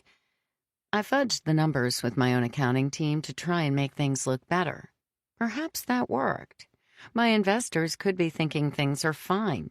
The missing money could be explained by the bullshit I put together at my presentation. I sigh. Sometimes people do strange things when they think their life is about to end. I was willing to hire someone like Alice just to have Evan back in my life again. I sit in my office and stare at the empty vice president's room beside mine. $50,000. I nearly laugh out loud, as if I have that kind of money to give. I certainly wouldn't spend that for Evan. The office is empty. Alice left for the day without a word to me. Today was not the day to not know what the Walkers were doing. The last thing I wanted to hear would be the police showing up at their house and them telling them everything that's happened. I pick up my phone and dial her number. For a moment, I'm startled when I hear a phone ringing from outside my office. I see Lee standing outside my room. I look at her strangely as she enters. "What are you doing here?" I ask. "You're supposed to be watching Alice. I told you to—" "I'm not doing this anymore," she interrupts. I put a hand to my chest, not understanding this blatant insubordination. "This is the last night," I say, but then correct myself. "Well, tomorrow night too, actually. Then you're done." "No," she says curtly. "You had me watch Alice the past week. I did what you asked without asking questions. I do a lot of things for you without questions." "That's why I made you my executive assistant," I shout. "I'm just the receptionist still." She cuts me off. "You never hired another receptionist." "Things are busy, Lee. You know that. You had enough time to hire Alice," she says back, "but not enough to follow through with what you promised me. I was about to have my own office, my own business cards." "I'm working on that, Lee," I say, putting my hands up. "Just go to her house tonight. Last time. I need you." "No," she says again. "I've been following her and her husband. I had to watch him at the casino for you. You even had me call Alice and breathe into the phone like a maniac. What's your problem with her?" "That's between her and me," I say. I stand up from my desk and get closer to Lee. "Now, this is almost over. Just do what I say. If you don't, you won't get any of the bonuses I said." 10,000, she says with a laugh. "I'm getting the subtle hint that I won't be getting a dime from you. Ever." "You will," I say, raising my voice. "Just do what I ask and you will." "Just like the office you promised me," she says, pacing. "I'll raise it to 15,000, I say. Just finish what you started. I'm not asking you to hurt anyone." "Just stalk them," she says. "I can't believe I did this. It's over. I'm done. And if you try anything, I'll call the cops and tell them everything. I'll tell Alice everything." She folds her arms. "I should tell her everything. She's honestly such a nice person. I can't believe I've done these things to her. And for what? A little money that you won't even pay up." "Lee!" I call out as she storms out of my office. I follow her until we're near her reception area. She grabs the large case near her desk. "No," she says again, this time with a smile. "You know, I love saying no to you. I should have said it a long time ago." "I'll tell the cops about your stealing," I say. She stops in her tracks. "What?" "I know how much product you've taken over the past few years. You put it in that large suitcase. It looks like you're boarding an airplane for a long trip every time I see you."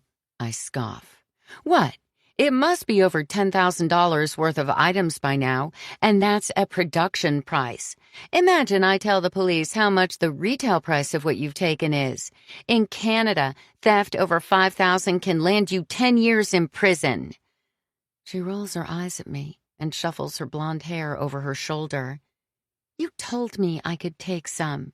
You said I was basically your personal product tester." "Right, but I never said you could buy the largest bag I've ever seen and ransack the place once a week."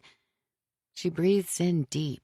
She bends down and opens the side of the case. She digs her hand inside, grabbing a bottle of LBS's new shampoo line. She throws it towards me.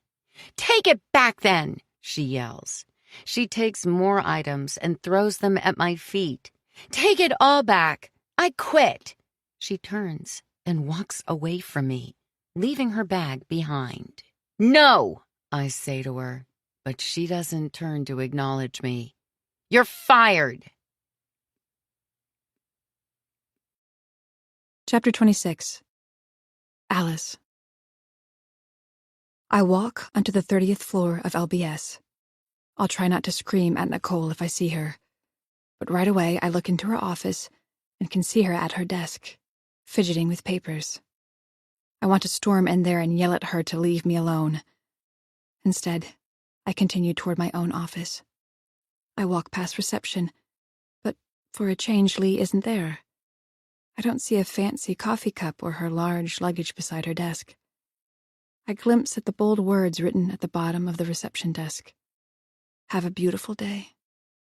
I cringe, but shake it off as I enter my glass prison of an office. Before I start another day in this hell, Nicole is at my door and entering. This time she doesn't knock but brazenly walks inside. What strikes me as different is how terrible she looks. Her dolled-up blonde hair that's usually straightened and brushed to perfection is in a disheveled bun. "I need to know your answer now," she says. "I need to know this instant." She doesn't even bother with a good morning, or any other of the niceties she's used to faking with me. I actually appreciate her not playing with me today. I'm not sure how much more embarrassment I can take. I know I have no poker face, and can only imagine how much anger I'm showing, staring at the woman who wants to steal my husband. I take a deep breath, not faking a smile. I look at her, as if she burped in front of me. "He'll be there. 10. Your place." A grin spreads across her face. This time, it's genuine. She's getting what she wants from me. I better get what I deserve. 50 grand, she says. "I'll have the money ready for you next week. Today, I need you to officially send me your resume for the position of Vice President of Lovely Beauty Supplies." "Not a problem," I say curtly. "I'll have that ready for you right away." I open my laptop and type in my password. I look up at her. That stupid smile still plastered on her face. "Is there anything else?" "No, that will be everything," she says. "I'm leaving. I'll be working from home. You're in charge while I'm away. Is that fine?" I pause. This was what I wanted, wasn't it? Now she's saying the words after I've promised her my husband tonight. A bittersweet moment. I'm in charge of LBS today. It's something I've always dreamed of. I thought if it ever happened to me, I'd feel overwhelmed with happiness and a sense of achievement. Instead, I feel like I'll regurgitate over my entire glass office for everyone to see. Poor Steve the cleaner will hate me. I nod in response. She doesn't poke any further, takes the hint, and leaves my office without another word. As I pretend to read my emails, I glance over my shoulder and take in Nicole packing up her laptop and some paperwork. She leaves her office and passes the empty reception area. I breathe out deeply. What have I done? What deal with the devil have I made? I look at an email from late last night that catches my attention. Staffing announcement. The header reads, "It's from Nicole." I click on it. "Hello, everyone. Lee Olson is no longer employed by or affiliated with Lovely Beauty Supplies. Best regards, Nicole Barrett." Did she quit? Was she fired? Lee seemed so normal yesterday while at work. What happened? I lower my head, wondering, until a knock on my office door makes me raise my head. Walt Danilio, a supervisor in the customer service department, waves at me. When he enters, I put on a fake smile for him. "Good morning, Walt." "Morning, Alice," he says quickly. He points at Nicole's office. "Did she leave? I needed to go over a few things with her today." I nod. "She's away for the rest of the day, but you can run it past me. She asked me to be in charge today." He pauses. "Sounds good." He sits at the other side of my desk and spreads out some Excel sheets for me to see. Chapter 27. When I park outside my house, after a long day of work, the lights are all off. For a moment I worry Evan has already left. Or worse, left me. When I open the front door, though, he's sitting on the couch, staring at the television that's not on. "I feel sick to my stomach," he says, not looking at me. "Rotten inside. I haven't been able to do anything all day." I can tell as much, since he's still in jogging pants and a white shirt. He looks at me finally. "I'm not some kind of male escort. This won't be a thing I ever do again." I lower my head. "I know. It won't be." He shakes his head. "If she wants it to be, she'll find something to hang over our heads." I nod. "Who cares if she does? If she doesn't pay, we'll go public. I don't need recordings of her talking about it. The building she's at likely has security cameras or a check-in procedure.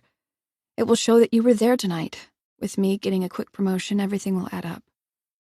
If she doesn't pay, or give me what I want, she'll be ruined. And she knows it. She has to follow through with this now. He stands up in front of the couch and faces me. And I have to as well? This isn't right. I'm your husband. This is our marriage. She can't control that. She never can. We still can say, screw it, end this here before everything changes. I look away from him. No. If I do, she wins. My career will be ruined. Our finances will be destroyed. In a few years of working crappy jobs and being heavily in debt from everything that's happened here, I know I'll resent Evan. I'll hate him for not doing this. This was my dream. The position is all I ever wanted. I won't let Nicole take that away from me. I won't let Evan ruin this either with his gambling. One night, and he makes everything right. I think of them kissing and cringe. I take in a deep breath. Just please, do this. If I do, you'll hate me forever for it, Evan says. You already hate me now. Is our marriage already doomed? What's the point then? I look up at him. You do this, and not only will you fix what you've done wrong, but we'll never talk about this again. The moment I can find another executive job, I will leave LBS and Nicole. She'll never leave us alone, he says. I shake my head. She will. If she doesn't, I don't like to think of what I'd do to her. I've never been a violent woman, but the thought of beating up Nicole in my office, the glass walls giving everyone a show of me kicking her ass, would be fantastic. Are we going to be okay? Evan asks. It's a fair question. I've barely looked at him since yesterday. I haven't even kissed him. We will, I tell him, not knowing if I'm lying to myself now. Chapter 28. Nicole. I'm going to prison. There's no denying it now. That's my fate. The police could kick down my door tonight. It doesn't matter what the lawyers at Warner find out about my fraudulent activities now. It's all over for me. I may as well enjoy one last night with someone I cared about before the rest of my life is spent behind cold steel bars. I stare at the night sky from outside my balcony. The drapes in the bedroom move gently in the wind. I have on a white bathrobe as I wait for my guest to arrive. I stare down at the little specks of cars and things moving below. They seem so free down there. My palatial apartment seems to be getting smaller. Soon it will be replaced by a room that's less than 10 by 10 feet. It's enough to make a woman go mad, knowing what's in store for me. Evan coming tonight is actually the best thing I could ever have. Besides getting away with what I've done, Evan comforting me one last time is exactly what I need.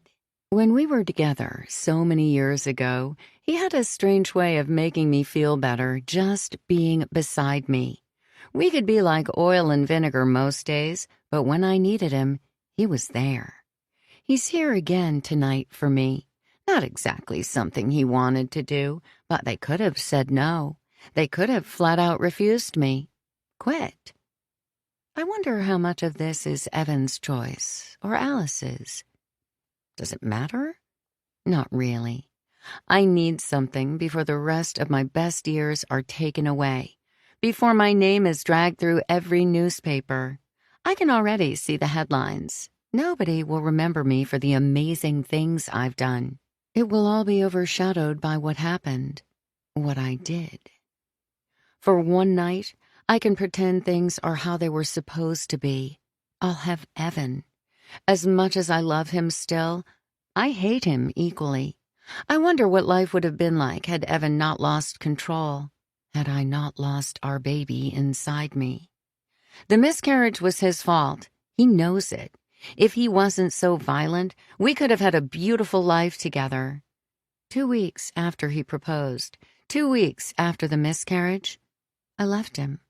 I know the only reason he asked me to marry him was because I was pregnant. That didn't matter to me at the time. I was happy. Well, usually happy. We fought all the time, but that was us. That was our normal relationship.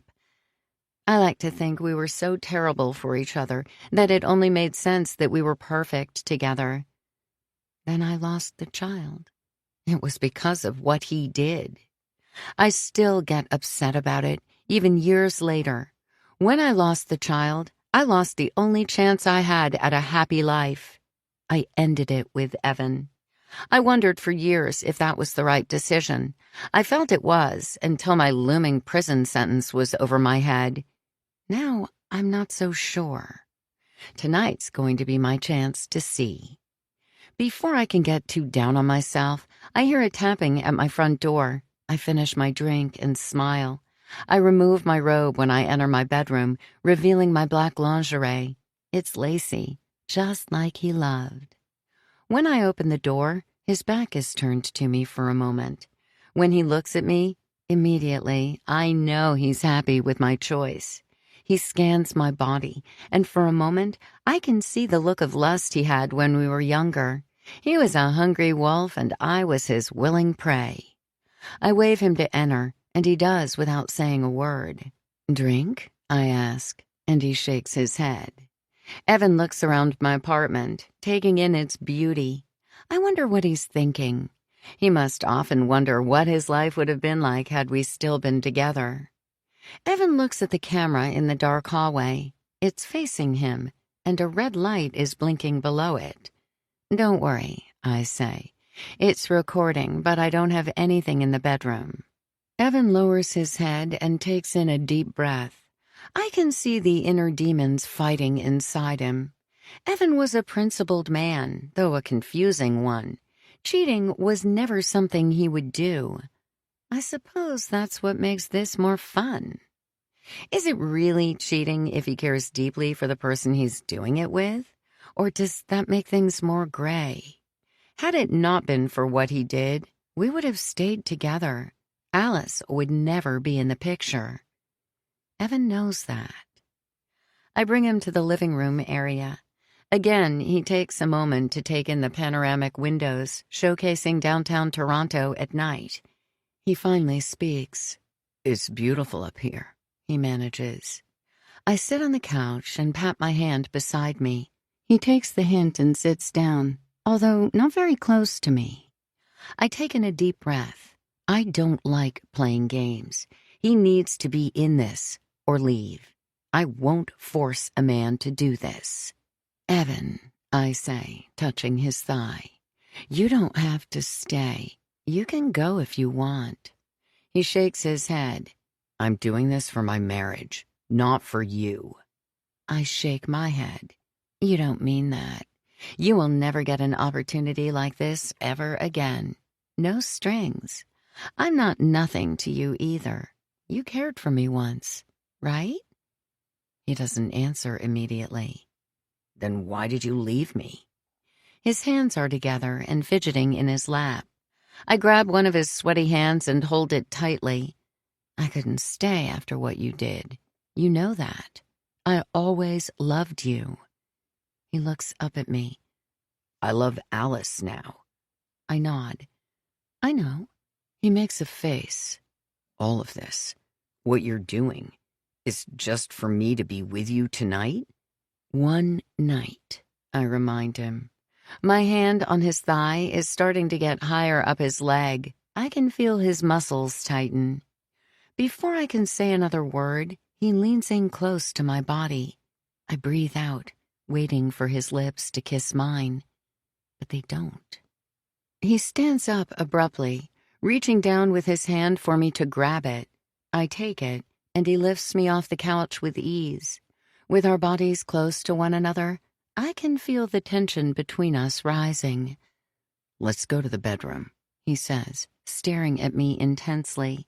I lead him down the hall, past the blinking red light of the camera, and open my bedroom door. I look at the dimly lit room and the curtains moving in the breeze. "You're never going to leave us alone, are you?" he says in a whisper. I turn to him, and the look of lust has vanished from his face. What's replaced it is one of anger and disgust, a look of rage. "What?" I say. "Alice," he says, keeping his gaze on me. "You will never give her what she wants. You will never leave me alone. This isn't just one night, is it? You want to ruin everything I have. You always did." He breathes out. "You will never be out of our life." Chapter 29. Alice. I sit at my desk at LBS. I couldn't stay home while Evan was with Nicole. I paced around the living room, kitchen, and bedroom, waiting for him to leave and go do what I demanded of him. Right after he left, I did too. At first, I thought I would leave to stop him, tell him how stupid I was for even considering him doing this. Instead, I stayed behind in traffic, letting his car get further ahead of mine until he was out of sight. I don't think he saw me. He's probably busy thinking about what's going to happen tonight. I always wondered if married couples could pinpoint the exact moment they knew their marriage was officially over. I thought that finding out about Evan's gambling debt would be ours for me, but it isn't. It's Nicole. It's tonight. I went to LBS and sat in my office chair, every so often looking outside my window towards the group of buildings. In the tallest of them, Nicole lives, and one of them, my husband, is with her. I take my mind off what's happening in that building between my husband and my boss by focusing on my work. At least I try. I open my emails and stare blankly at them. I open up spreadsheets with information that I would typically dive into, but all of it seems trivial. Nothing made sense anymore.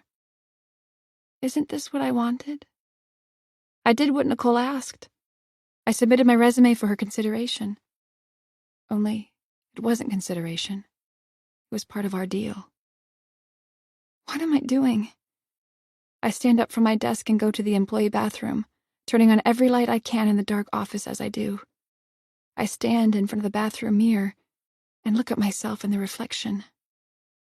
A young me would always look at myself and be in awe. You did this? You accomplished this? Wow. You showed everyone what you're really worth in this world. Your family was wrong about you. You're not worthless. You've proven them all wrong. Father was wrong. You showed them. I turn on the sink and splash water on my face, taking a towel and drying myself. I lean in closer to the mirror. Why don't I feel so accomplished? Why don't I feel powerful? Why don't I feel like I've proven my worth? I lower my head and a red stain on the counter on the marble counter catches my attention. I take my damp paper towel and clean it. I take another look at my reflection, hating myself more and more. No matter how much I clean up what's around me, I'm still dirty. After Evan sleeps with my boss to get me a promotion, I'll always feel this way. I immediately leave the bathroom to go past my office and head directly into Nicole's. On top of her desk is my resume. I take it and nearly tear it up right there. Instead, I look around. I look at her chair and feel the fine quality of its leather. I touch the material for a few more moments before sitting in it. I put my hands on her desk and let my fingers slide across it. This could be mine. I deserve it. I've earned it. Will the one blemish of what I'm allowing to happen tonight ruin everything for me? If I get what I want, and Evan gets redemption for his debt, will we not be happier? Both of us get what we need. I look outside Nicole's office into mine. Being a vice president will change everything for my career. It will change everything for Evan and me. Executives make all the money. The people who work for them make peanuts compared to Nicole's salary. And all it will take is one night to get what I want. How hard will it be to forget one night? I turn my leg and my foot catches the open bottom drawer of her desk. I peek inside and see a bottle. I open the drawer fully to see a corked wine bottle. It's been opened and half downed already. I smirk, thinking about the dark red stain in the bathroom. How often does Nicole come here to drink alone? I take out the bottle and, with all my might, pull on the cork until it's free. I don't bother with rummaging through the drawer to find a glass and drink directly from it. I wipe my mouth with my sleeve and smile. I look down at the open drawer and something else catches my attention. A picture frame. I take another long drink of wine and put the bottle on my desk before reaching down and grabbing the frame. I stare at the picture. It's of a young Nicole. On a farm, it looks like. A black outline of a corn on the cob is painted on the side of the light blue barn. I stare at the bold black letters below the corn image. Brooks County, the corn capital of Canada. I laugh, thinking how innocent Nicole looks in this picture. Her fake smile that I've seen her wear on her face since starting at LBS is not the same as this one. Her happiness is genuine. I'm about to put the picture back in the drawer when I see another one inside. This one I recognize all too well. It's the one of me and Evan. The picture I thought the cleaner had thrown away was in her drawer the entire time. I stand up from the desk. I look at Evan and I in the picture we took on our honeymoon. What have I become? What have I let our marriage turn into? Part of me wants to pour the remaining wine on the desk and light it on fire. Instead, I grab my resume and without hesitation tear it down the middle. To be more dramatic, I tear into several more strips before throwing it around Nicole's office. I stare outside the window, at Nicole's building. It's already too late, I know, but I have to clean up the mess I've made. No matter what's already happened between Evan and her, I need to stop it now. I leave the building without paying much attention to the security guard calling out to me to have a good night. I quickly get to my car without fear of the dangers around me like before. All I have in my mind is one thing: get to Nicole's apartment. She gave us her apartment number. I just have to find a way to get inside. I park illegally in a spot immediately outside Nicole's building. The city can tow my car for all I care. I need to get inside as quickly as possible, and I do. If I wasn't in such a rush, I would be taken back by the marble floors and the grand fireplace in the lobby. It's something like you would see in an expensive hotel. I spot someone in a glass office, almost eerily reminiscent of mine. I know immediately they work for the building and try my best to fit in and walk towards the elevator. Every bit of me wants to run to it and hit the button. When I finally do, and the up button is illuminated, I feel slightly better. I have no clue what I'm going to say or do when I get to her apartment. "Can I help you?" the man says, coming out from his office. I don't answer him immediately and pray the elevator door opens soon. It doesn't, and the man repeats himself. I turn to him and smile. "Yes, hi. I'm here to meet my friend Nicole Barrett. She lives on the top floor.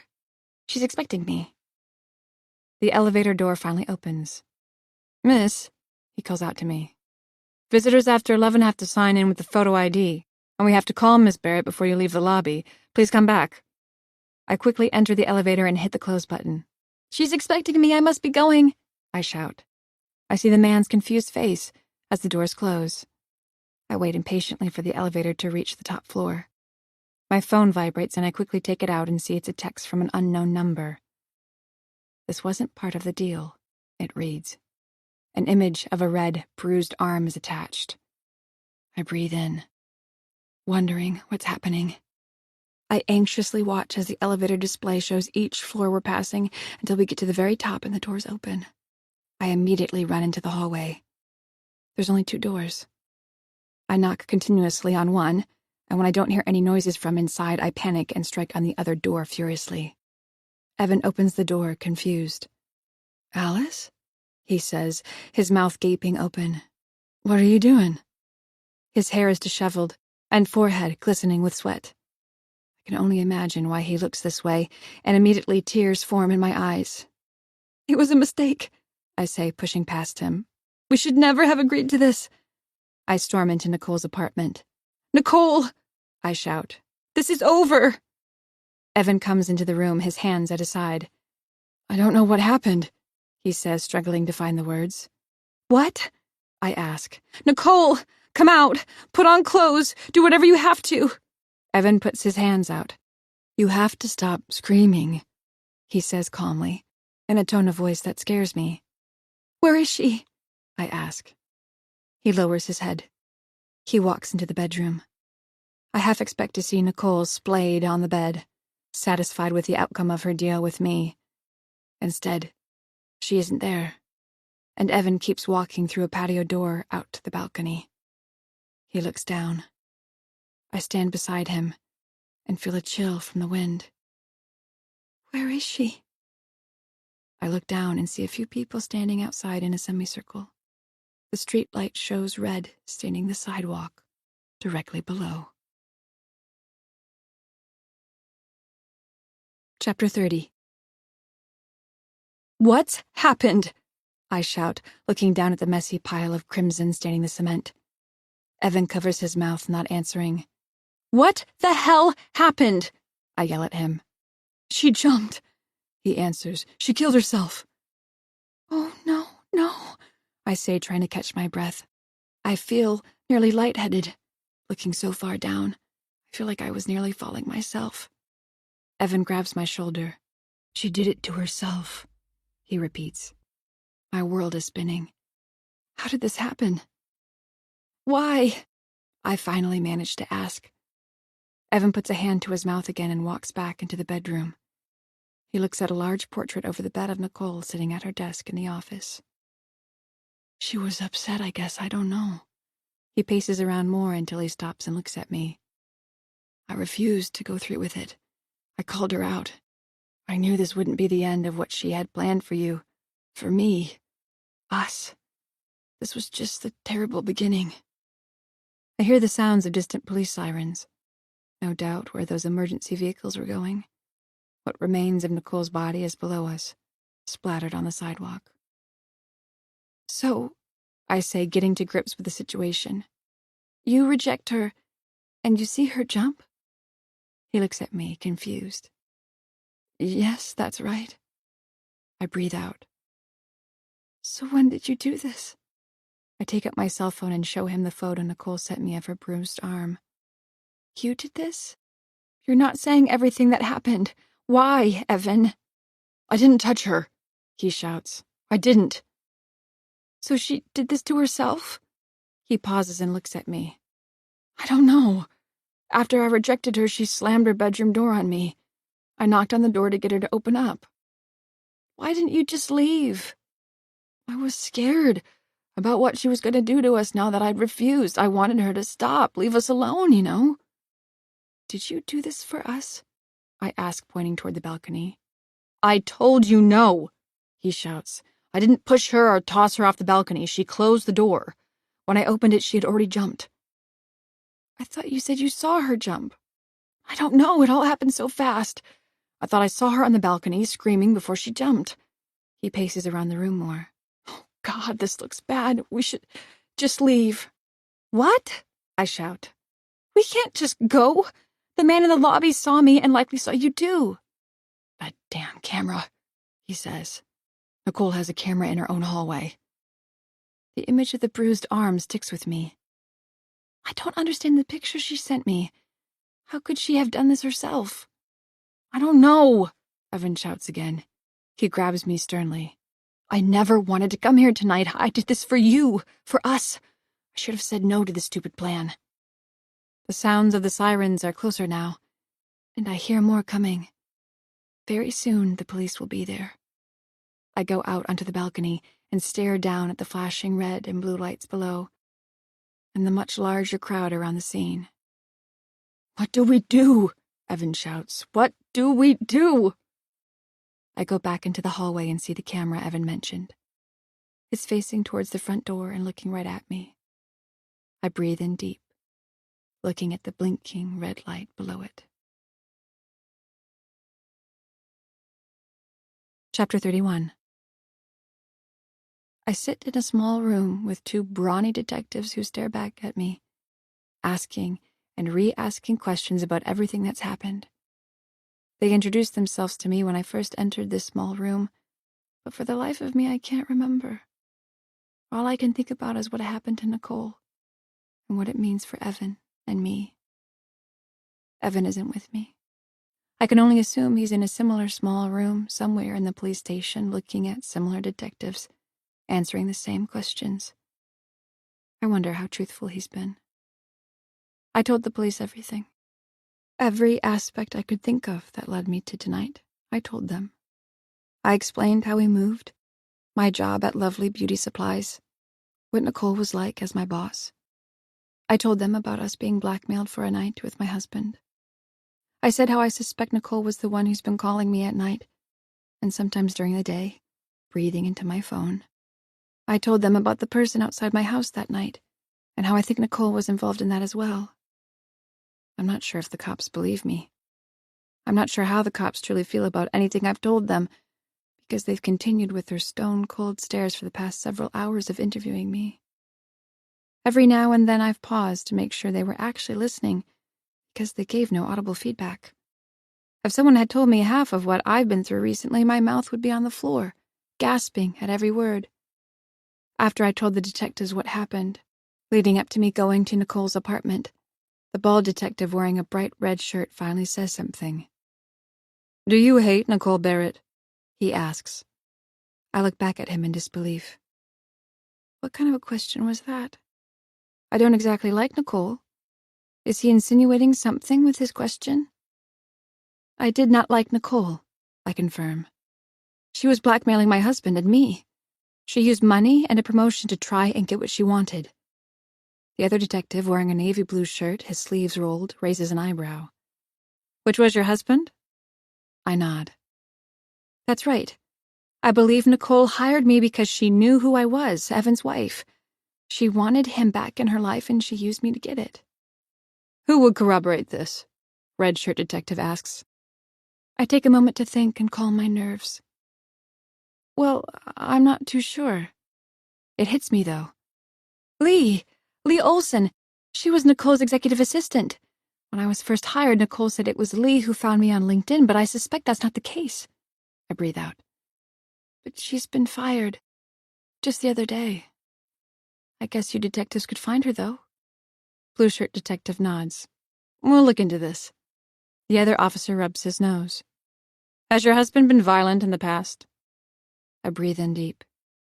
Did they not only suspect me in Nicole's death, but Evan too? No, never, I say. The detectives share a look. The one in the red shirt looks at me again. Has he ever shared anything with you about any violence he may have committed? No, never, I repeat. Evan told me Nicole jumped off the balcony, killing herself. Sure, he has an explosive mouth on him at times, but he's never done anything more than bark. He's never taken it further with anyone. My husband's a good man. What about employment?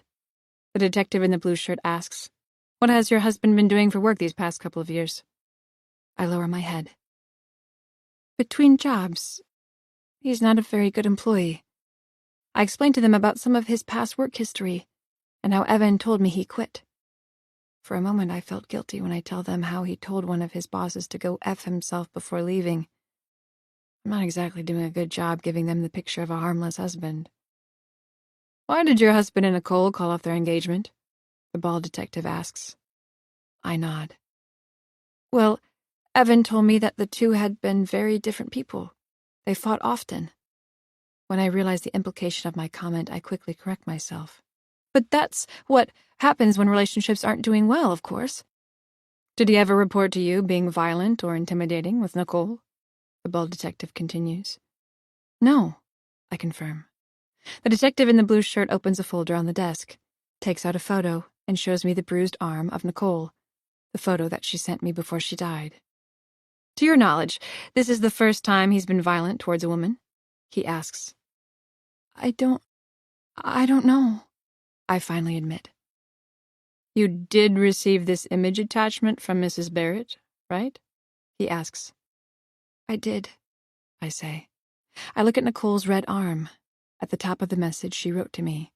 This wasn't part of the deal. What did Evan say when you went to the apartment? The man in the blue shirt asks. After, when you realized Miss Barrett was dead, what was said? I called the police immediately. I lie. I don't tell them how at first I thought the same thing they had. Evan had done something to her. The two detectives share a look before the man in the blue shirt continues. So he didn't say that you should leave the apartment building before the police show? No, I say quickly. The two share another look. I don't need to read their mind to know that I'm burying myself. I immediately thought of the camera that was in the hallway. Perhaps it had sound to go along with what's recorded. Could it have picked up on what Evan and I had said? Okay, I say, lowering my head. Evan did say we should get out of there, but we were scared. He told me he didn't do it. Do what? The bald man asks. I look at him as if he's stupid. Kill Nicole! She jumped, killed herself for being the miserable woman that she is. The two detectives look at each other.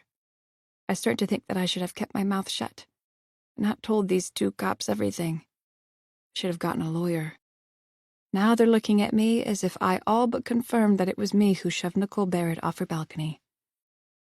I think that's all we need for tonight, Mrs. Walker, the man in the blue shirt says.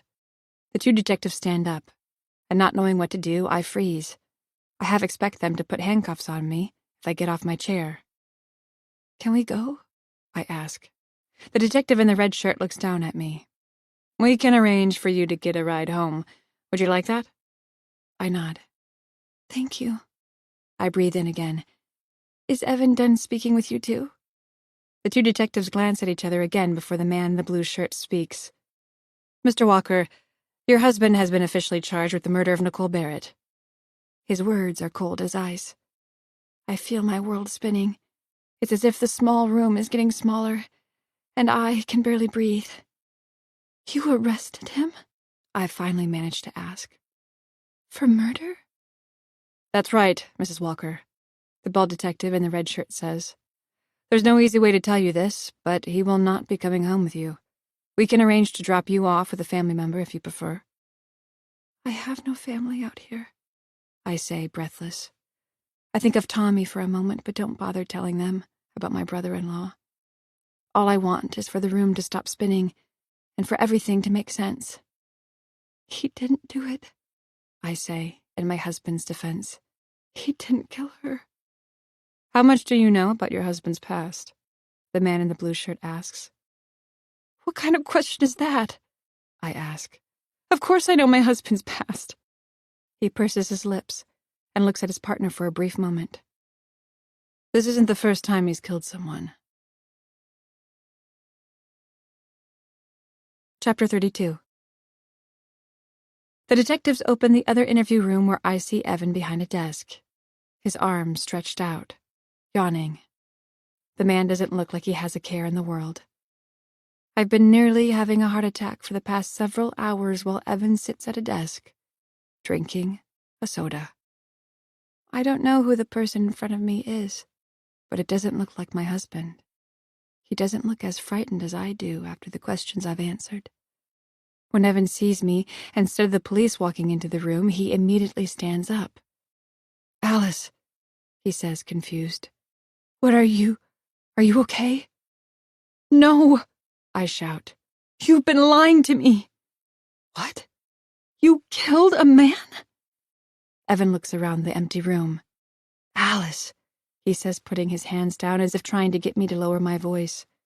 We shouldn't talk about this here. We should wait until the lawyer is involved. You killed someone? I repeat. It's not what you think. You went to prison for murder? You never told me that. How could you? Don't you think that it would be important to tell your wife at some point in our life together? Were you ever going to say a word? You did it. You killed Nicole. Tell me now. Evan looks around the room again. Stop, Alice. They're listening. Don't you know? Don't you see what they're doing? I don't care what the police are doing. I don't care what's being recorded. You killed someone. I think of Nicole. 2 people. No, he shouts back. It was manslaughter, that man. I sigh in disbelief. Do you even remember his name? How psychotic are you? I know his damn name, Alice, he says sternly. When he catches his tone, he calms himself. Steve Moore. I was engaged to Nicole at the time. We were at the bar. This guy, Steve, was drunk and belligerent. Kept flirting with Nicole right in front of me. I was heated, but I let it go.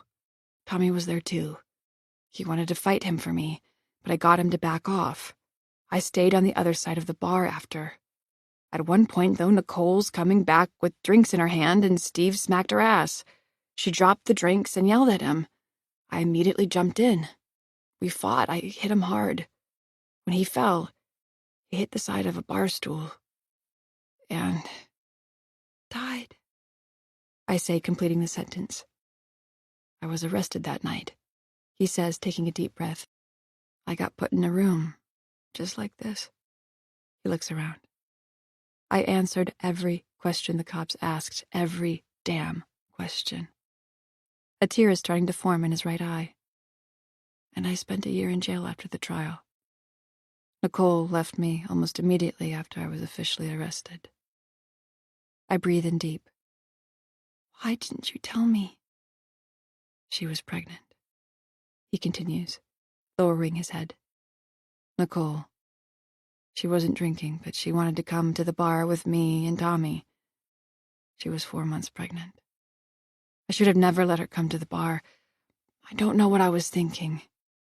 After I killed that man, that night she miscarried. Evan takes in a deep breath. Nicole left me after that. It was my lawyer who told me she never wanted anything to do with me ever again. I never saw her again until I was at your office. After a year in prison, I wanted to leave. I couldn't stay in Ontario. When I left Toronto, he says between deep breaths, I wanted to leave this all behind.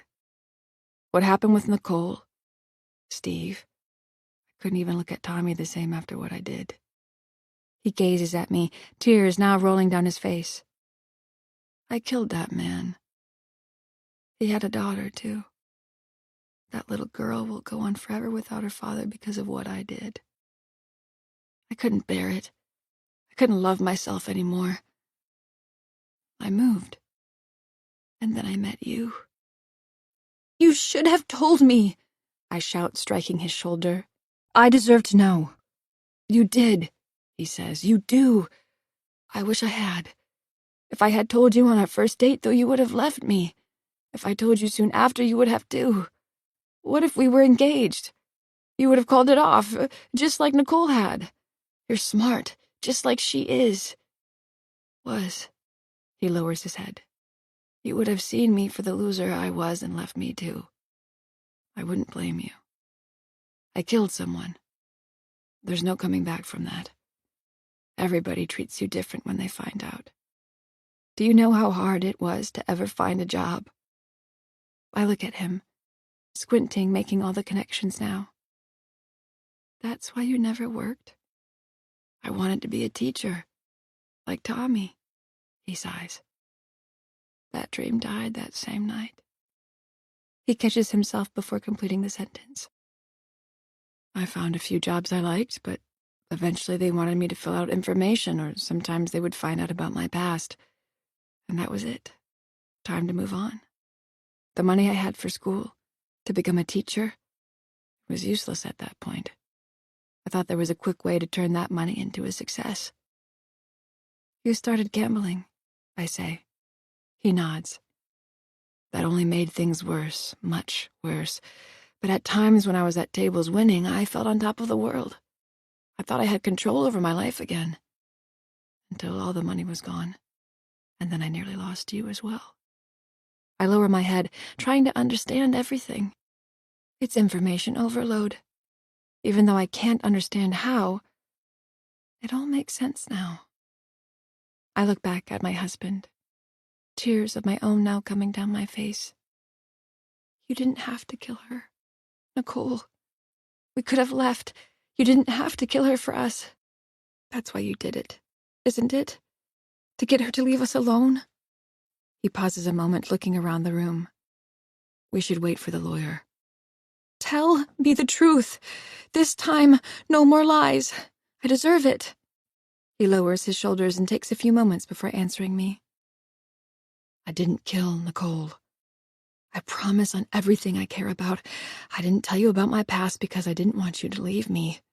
I didn't tell you about the gambling because that's what I used after I killed that man to feel whole again.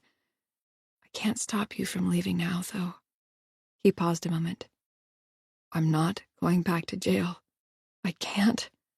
I didn't do it." His bright eyes turn cold. He gets closer to me, and the interview room door opens. The two detectives stand in front of me, and Evan shouts, "I didn't do it!" Chapter 33. 6 months later. Everything is different now. Everything. Not only that, today is my husband's arraignment. Today he will officially put in his not guilty plea for killing Nicole Barrett. There was no way for us to afford his bail to come home. There wasn't enough value in our house to put against it.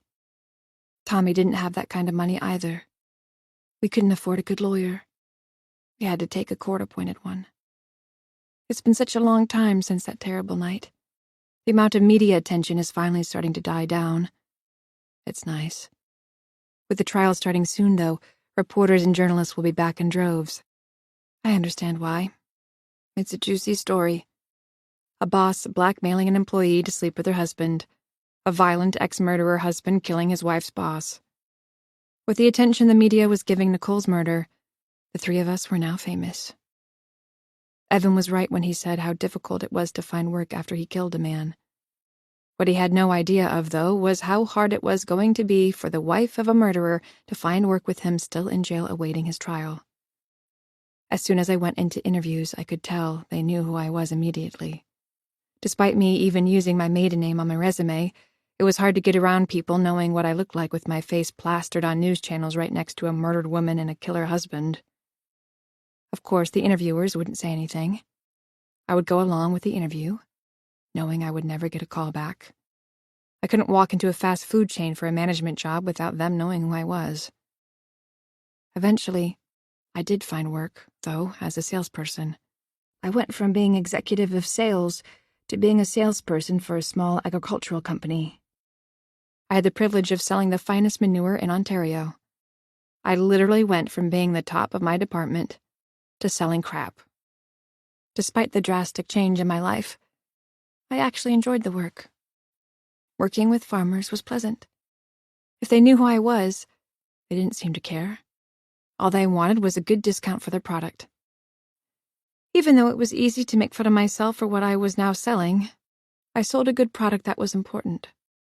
I worked outside of Toronto now, far away from all the urban people and the issues there. My sales area was huge. I got to travel and speak with so many people, see so many different types of lifestyles. It was nice. Peaceful, even. Everything in the city was go, go, go. Here I went at my own pace. I was good at my sales job, too. The owner knew what was happening with me, and despite that, we got along great. He never brought up Evan, unless I gave an update on his case. He was respectful of my privacy. I live with Tommy now. That's a whole story in itself. Tommy was also a colorful person, rough around the edges at times. He could drink like a fish, especially during the summer. Living with him, though, I got to see a different side of him.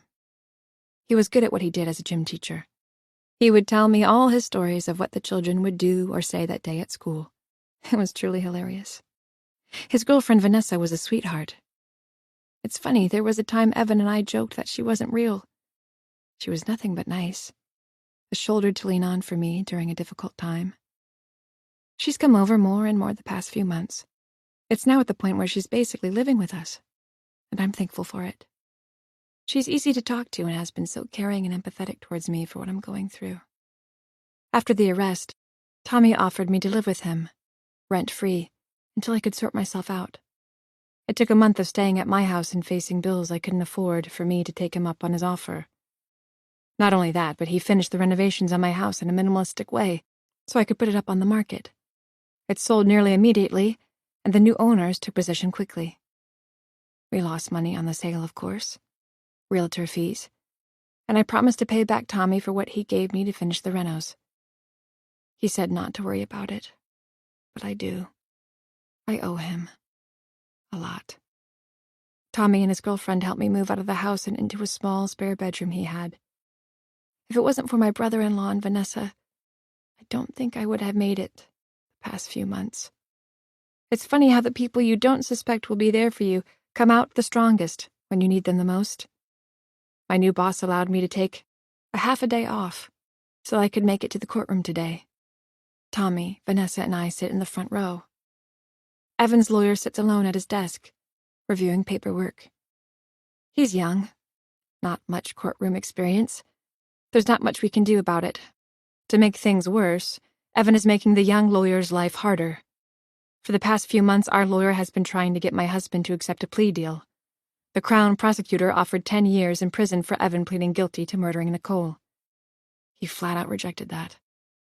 He has stayed true to his story that he didn't kill Nicole. And I believe him. More and more I replayed what happened that night and the events leading up to it. The only true evidence the prosecutor has was a text of a bruised arm Nicole sent before killing herself. That was going to be hard to explain. Nicole was exactly the type of person who would frame Evan before committing suicide, though. The problem? Convincing other people who never met a woman like Nicole. Tommy thought his brother faced an uphill battle as well. We were all worried about Evan going to trial. He could spend the rest of his life in prison if found guilty. The doors open and policemen bring in Evan, wearing handcuffs, and he sits with his young lawyer. Evan looks at me the entire time. He's not smiling.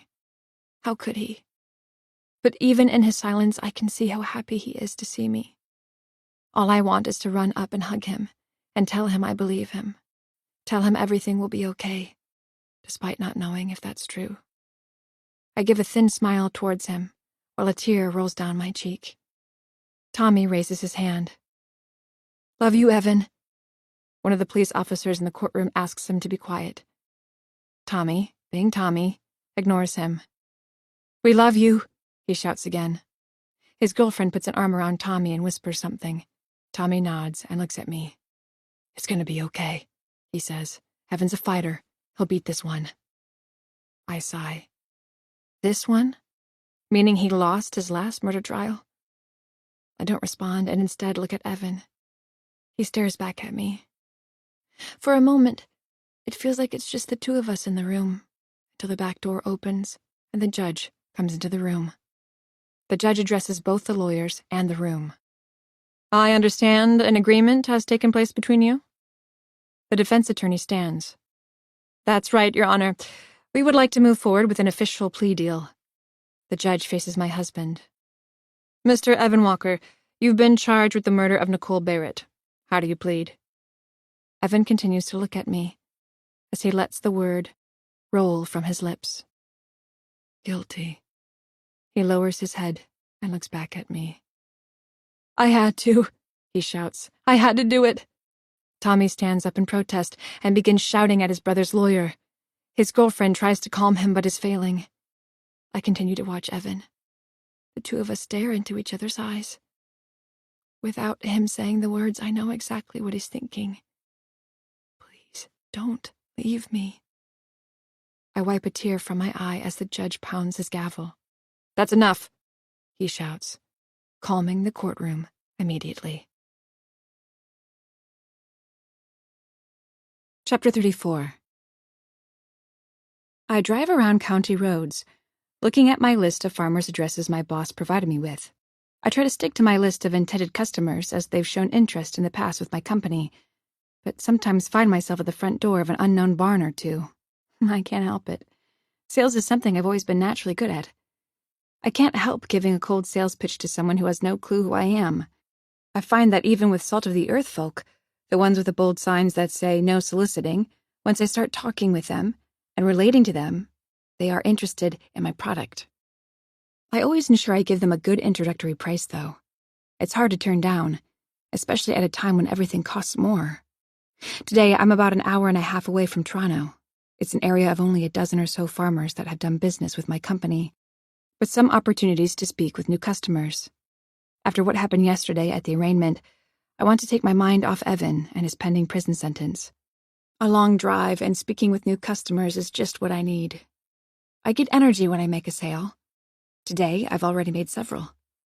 My plan is working well. After Evan was scuttled away by police in the courtroom, Tommy and I spoke with his attorney. At the last minute, Evan had had a change of heart and decided to accept the plea deal. He finally acknowledged that the risks were too high for him to refuse. There was a good chance he would have been sent to jail for the rest of his adult life. Accepting a 10-year plea deal, he had a chance of getting out in time to spend the rest of his life with me. We could find happiness together in whatever living situation we could afford. Kids were likely not going to be in our future.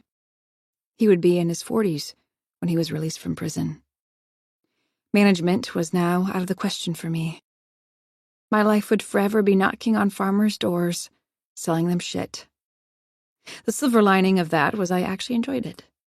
For once in a long time, I didn't have nonstop feelings of self-doubt and insecurities bringing me down. I felt at peace vocationally, even though my life was in complete chaos. I always thought I needed to be the very top of the business world to mean something, to make myself feel better, worth something. Who would have guessed I'd finally find that with the job I have now? If Evan was here, I'd be more than happy to give him a child, even though we would be broke and living with his brother.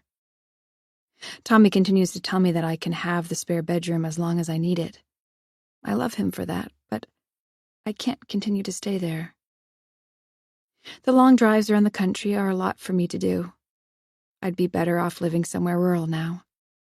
I always thought of myself as a city girl, but there's something romantic working in small communities in towns like I am now. Evan would have loved it too.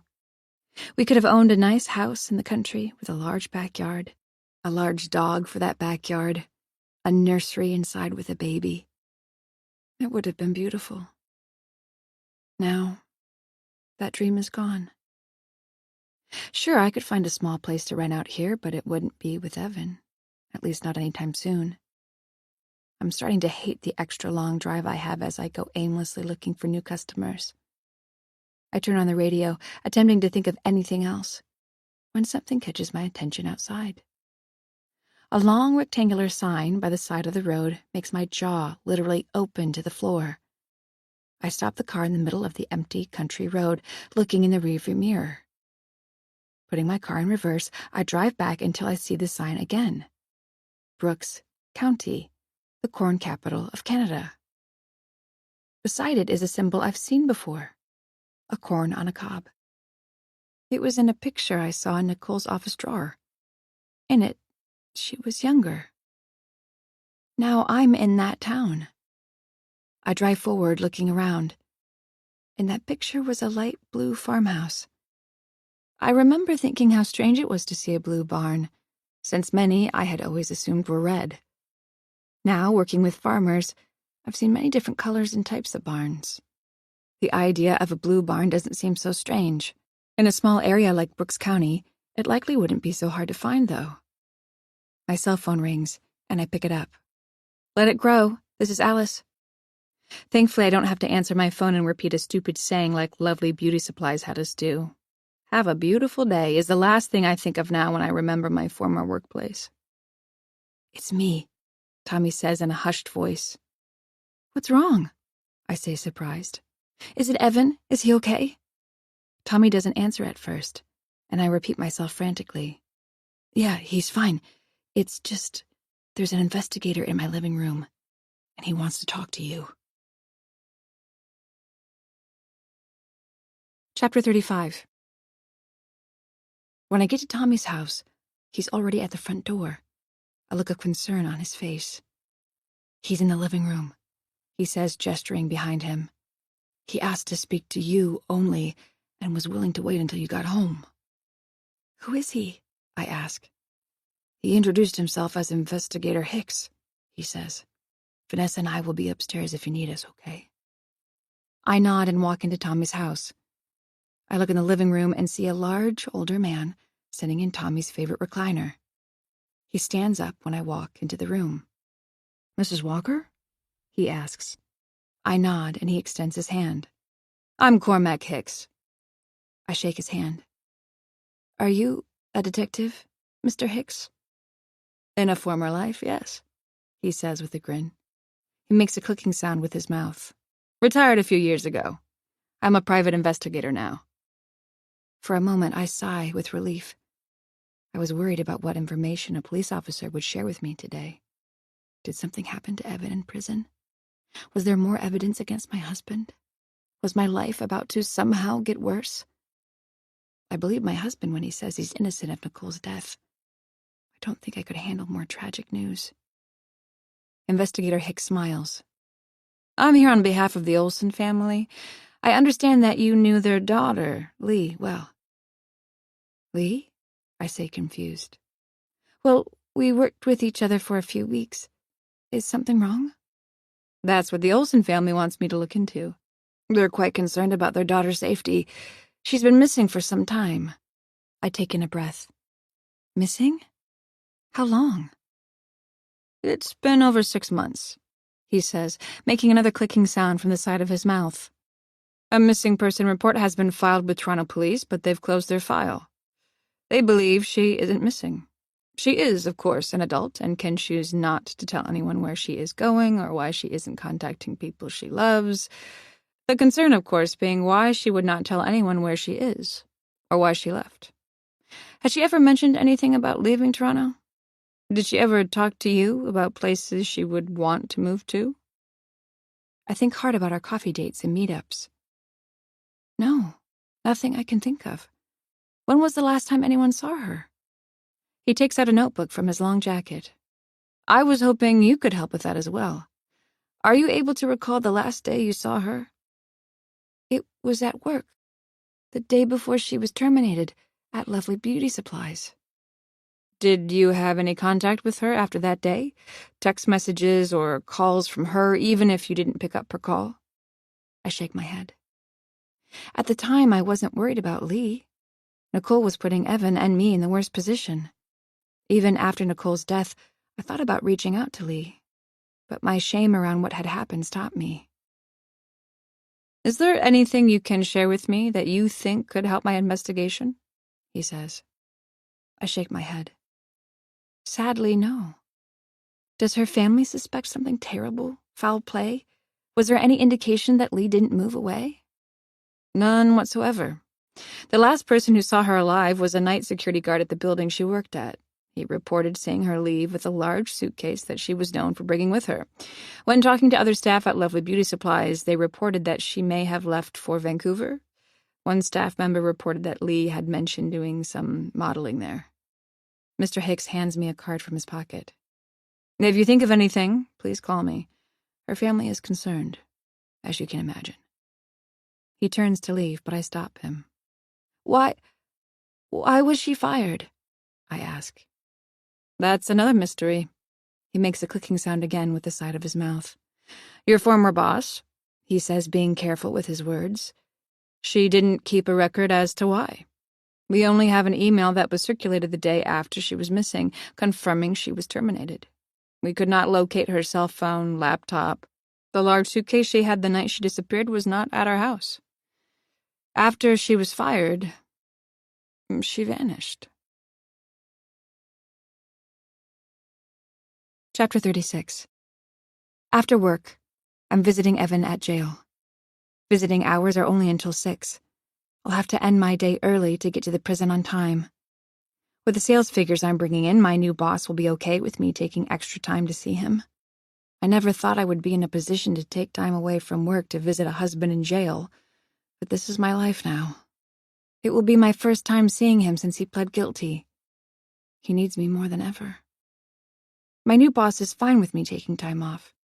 I have to say, it's been great working for someone as supportive as he's been. I look outside the window as I drive down the country road. I've heard the term God's country to explain what it feels like. It's true. The farmland is broken up by large wooded areas. I'd like to say that I'm back in Brooks County again just to take in its beauty, but I'm not. The visit from the investigator bothered me all night. I tossed and turned, thinking of what happened to Lee. How can a young woman just vanish the way she did? I looked on social media that night, trying to find anything I could. Of course, Investigator Hicks would likely have done the same initially. All I found was a missing person announcement from her parents online. The post only had a handful of sad emojis on it, and a few people commenting. Several shared the post. I clicked on the messages on the missing person post, looking at what people left. "We hope you find her," someone had written. "Please be safe," another person said. "My condolences," someone wrote. That bothered me. Death is permanent. Being missing will forever make you wonder what happened to them. If I was a parent, it would be the worst imaginable fear, not knowing what happened to my daughter. I don't know why, but I clicked on Lee's mother's profile. She had her account set to private, but on her profile was a picture of Lee as a teenager with her mother. I could only imagine the distress her mother is going through. It was in the middle of the night that I nearly called the investigator. It felt foolish, though. A small detail that doesn't matter. How could it? The night Evan went to Nicole's building, I was in my office at LBS. I couldn't stay at home thinking about what my husband and Nicole might be doing. I still hate myself for even agreeing to what Nicole wanted. It almost feels like a different woman actually allowed Evan to go to Nicole's apartment that night. I push that thought aside and think about what happened at the office. In the bathroom, there was a red stain. It could have been anything. I thought it was wine. What if it was blood, though? The investigators said the night security guard saw Lee leave the building. So none of my thoughts are making sense. So what if there was a red stain in the bathroom? In my mind, I continue to go back to the picture of Nicole outside the blue barn. Today, as I drive through the county, I haven't made a single sale. All I've done all day is search for that blue barn. I know what it looks like, and that it has a symbol of a corn cob on it. Surely I can find it. How big can a county be? The answer is surprising. It's huge. That picture was decades ago. Whoever owns it now could have repainted it. I've passed so much farmland today. I could have done so without knowing if it's been remodeled or torn down. I think about knocking on every farmer's property. Someone's bound to know Nicole. I hate myself for making my entire day about a woman who died months ago. A woman who in death framed my husband for taking her life. The remains of Nicole that were left from her fall were cremated a long time ago. And yet, even in death, she had a way of living rent-free in my mind. I turn down a road and pass a wooded area. I breathe in deep when I see it, an old blue barn. Beside it is a run-down-looking house. I see no cars or trucks parked outside, no sign of life. I park at the side of the road and stare at the building. Chapter 37. Nicole. Being dead isn't so bad. I use a pitchfork to move hay around the barn. A chicken runs across my foot, and I smile. That one I called Helen. I thought her white spots on her feathers made her stand out from the others. I liked her the best because she wasn't afraid to come close to me. I respected her moxie. There's no news channels or cable for that matter out here. My Aunt Thelma didn't own a television. Instead, she had shelves upon shelves of books, romance books. Not my favorite genre, but it will do for now. As far as I can tell, there's no internet connection anywhere out here as well. I can't see any cell towers nearby. A belt of trees surrounds the barn and my aunt's house. I'm completely isolated out here, and I love it. It's a simple life, and one that I can enjoy now. I sort of have to lay low. I can't exactly have a high-profile life anymore, unless I want to go to jail for the rest of it. The white-collar crimes I committed at LBS are one thing. After my meetings with the company's lawyers, I even thought there was still a way I could get away with the fraud I committed. Murder is different. I never intended to kill Lee. I never thought I was capable of doing something like that. In the heat of the moment, though, I did. Lee refused to do what I asked.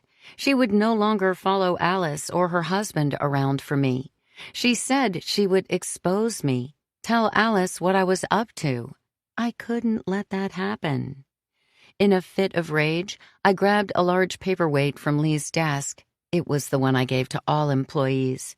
Printed in bold letters on the front was our company's saying, "Have a beautiful day." As Lee blazingly defied me and started to leave, I ran up to her and struck her on the head. She fell immediately. I panicked. She started to bleed. Worried, I dragged her into the bathroom, her moaning softly as I did, until I finished what I started. As I watched the pool of blood from the open wounds in Lee's skull pour onto the white tile, I washed my hands at the sink. It was only then, when the adrenaline of my actions started to wear off, that I truly realized how much trouble I was in. I thought hard. I even considered calling the police. What else could I do? I didn't call the authorities. Thankfully, I was smarter than turning myself in. Leaving the bathroom and Lee, I went to the janitor's closet, grabbing a bucket and mop. That's when I noticed Lee's large luggage by her desk. It was just the perfect size for her. It took me some time to clean up, but after I did, I calmed myself again. That terrible night was not over. I had to leave the building with Lee's body without getting caught. How, though? Lee had her long scarf and hat at her desk. I put both of them on and said a quick prayer. Even better, in a cubicle nearby, someone had left a long gray jacket. I put it on and went to the elevator. As I left the building, the night security guard called out to me and told me to have a good night. I didn't look back at him. Instead, I raised my hand and waved as the electronic doors opened. I would have run out of the building if I could, but Lee's corpse was heavy to lug around, even with wheels on the luggage. I brought her to my apartment, not knowing what else to do with a dead body. I put the case in my large walk-in closet. It wasn't going to take long for people to notice Lee missing. I realized my night was far from over. Wearing my disguise, I went to Lee's house. I grabbed clothes and stuffed them in a garbage bag. I had already recovered her phone after she was dead. I spotted her laptop in her kitchen and grabbed that as well. There was no telling what information there could be on it. She could have some documents somewhere talking about what I had her do, some evidence that would point to me. When I returned to my apartment, I showered and changed out of the clothes I had. Despite murdering someone, I was relatively clean, no matter how disgusting I felt. I barely slept. Instead, I planned what to do next. I couldn't stay in my apartment much longer. I needed to leave, go somewhere where I couldn't be found. I thought of my aunt's farm. She was now in a nursing home. Nobody was on her property. The house was run down, I knew. From my time growing up, I knew there were few neighbors around.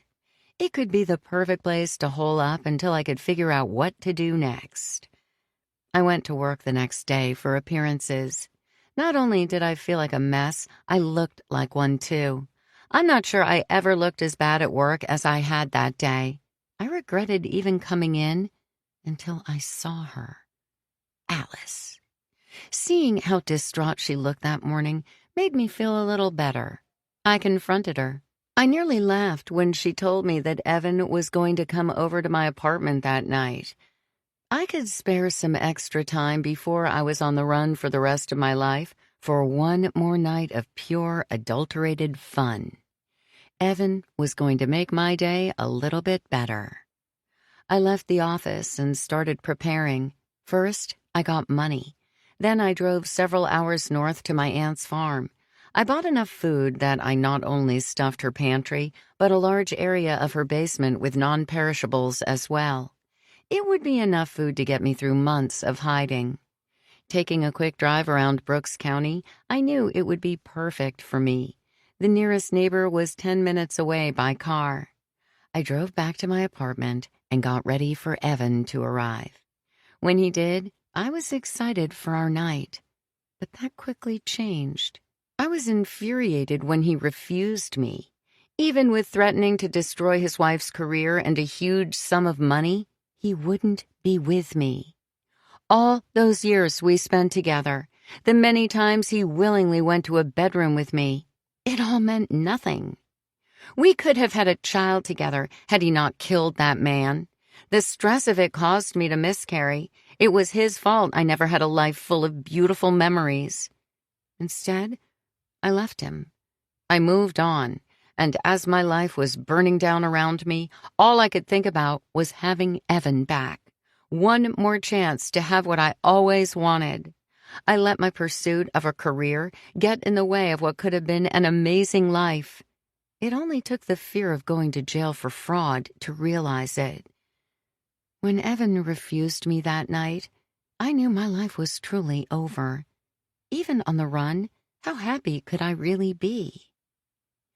I admit, I thought of truly jumping off that balcony. What was the point of continuing? What was the point of running? How long would it be until I was found and put in jail for my crimes? I had murdered someone the night before. How much time did I have left as a free woman? I wanted to jump. I did. I thought of Alice and Evan moving on with life after I killed myself. The idea of their happiness was the only reason I didn't jump. I shut my bedroom door in Evan's face. He stood in the hallway, calling for me to open it so we could talk more. Instead of doing that, I went into my walk-in closet. I looked at the case with Lee inside.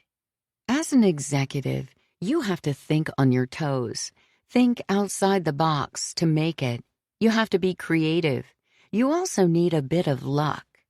I grabbed a belt in my closet and wrapped it around my upper arm, forcefully rubbing it as hard as I could until I could feel my flesh split. I quickly grabbed my cell phone from my nightstand and took a photo of what I had done to my arm. I sent the picture to Alice, as well as a text. This was not part of the deal. I went back into the closet and grabbed the luggage, hauling it to the balcony. I struggled to open the bag and drop Lee's body over the edge, but was amazed at my strength in a time of crisis. I watched Lee as her body flew down towards the little specks of people below. Before leaving, I dropped my cell phone along with her. I heard Evan open my bedroom door, and I quickly ran out of sight along the balcony, dragging the empty suitcase with me. The only other people who live on the top floor with me are the Rumfields, an older couple. Our patio shares a black rail. I quickly jumped over it and brought the bag with me. Still in my lingerie, I panicked as I passed my neighbors' windows. Thankfully, they didn't appear to be home. All the rooms were dark. The patio door was locked, and for a moment, I thought about jumping off the balcony for real this time. I was trapped. I tried to open every window until I found one that budged. When I got it fully open, I snuck in the apartment. Once inside, I opened the patio door and brought the suitcase in. I stuffed it under a bed in a spare room. Mrs. Rumfield had an impressive wardrobe as well. Not as nice as mine, but decent. Expensive. I packed up some of her more dressed-down clothes and stuffed them into a different bag I found in the large closet. I was ready to leave the apartment. How would I get to my aunt's farm, though? I hadn't planned this out. I hadn't expected to do what I had with Lee's body. It wasn't part of my plan to frame Evan for my murder. That just happened naturally. I was surprised at how organically my plan had all come together. That was, until now. The farm was several hours away. How could I get there? This was, of course, why murderers get caught. They don't plan things through. I had been lucky up to that point. I knew. As I walked towards the front door of the apartment, I tried to come up with ideas, until banging on the door startled me. I shuffled my feet quietly across the floor and looked out into the hallway through the peephole. Alice was shouting. I could see her frantically banging on my door down the hall. Evan opened my apartment door, and she went inside. He closed the door behind her. I smiled to myself as I stared into the hall. When I stepped back, I saw several hooks on the wall. One of them had a pair of car keys. I grabbed them and left the apartment and took the elevator straight down to the underground parking lot. I shoveled more hay around the barn, thinking about how wonderful that night went. Sure, I didn't get to have Evan one more time or fix what I thought could be a beautiful life together. When he refused me, I knew that would never happen. After I killed Lee, I knew it was impossible. So, I did the next best thing. Frame my ex-fiancé for my death. Oh, how I wish I had a working television.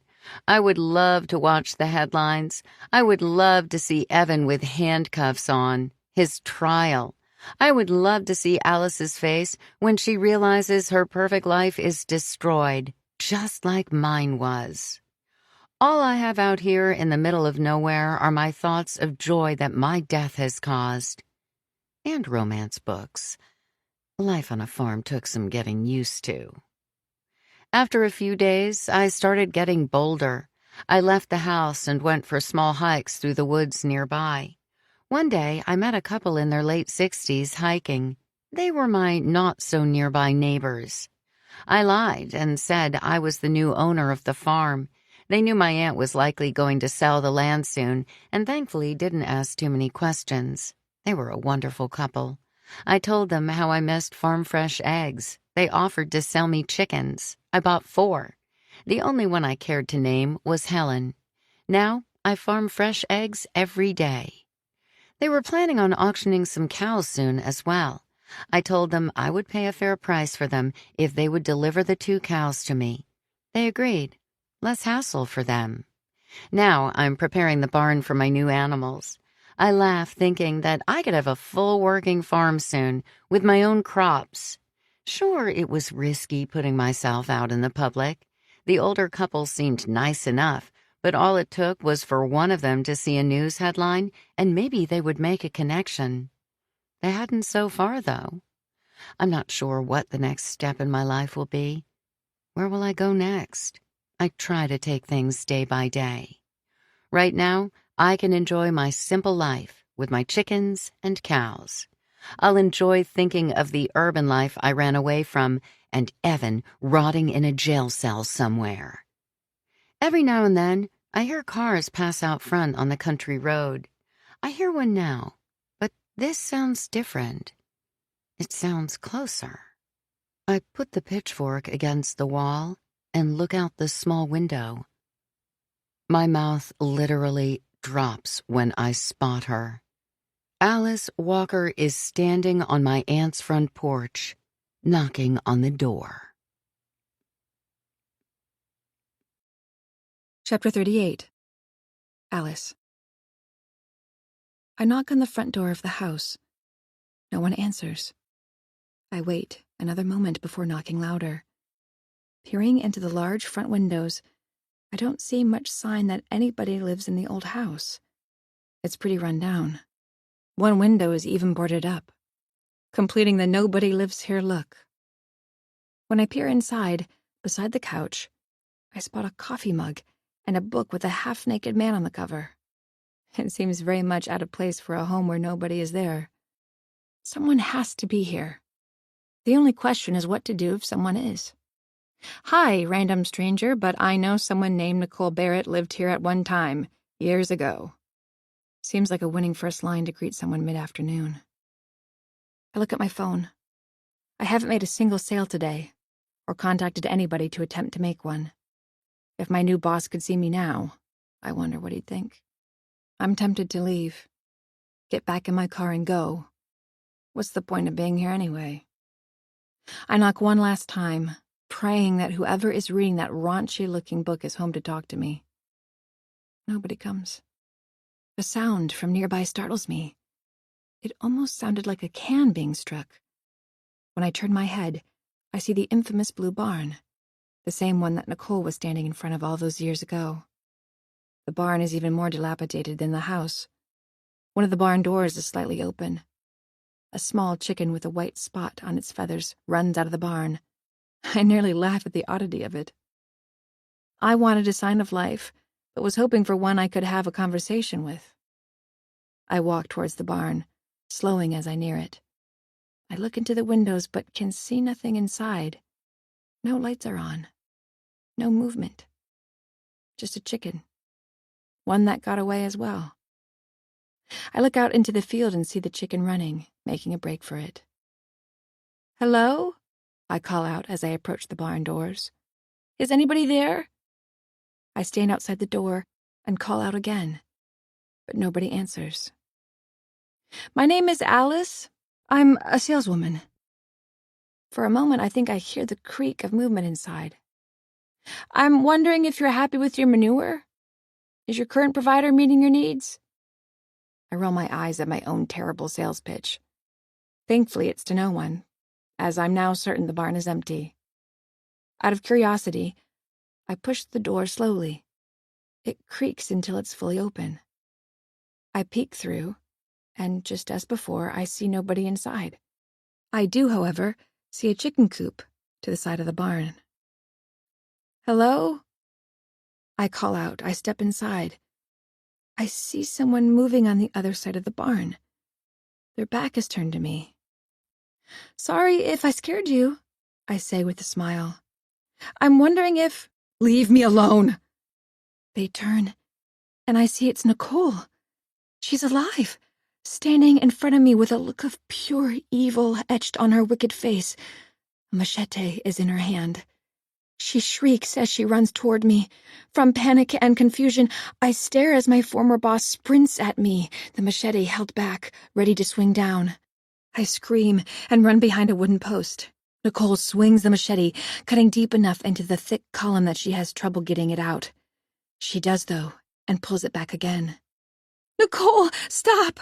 I shout. I run towards the barn door. She's right behind me, and I feel the wind from her swinging the knife. The machete slashes across my back, tearing my shirt and my skin. I scream in pain as I fall to the dirt floor. I drag myself to the barn door, trying to escape, but Nicole stands in front of me. "How the hell did you find me?" she demands. "Who else knows?" I stare up at Nicole. She looms over me, holding the machete in front of her face with both hands firmly gripping its handle. "A private investigator," I lie. "He knows. He came to Tommy's house to talk to me." I think of the blood in the bathroom sink at LBS. I think of my missing friend. "We know you killed Lee. You killed her at the office." As I make the connections quickly out loud, Nicole's mouth drops with each word. And so does the machete. It's nearly at her side as I continue. "You killed Lee. It was her body that dropped from your balcony. Everyone knows." Leaning against a wall close to me is a pitchfork. I quickly look at Nicole. "You don't know, do you? The police are looking for you." Nicole smirks. "Looking for me?" I realize my mistake immediately. They will likely be my last. "So they don't know where I am, do they? Good bluff, Alice. You didn't sell me on your lie, though." She raises the machete over her head. But before she can crash it into me, I kick the side of her leg hard. I scurry to the wall, wincing in pain with each movement, and grab the pitchfork. Without hesitating, I stick it out towards Nicole, making contact with her abdomen. I push as hard as I can into her as she screams in terror. I get my footing and rush forward, digging its points further into her. Nicole drops the machete, screaming at the top of her lungs. Wide-eyed, I step backwards, and with as much force as I can, pull the pitchfork from her body with little resistance. Blood quickly stains her shirt and leaks down her thighs. "Stop, Nicole!" I shout, attempting to reason with her. "Don't make me kill you." "I'm already dead." She laughs, grimacing in pain.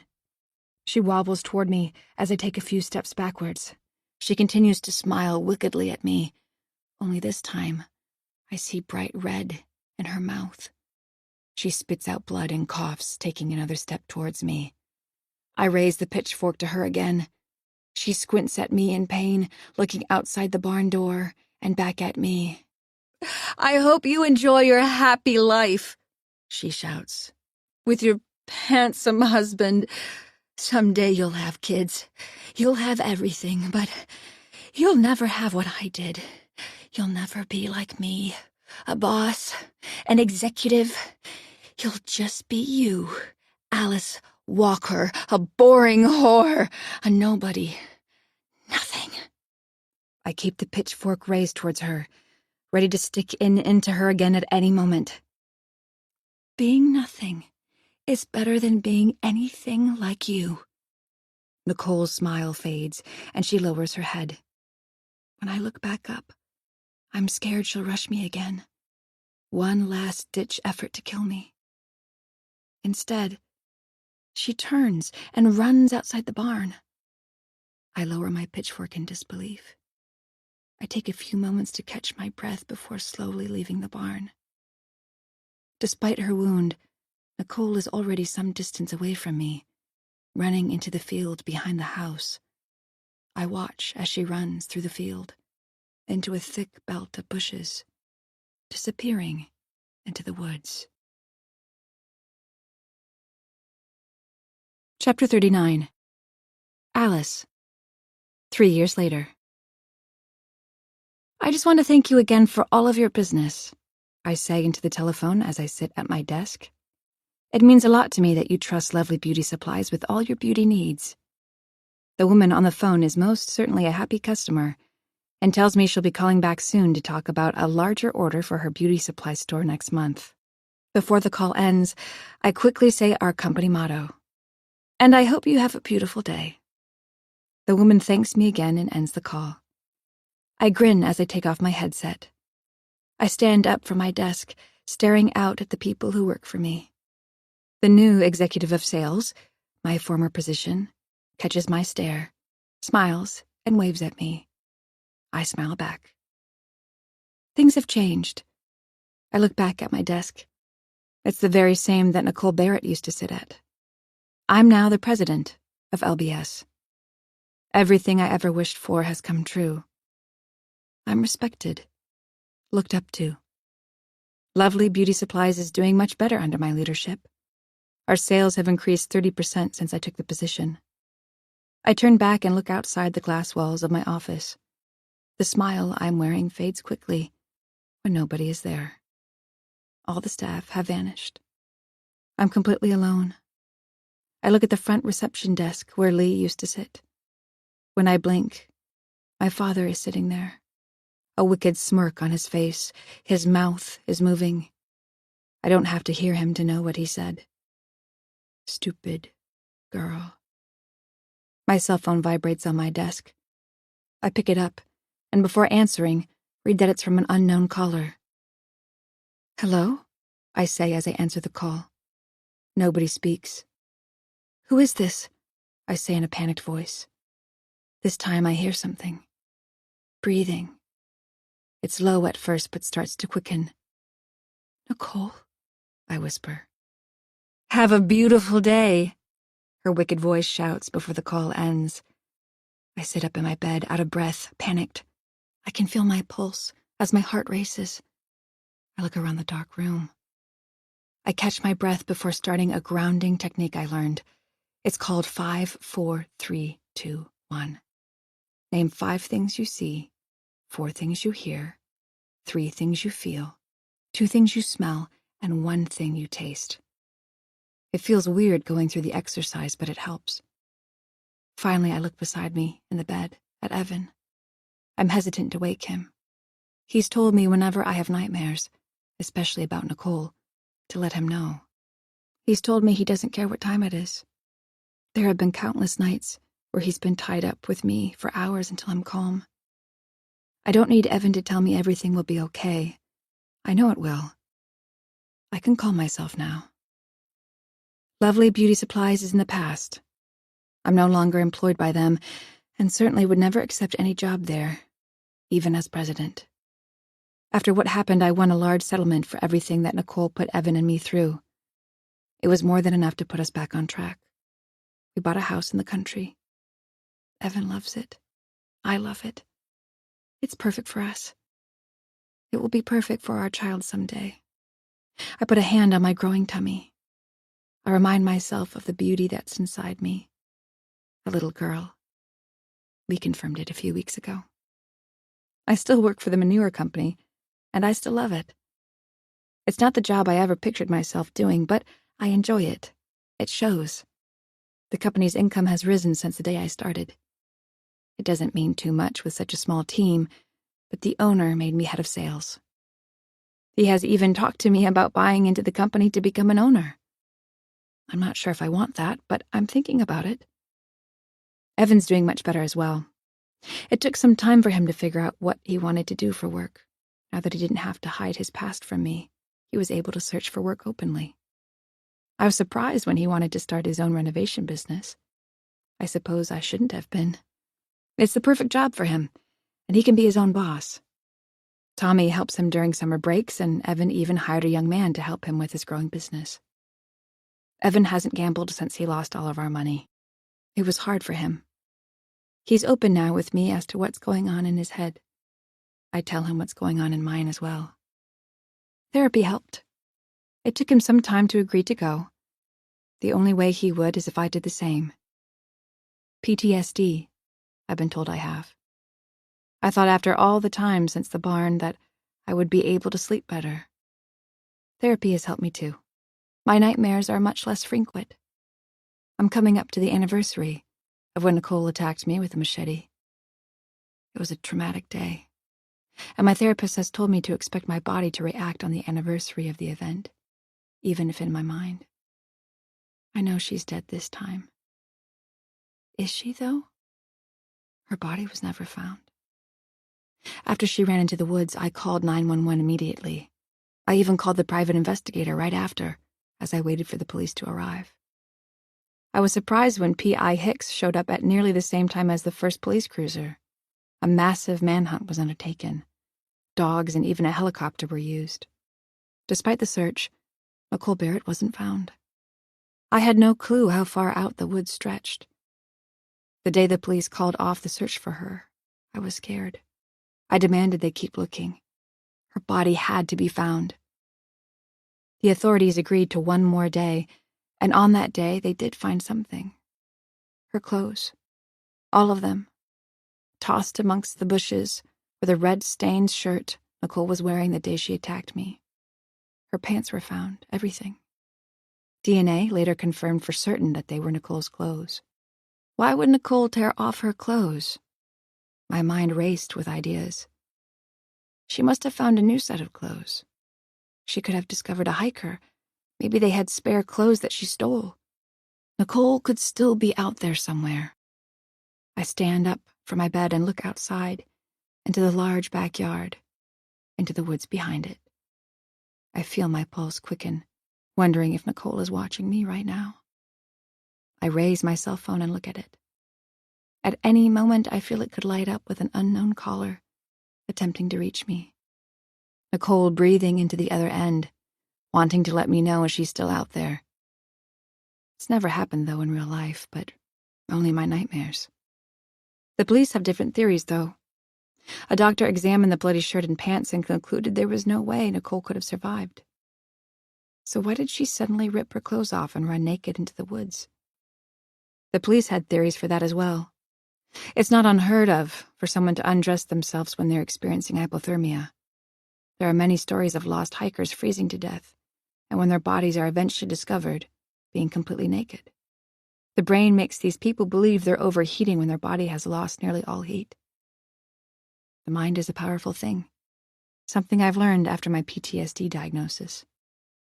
I remind myself that Nicole Barrett is dead. Police have closed the search for her body. Her corpse is somewhere out there in the woods, waiting to be discovered. I know it. I hope it's true. That doesn't stop my mind from playing tricks on me. It doesn't stop the nightmares. I'm not sure if they will ever end. Not until her body is found. Until then, no matter how much I tell myself she's dead, I can't be completely at peace. I'll still jump when my cell phone rings. I'll sweat if I get a call from an unknown caller, sometimes not being able to pick up the phone at all. Nicole was thought to be dead before, but she wasn't. What are the chances of her being alive now, though? What's the chance that someone can be declared dead twice? I try to calm myself, looking back at Evan nestled into our bedsheets, sound asleep. I put a hand on my tummy again and pray for me to be able to go back to bed. I raise my phone again and stare at the black screen, waiting for it to light up with a call. Epilogue. Sarah Pensky. Sarah! James calls out to me in the dark. It's hard to hear over the torrential rain coming down in the woods around us. I'm shivering to death as the water pummels my body.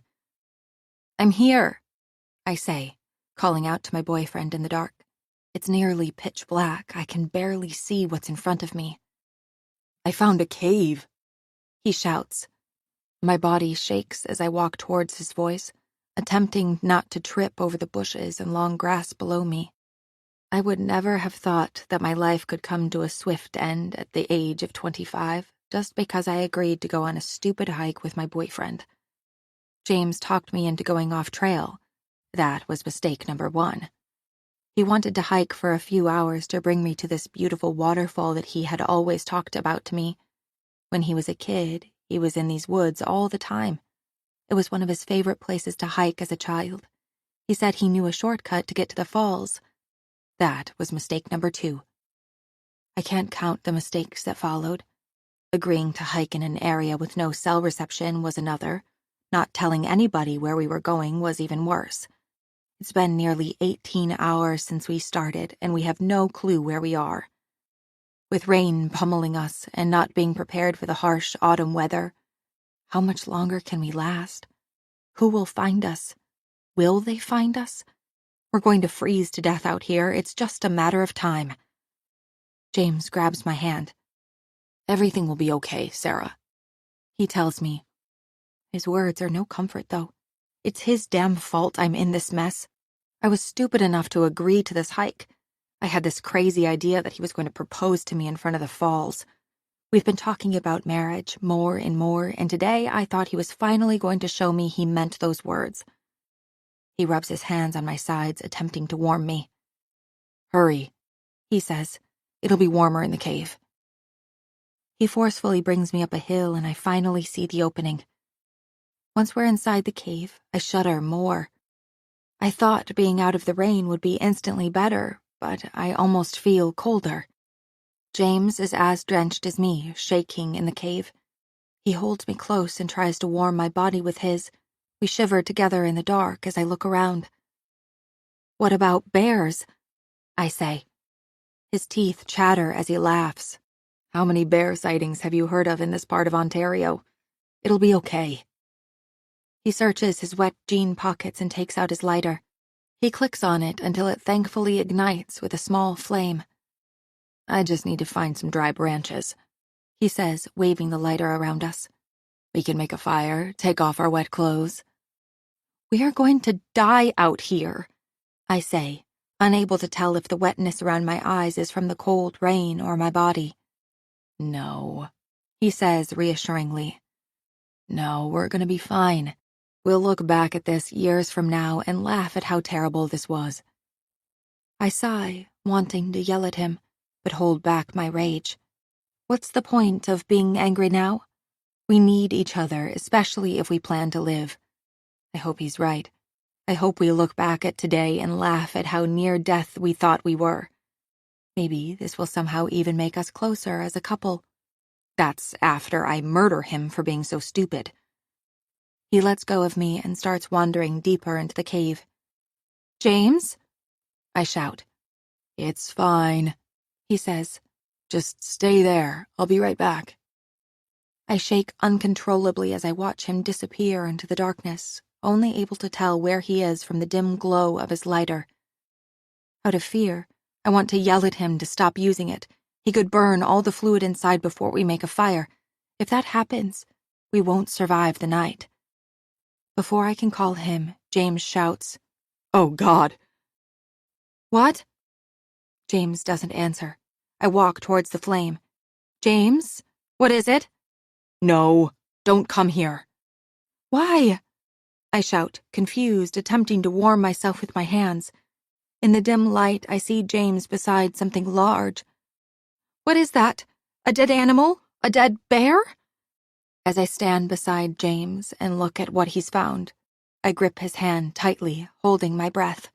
In front of us, leaning against the rock, are the skeletal remains of a person.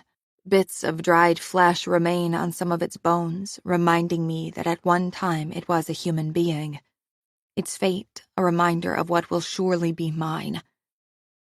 "Look," James says, raising the lighter at the rock above the remains. Etched into the rock above is a phrase, "Have a beautiful day." This recording of The Boss was presented by Dreamscape Media, LLC. Narrated by Hilary Huber and Haley Taylor. Produced by Pete Cross. Text copyright 2023 by James Caine. Sound recording copyright 2024 by Dreamscape Media, LLC. Thank you for listening. Please check dreamscapepublishing.com for Dreamscape's latest releases.